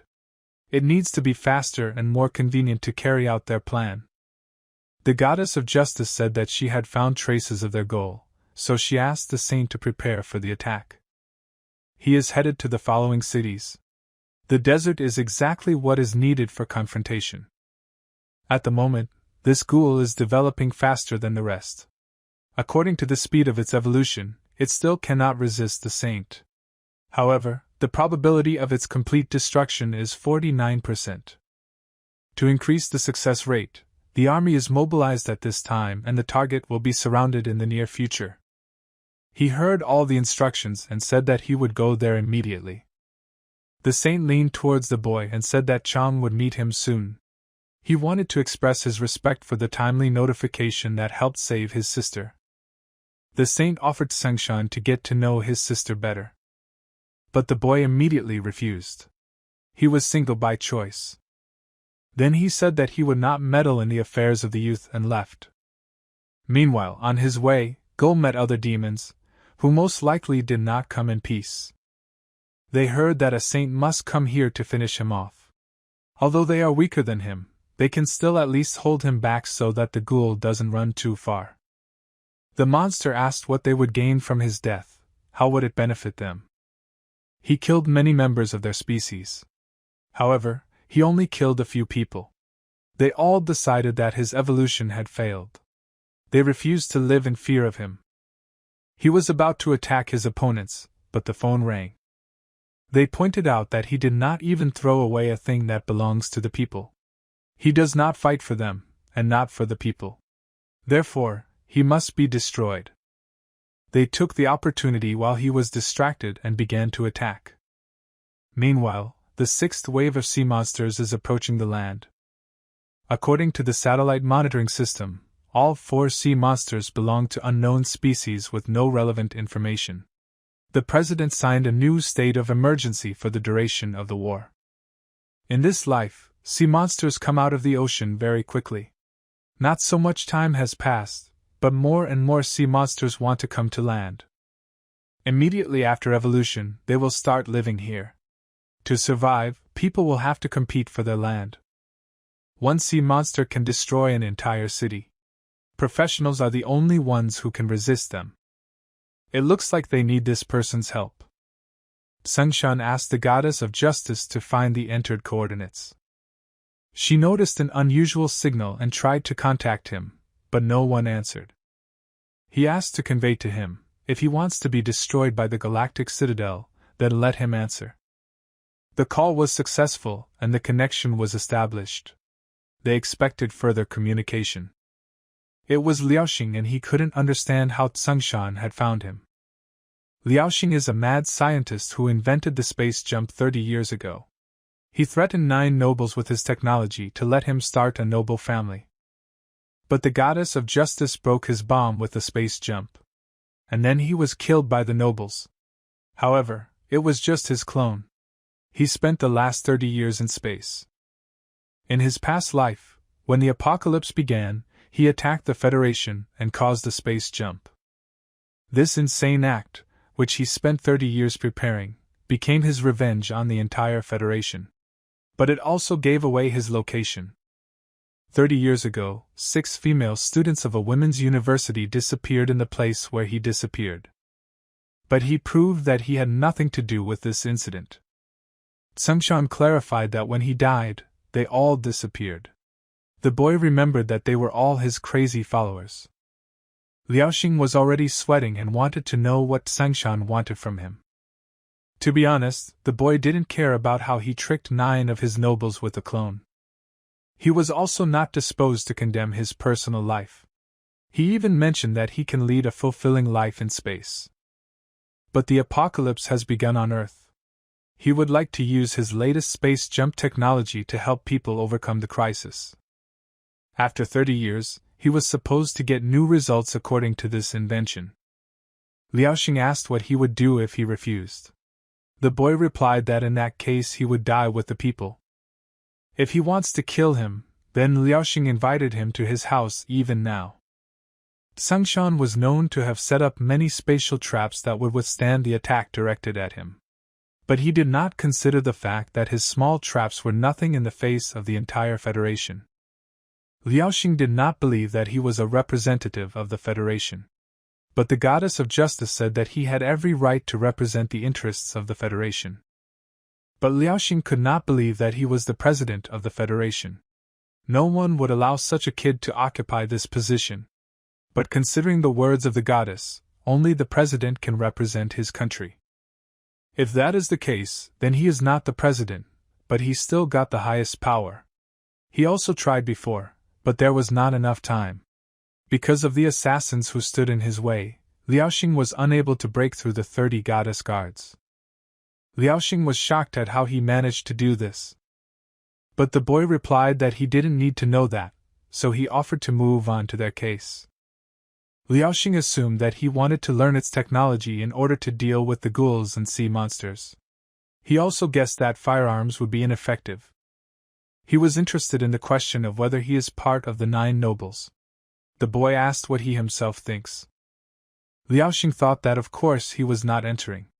Now that he had confirmed his identity, he asked him to prove to him the sincerity of his intentions.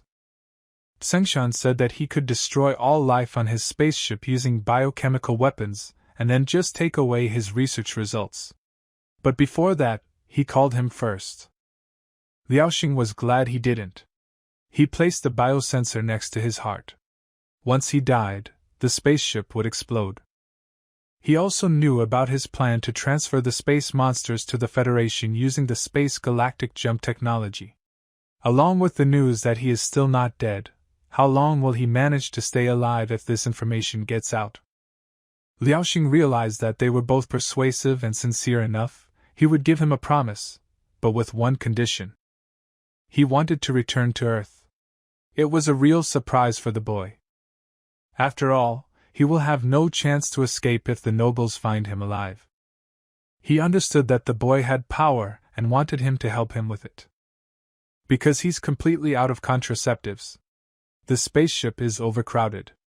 The circulation system can't handle it. Sungshan asked him to hand over his space jump technology, and then he could return. Liaoxing asked to send an autonomous combat spacecraft to them. A small one will not do, at least a medium-sized one is needed. They have a lot of people. Sungshan couldn't believe that this technological maniac still dreams of dominating the world and dominating all women. Sungshan requested that he not be allowed to take over any of their technology, and that a bomb be inserted into his body as soon as he lands here. He also needs to make genetic changes to his appearance. Create a new personality out of him. From now on, he can only be on Sungshan's side. He ordered that decent living conditions be prepared for his women and children, but they will not be allowed to come into contact with those they know. He is a ticking time bomb. If it wasn't necessary to prevent the current crisis, he would never have asked for his help. The battle between the martial saint and the ghoul began, and the goddess of justice suggested that Sengshan use a satellite to take a look. But the boy refused and said that he had to do something much more important right now. He asked the goddess to analyze all the information they had gathered about the ghouls so far and classify them based on their level of threat. According to the degree of their threat, the escaped ghoul is at the highest level. According to the analysis of the received information, 3 more ghouls are coming after him. These 2 black dead are the high-level elite, as well as the animals of this ghoul. He has already figured out how to keep them. The difference between individual monsters is obvious. The goddess was not sure that they would also evolve. Monsters will not evolve biologically, but they will get stronger. Just like humans get stronger as they grow, and the more nutrients they get, the stronger they become. Sengshan was looking at the next mutated ghoul. He could be a serious problem for them. This ghoul was very dangerous. If he grew up, he would become much bigger than the others. The last ghoul escaped after being wounded in a fight with the first ghoul. The virus in this ghoul has evolved, so their medicine is powerless against him. The scent specialists could not even get close to him. They were infected 30 meters away from him, which led to death. For fear of losing generals in the event of failure, the team has not sent any of the 3 generals there at this time. Among all recorded battles, the only opponent who was not afraid of this virus was the first ghoul. In the vicinity of White Sands, 78% of the people died from the infection created by this ghoul. In a past life, ghouls appeared without any warning. People had to spend colossal savings from the budget because they appeared unexpectedly. Ghouls evolve very quickly and become very strong. If humans cannot enter the game world to improve their abilities, the ghouls will never be defeated. In this life, he first warned the goddess of justice, so the beginning of the apocalypse goes much better. But this time the game still hasn't appeared, the situation remains serious. The fate of all mankind was very shaky and uncertain. The trouble is to find a way to survive. In addition to the information about these ghouls, the boy asked what the situation was in other areas. The goddess replied that the situation is still stable. The mechs are distributed, the number of rescued people is increasing. The army and specialists are taking on the work of correcting the consequences of the disaster. Thanks to the modern warning, she also informed the rest of the countries at the first opportunity. They are doing everything in their power to keep the situation under control, and while they are successfully doing it, they unanimously asked the Federation to allow the goddess to carry out support in analyzing the relevant strategies. Finally, there was good news. This is a great opportunity for her to conduct a qualitative analysis of the country's strategies. They will deal with them later. The Ghoul report is complete. She asked Sengshan to evaluate the 3 Ghouls. They are all merciless creatures. Comparing them all, he would choose the ghoul with the fastest evolution. The one they fought before. She asked what criteria he used in the assessment. The guy replied that he used only the degree of threat to humanity and his intuition. The goddess had a note that might potentially interest him. She showed him the last conversation of the ghoul they were talking about. The boy could not believe that he had evolved so quickly. With the presence of human emotions, the speed and level of evolution that other ghouls cannot achieve. It will become more and more powerful. And it would be best to get rid of this terrible monster as soon as possible. The goddess told the latest news. The saint failed to kill the enemy. As a result, he ran away again. Sengshan asked if she had any suggestions on how to find him. He was noticed to have a psychological weakness. Using hostages, you can implement 31 strategies. Kanshan was the first scientist to propose the idea of cannibalism, as well as a professional who came into close contact with the ghouls. Therefore, she asked him to classify the power of the ghouls according to today's system. Then, to begin with, he proposed to divide the professionals by combat power, and then compare them with the ranks of ghouls. Before that, martial arts specialists will be divided from the bottom up into overlords, supreme overlords, martial saints, and martial gods. The highest level that humans can reach is a martial saint. A martial god is a little-known hearsay term. Perhaps one day, someone will be able to exceed the limits of a martial saint, and she will be able to classify him. Cultivators will follow. Depending on the number, the power of each of the 5 elements will grow. Cultivators of the 5 elements who will open 4 layers are already considered first-class professionals, and reaching 5 is equivalent to the rank of a martial god. The chosen techniques also need to be divided into 5 layers. They will not be able to evaluate them because there are too many factors to consider. Ghouls will follow. Their power grows very quickly, but each level will be weaker than professionals. The 5th level of ghouls should be equivalent in strength to a 4th level professional. This is a classification of real-world power, but professionals here are very weak and do not call upon their spiritual power. Martial masters in the real world do not use spiritual power to strengthen their body. 5-element professionals strengthen it with their attacking skills, and the chosen ones cannot improve their skills, which would help them evolve faster. The goddess wrote everything down, and would like to add that the ghoul with whom he fought was heading back to the vicinity of the White Sands. She asked if she needed to send the saint on his hunt again. Tsangshan suddenly had a plan. He was going to try to talk to him. The boy asked the goddess of justice where Vushan is now. She replied that he is recovering at a military base 10 kilometers away. He needed her to be ready to administer first aid. He wanted to fight this ghoul again. According to the past files, considering the extent of the damage done to the other groups, he is still a threat to Tsangshan's life. If he hadn't seen this recording, he would probably have just gathered people to surround him. But there are some things he can't turn a blind eye to. A security strategy has been developed, and the team can be activated at any time. This battle was assigned a higher S-class of secrecy. Apart from them, only the president can receive information. For the rest, the corresponding permission is not available. The goddess said that they have a new visitor. This is Tsangshan's partner Zhang. He did not understand why the boy was not happy for him. After all, he came with good intentions. Since Tsangshan was able to save his sister, Zhang would like to thank him somehow. So far, he hasn't been in the way, so he could consider this a return of his debt. But Zhang was sure that he couldn't cause him any problems. Although Tsangshan was sure that there were. The goddess reported that traces of another group had been found, and a route for the battle had been planned. He had to go now. So if Zhang wanted to stay, Tsangshan asked him to stay here until he returned. But he said he would go with him. He didn't care what kind of mission it was, even if it was a battle with ghoul, he could still fight alongside him. Tsangshan asked why he needed it, as the mission was very risky. Jen said that a good partner should always be around. Besides, it doesn't matter how dangerous people he has problems with. In this case, Tsangshan decided to take him with him and go together.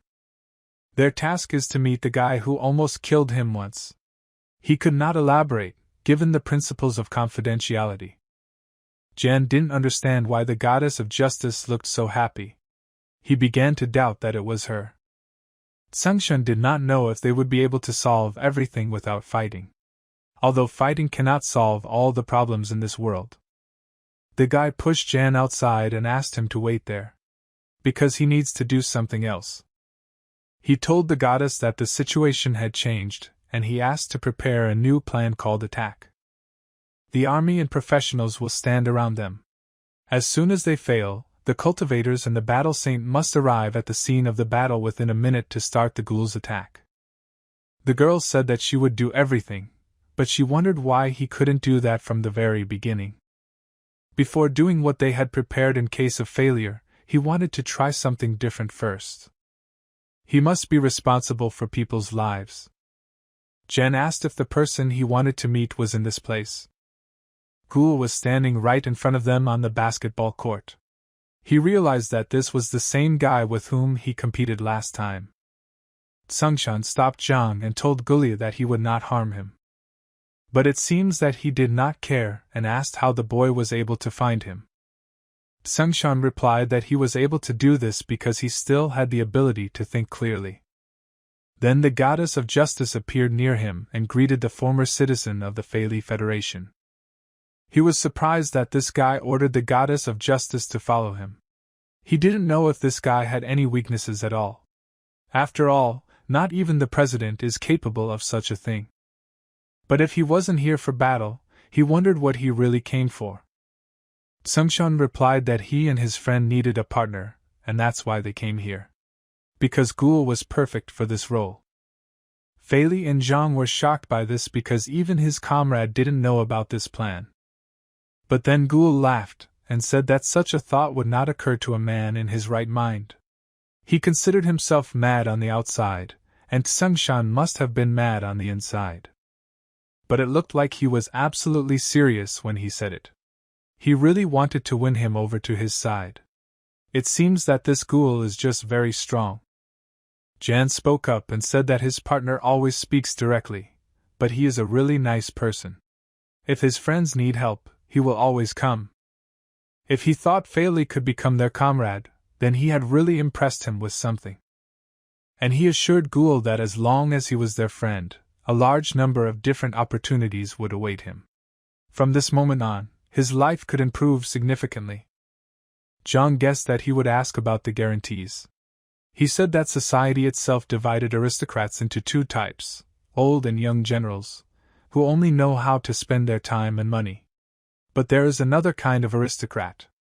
People like him, who do not consider themselves aristocrats, and think that their status is simply nothing. Sungshan listened and understood that this speech was very familiar to him. In fact, Zhang admitted that he was kicked out of his family when he was 15 years old, simply because he refused the marriage alliance. She looked like a sea monster. If he married her, his future would be over. So he started shooting at their house. Fei Li asked how he lived on and left his status in the past. He began killing, specializing in killing bad people, and later formed an alliance that was called the Hunter Alliance. Then he told about what he had met Master Sungshan on his way.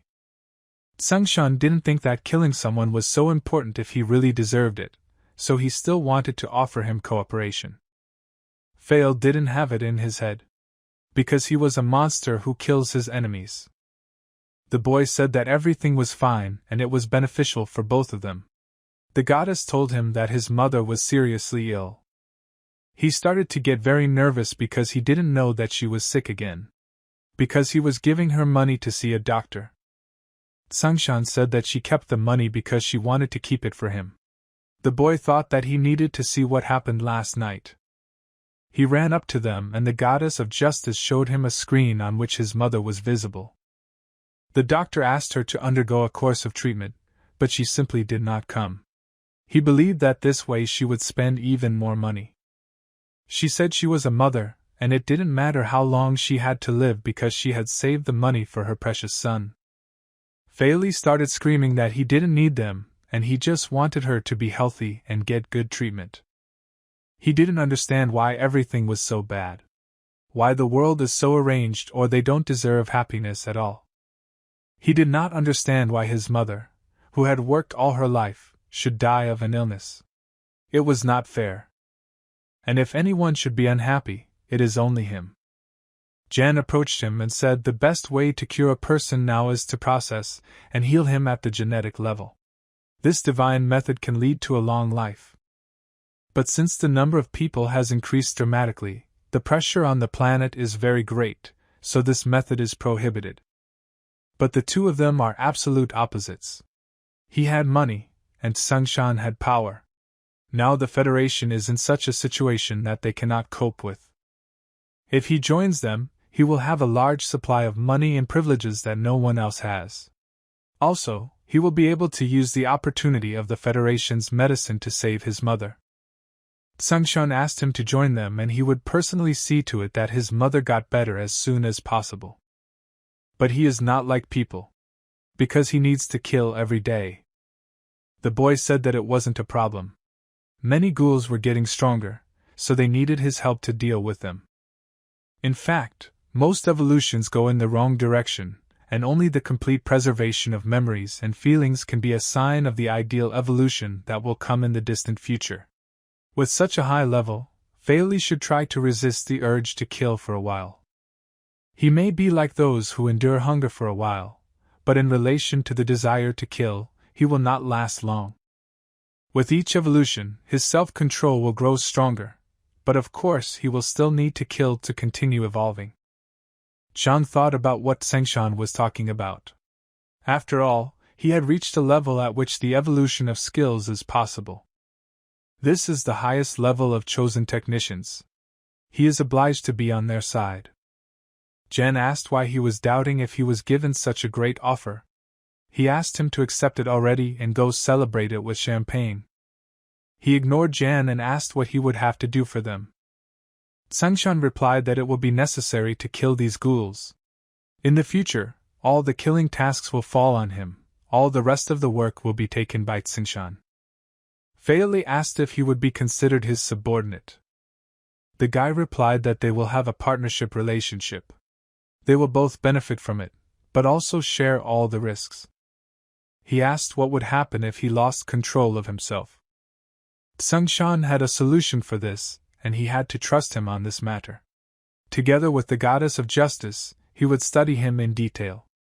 The boy was sure that he could live with his mother if he dealt with his internal problems at the genetic level. Fairly was surprised that he was communicating with him, and wasn't afraid of anyone finding out. But he knew that he who does not take risks does not drink champagne. Fairly thought for a while and finally agreed to such an adventure for the sake of his mother. For 10 years after the apocalypse, there was no ghoul who would live in the same world as humans. This is a historical event that will definitely affect the fate of people. A miracle of evolution, which no one could even think about in the past. Fairly's main goal was to save and heal her mother. The goddess of justice said that the number of permits, people and resources required for deep genetic restoration is very large. Therefore, she needs a week to prepare. At that time, Sengshan said that they would first support Fairly's mother's life and use the funds from his personal account to make her better. The goddess provided measures to provide assistance on a level with the nobility. Later, Sengshan promised him that he would be able to see her. Although he was a monster, a smile appeared on his face, and he thanked his new partners. Fairly is special. To avoid unnecessary trouble, Zhang asked to let him go with him. If he is his partner, then he will definitely be treated like a king. In this case, Sengshan agreed to keep them together. Unknown changes in the time and space of this world will affect the flow of time for the player. The green player will quickly move to the cultivation world to slow down the personal flow of time. Sengshan did not understand why there should be changes in time and space in this world. The goddess said that external forces act in the same way as the appearance of sea monsters and ghouls. The flow of time in Sengshan did not change when the sea monsters appeared, but now something affected him. He asked the system what will happen in reality. The system can only sense temporal changes, but is not able to determine what will happen in reality. Therefore, players are offered to investigate everything on their own. He would like to explore it, but it required going to the cultivation world. Sengshan had one urgent thing to do, and he promised to join them when he finished. It was the chosen technique of the instant transfer class. They didn't even have time to finish the conversation, and he was in such a hurry somewhere. Jan offered to forget about him for a while and offered to get to know him better. The guy introduced himself as the head of the best union of assassins in the Federation. He hoped that Fairly would like his future work. Fairly also greeted him and said that he was the strongest ghoul in the world. Zhang thought that they would find a common language. In fact, Sengshan is just crazy, who invented the union of ghouls and humans. Meanwhile, Sengshan went to the game world and met his family there. Fairy Baiwa said that the powerful demons that were sealed in the demonic cloud river were nowhere to be seen. Sengshan wondered if they could enter human territory. But Baiwa denied it, even though they closely follow them as soon as they appear. After repeated confirmations, she could assume that they had gone and left this world. Xiaolu thought it was a good thing that they were gone and that they didn't have to fight them. It could be considered that they had won without a fight. But the holy demon of this world was still here, he did not leave. Although she did not know what had happened, but this is a great opportunity for the human race. After the annual test, they had planned to launch an attack, but now, they can arrange a decisive confrontation instead. Demons from another world disappeared. According to the information received, they should have chosen an easier target. And this easy target could be the real world. At this stage, the demons are not yet able to enter the real world on their own, but they successfully did it with the ghouls and sea monsters. Therefore, it was unknown what the next step would be. The real world already has a lot of problems, it will not withstand another cataclysm. In the past life, players were able, at the very least, to start hunting small demonic beasts, step by step increasing their level and strength as they gradually got used to the world of cultivation. In this life, people have found the world of the battle god, learned the traps of demons, have a development strategy, and started a great battle. Time is running out. The war between humans and demons will soon begin. This is not a game with monsters, but a real battle for existence. He didn't know when he would be able to return to the real world, but for now he had to give his all in the next battle. Baiwa gave 2 signs for the boys. Sengshan received a prime that allows it to be first among equals. The combat officers of the human army use a ranking system of 6 colonels, 4 generals, a vice commander, and a commander. The ranks of colonels are from low to high. For the inhabitants of the cultivation world, each rank increase in this system requires a certain amount of battle merit. For players, it can be killing demons. To rise from a soldier to a colonel, a player needs to kill 30,800 demons. Sengshan jumped 3 ranks in one go. He assumed that he had risen very high. He saved 2 generals and found spies among the people, besides he helped in the research of Shenwu world. If it weren't for the fact that the very fast promotion would hinder his growth, the master would have forced the army to give him the rank of general. Sengshan was surprised that a master could do such a thing.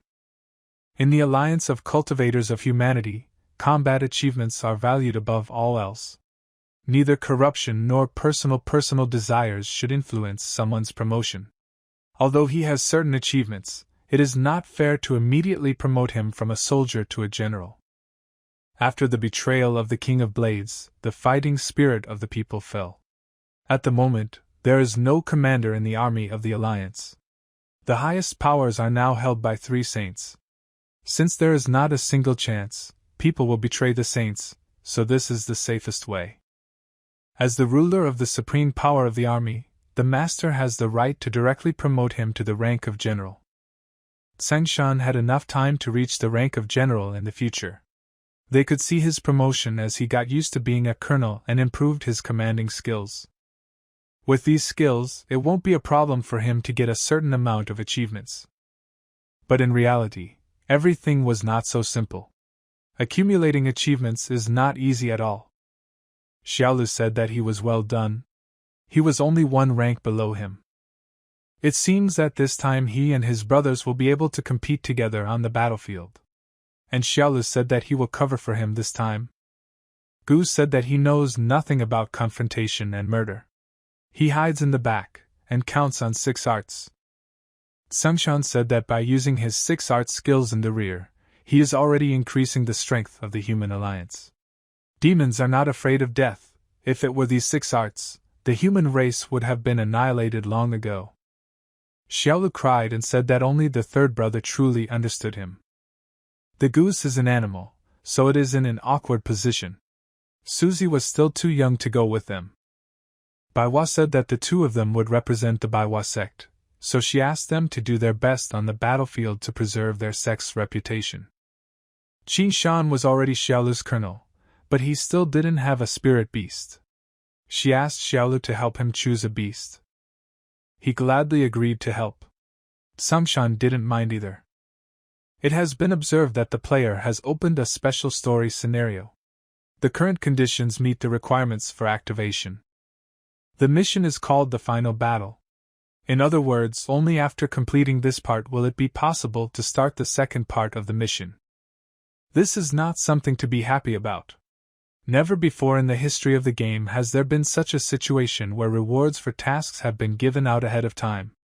It is clear that the system assumes that the player can die in combat.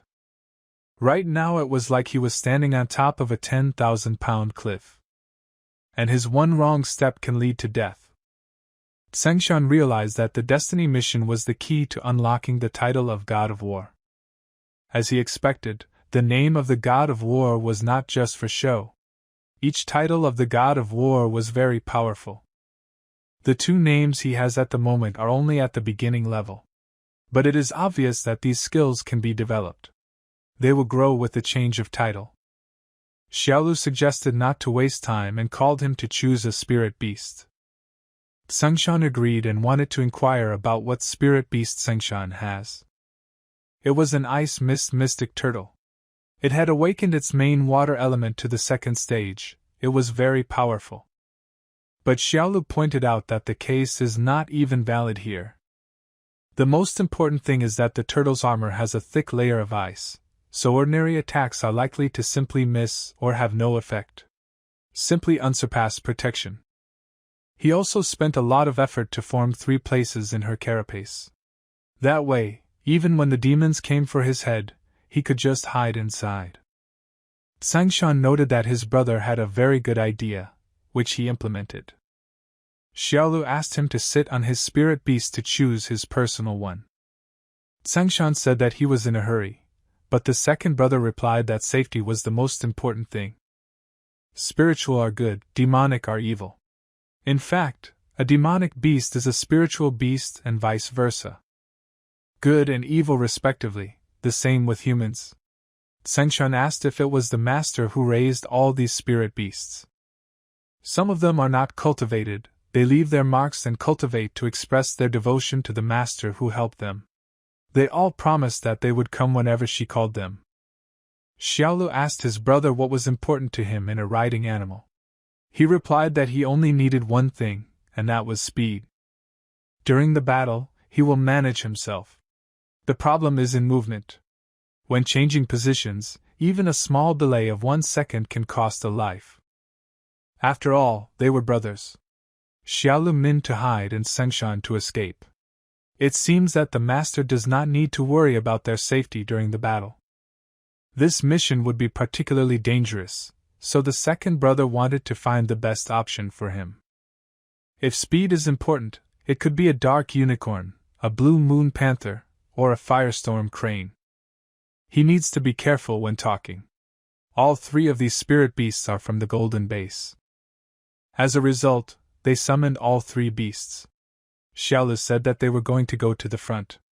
His brother was here because he needed a riding beast. He asked if any of them wanted to help him. The unicorn asked if their job was to attack and kill enemies at the front. There will be bodies at every turn. He thought that people were already tired of it. He asked Xiaolu not to misunderstand them. These demons are attacking them, and they are just doing everything to survive. It was true that they had no choice but to accept the fight, but they could not guarantee their own safety. And Xiaolu also wanted them to protect the boy who was in the beginning stage. The initial stage is temporary. People develop very quickly. Who knows, maybe in the near future his brother will exceed all limits. The boy greeted them and said that he was 18 years old. He promised that he would be directly on the front line to fight the enemies. The unicorn left his application only to become the fairy's mount. The panther believed that he was too young to be at the front.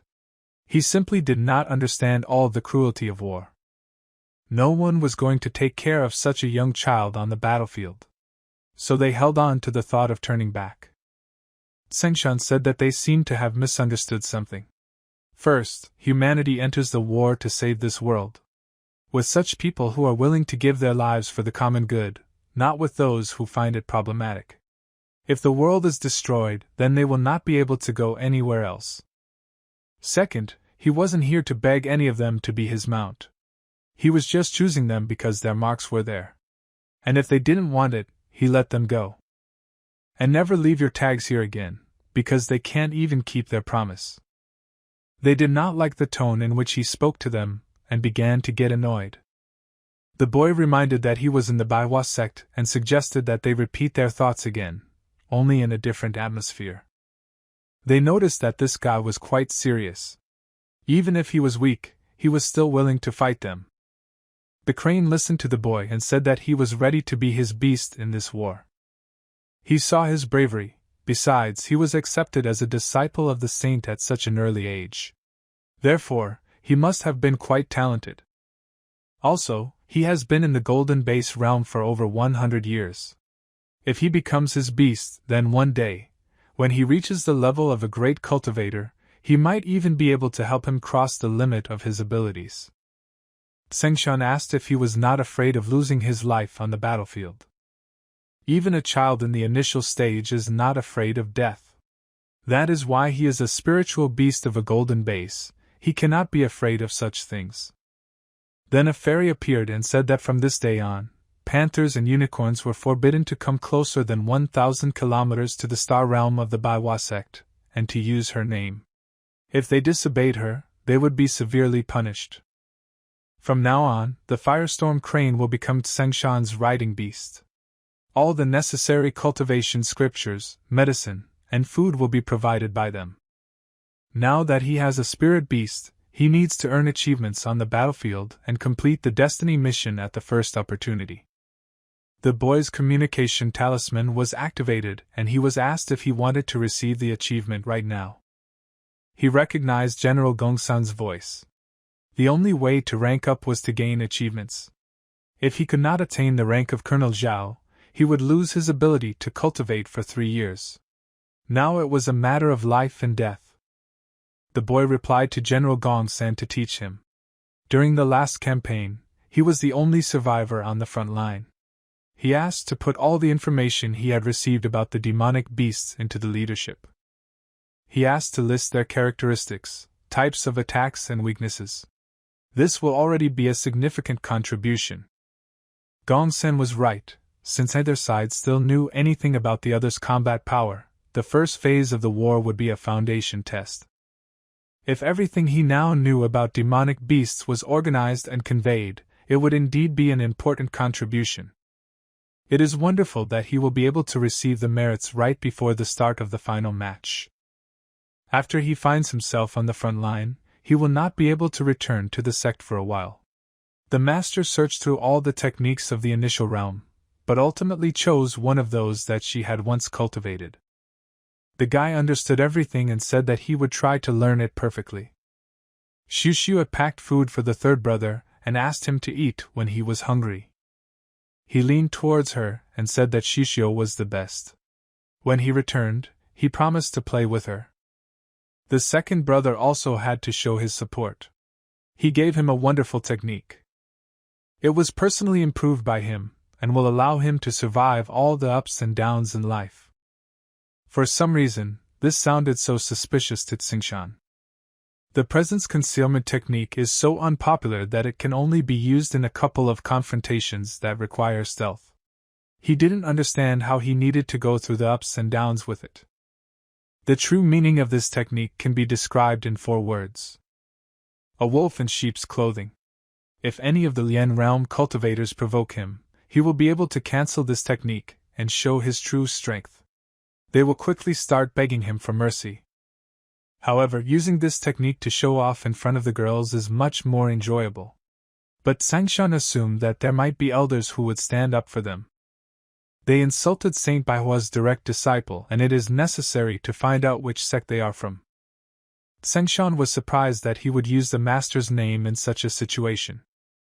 But Xiaolu assured him that the master wouldn't know about it until he handed it over. He always did that and nothing happened. He asked what happened to the goose's face, was he really going to turn it in? But he replied that he hadn't even thought about it. It was already late, and they needed to hurry and go on their way. Sengshan said he would go first and summoned his spirit beast to help him. With his speed, the goose hoped he would arrive before the war was over. They covered the whole way very quickly and arrived at their destination. Sengshan praised the crane for his work and asked him to rest for a while. The boy approached the guards and said that Colonel Sengshan had arrived for duty. They checked his documents and decided to take him to the place of training. The advanced creation masters had already finished restoring the formation plates. They were going to leave tomorrow, but they hadn't delivered them yet. Their 2 camps to the east were under attack, so he was heading there to help. They gave him the armor and told him to check it and leave his mark if it was okay. Crafted equipment is divided into different sections. This Lin rank armor set is not bad at all. They also allowed Sengshan to choose 2 types of weapons, and asked him what he wanted to choose. But he replied that he had his own. He asked instead to take more arrows against the demons. But with the rank of colonel, he can take only 1 arrow. If he gives up the weapon, then he could personally give him 5 arrows against the demons. The guy took the arrows and asked where the military service office was. The warriors were reading the guide to the demonic beasts. It was written in great detail. Its value was unmatched. It will greatly affect the situation on the front line. Sengshan asked how much merit he could get if he gave this guide. They replied that it would definitely be worth 100.